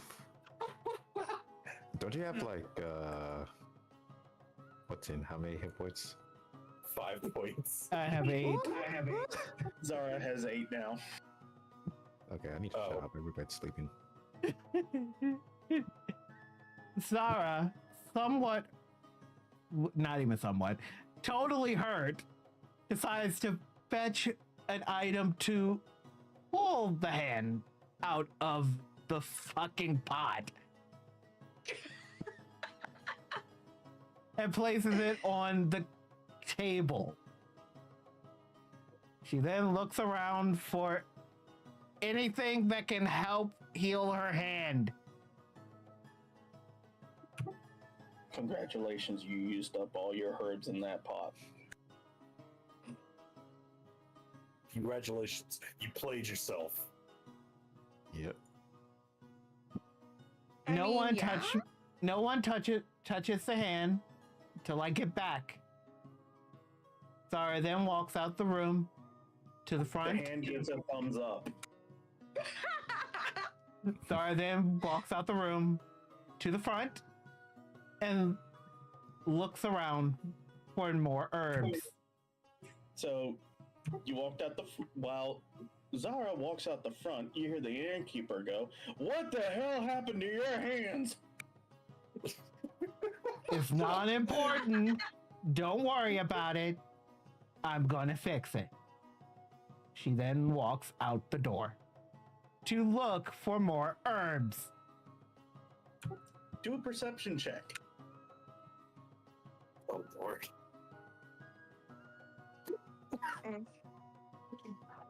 You poor thing.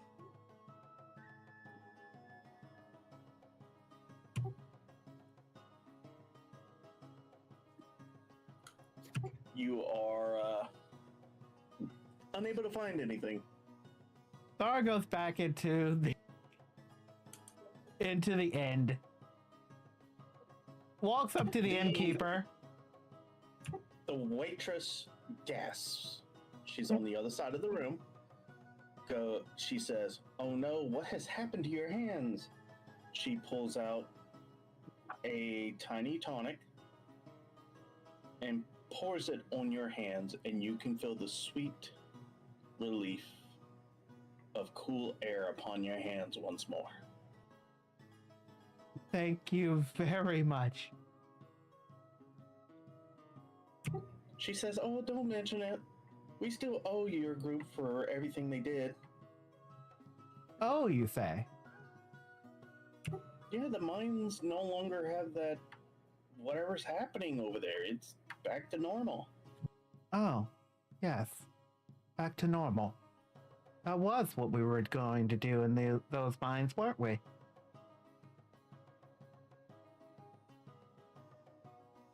I think so.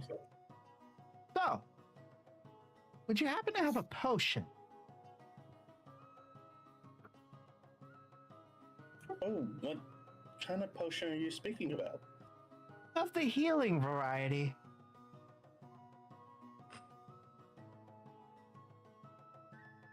I have a small portion left. I can give it to you. Here. I thank you so much, fair maiden.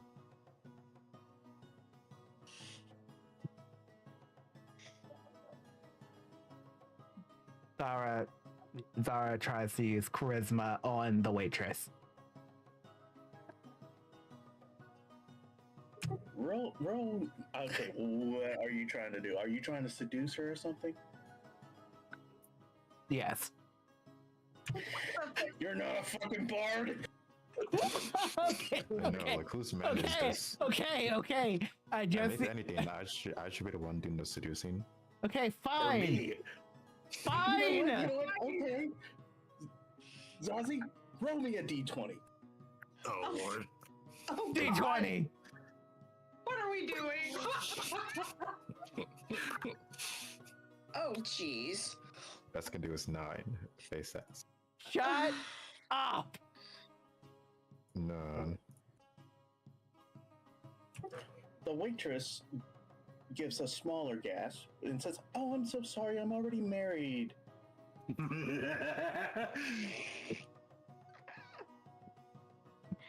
Sarah says, Thanks, Ollie. I didn't know you were trying to be a homewrecker.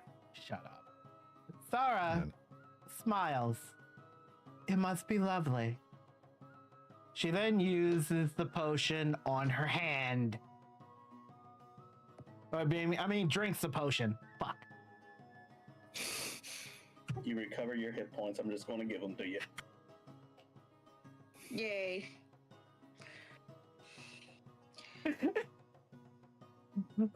All right. Aside from Zazi's shenanigans right now, because I feel like Zazi's shenanigan hour is on, I believe this is a good stopping point. Oh yeah, this has been a fucking great. I agree. 5-hour stream. But I was 5 trying- hours? Yes. Oh, it's been 5 Oh, well, hours. almost 5. It's been 4 hours and 45 minutes.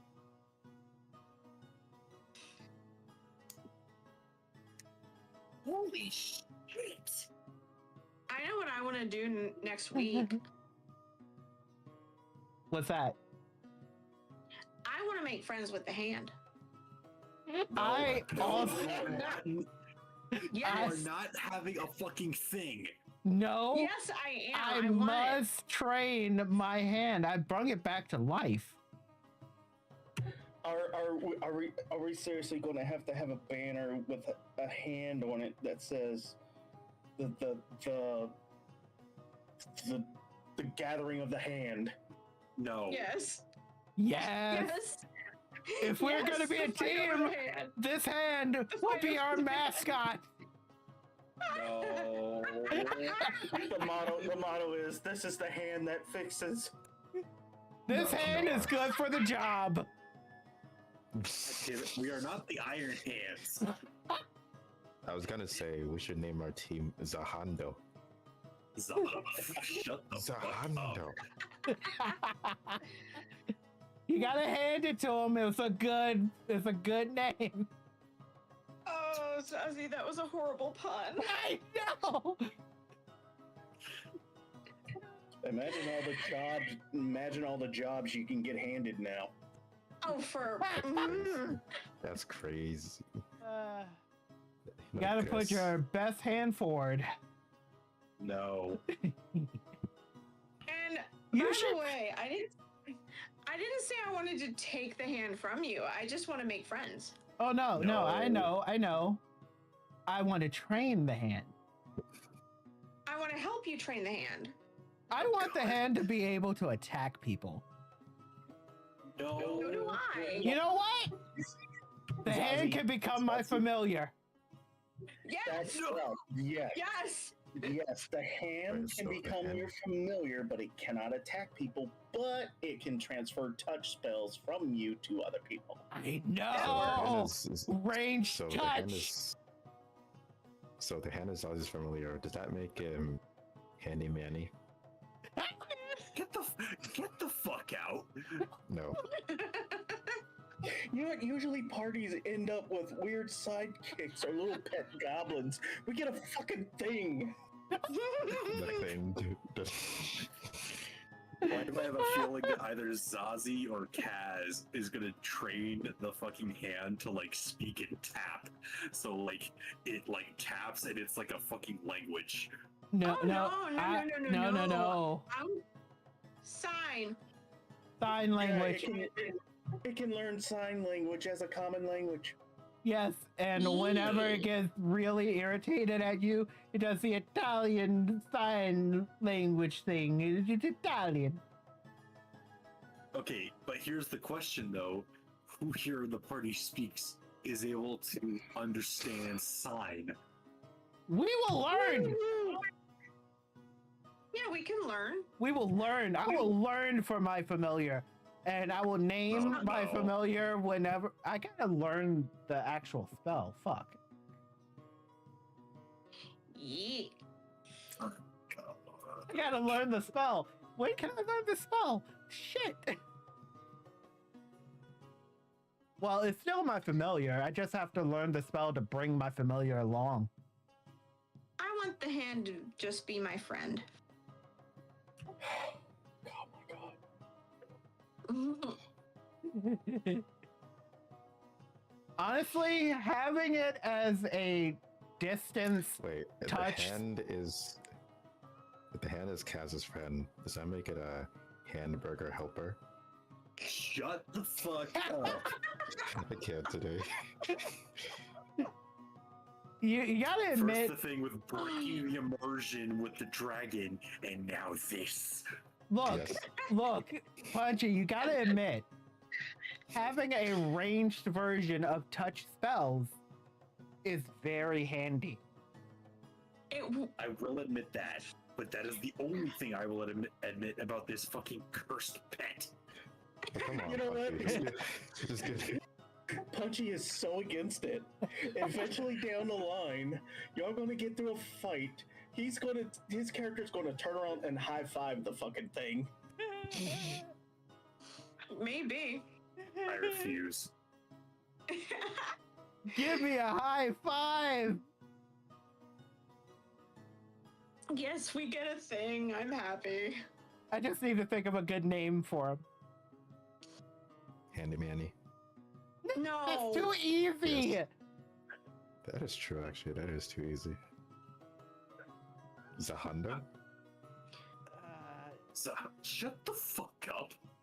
Let me. You know what? I actually kind of like that. Zahanda. No, Zahando. Zahandro? No, Hando. Hando. Yes, Ah, Zahando. Zahando. Oh, No, no, okay. I Yeah, got, like that. I got it. I got it. What? Mono. Oh, come on. That's sweet. La That's mano. sweet. Yeah, What? that's way too easy, Zazi. No, no, no. Okay, fine. Fine. If that's too easy, I got another one for you. God. What?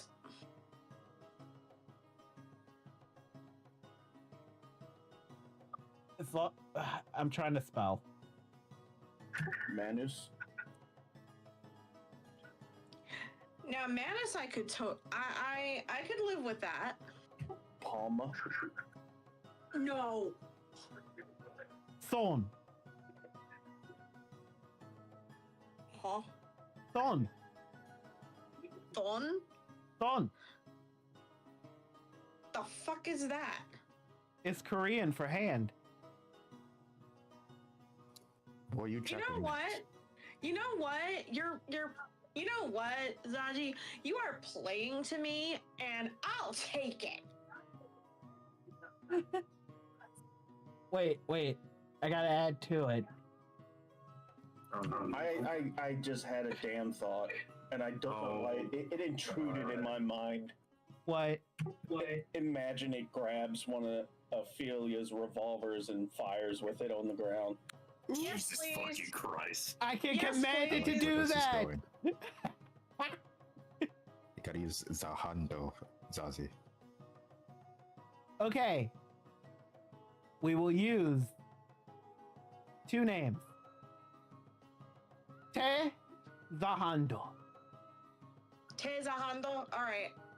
I like that. We'll go with that. Basically, Te is Japanese for hand. Yes, Te is in fact Japanese for hand, and then, yeah. Alright, everyone. It is 1 a.m. On our It's side of not 1 things. a.m. It's a minute to 1 a.m. Don't lie to the It's- people. It's pretty much 1 a.m. It's not 1 a.m. yet. Don't lie to the people. Oh, for God's sake. The point is, it's time for us to sign off. Jeez. Wait, it's Correct, almost remember them. 1. It's 1 a.m. Now it's officially 1 a.m. So everyone, I suppose we'll be picking all this up same time, same channel next week. Yes. Yep, that is the Budapest. And thank you Alright. everyone for joining us on this. I'm glad I kept that hand. I knew it was going to be useful. I told you. Dexter's laboratory looking ass. All right, everyone. Have a good night. Thank you for coming and surviving this.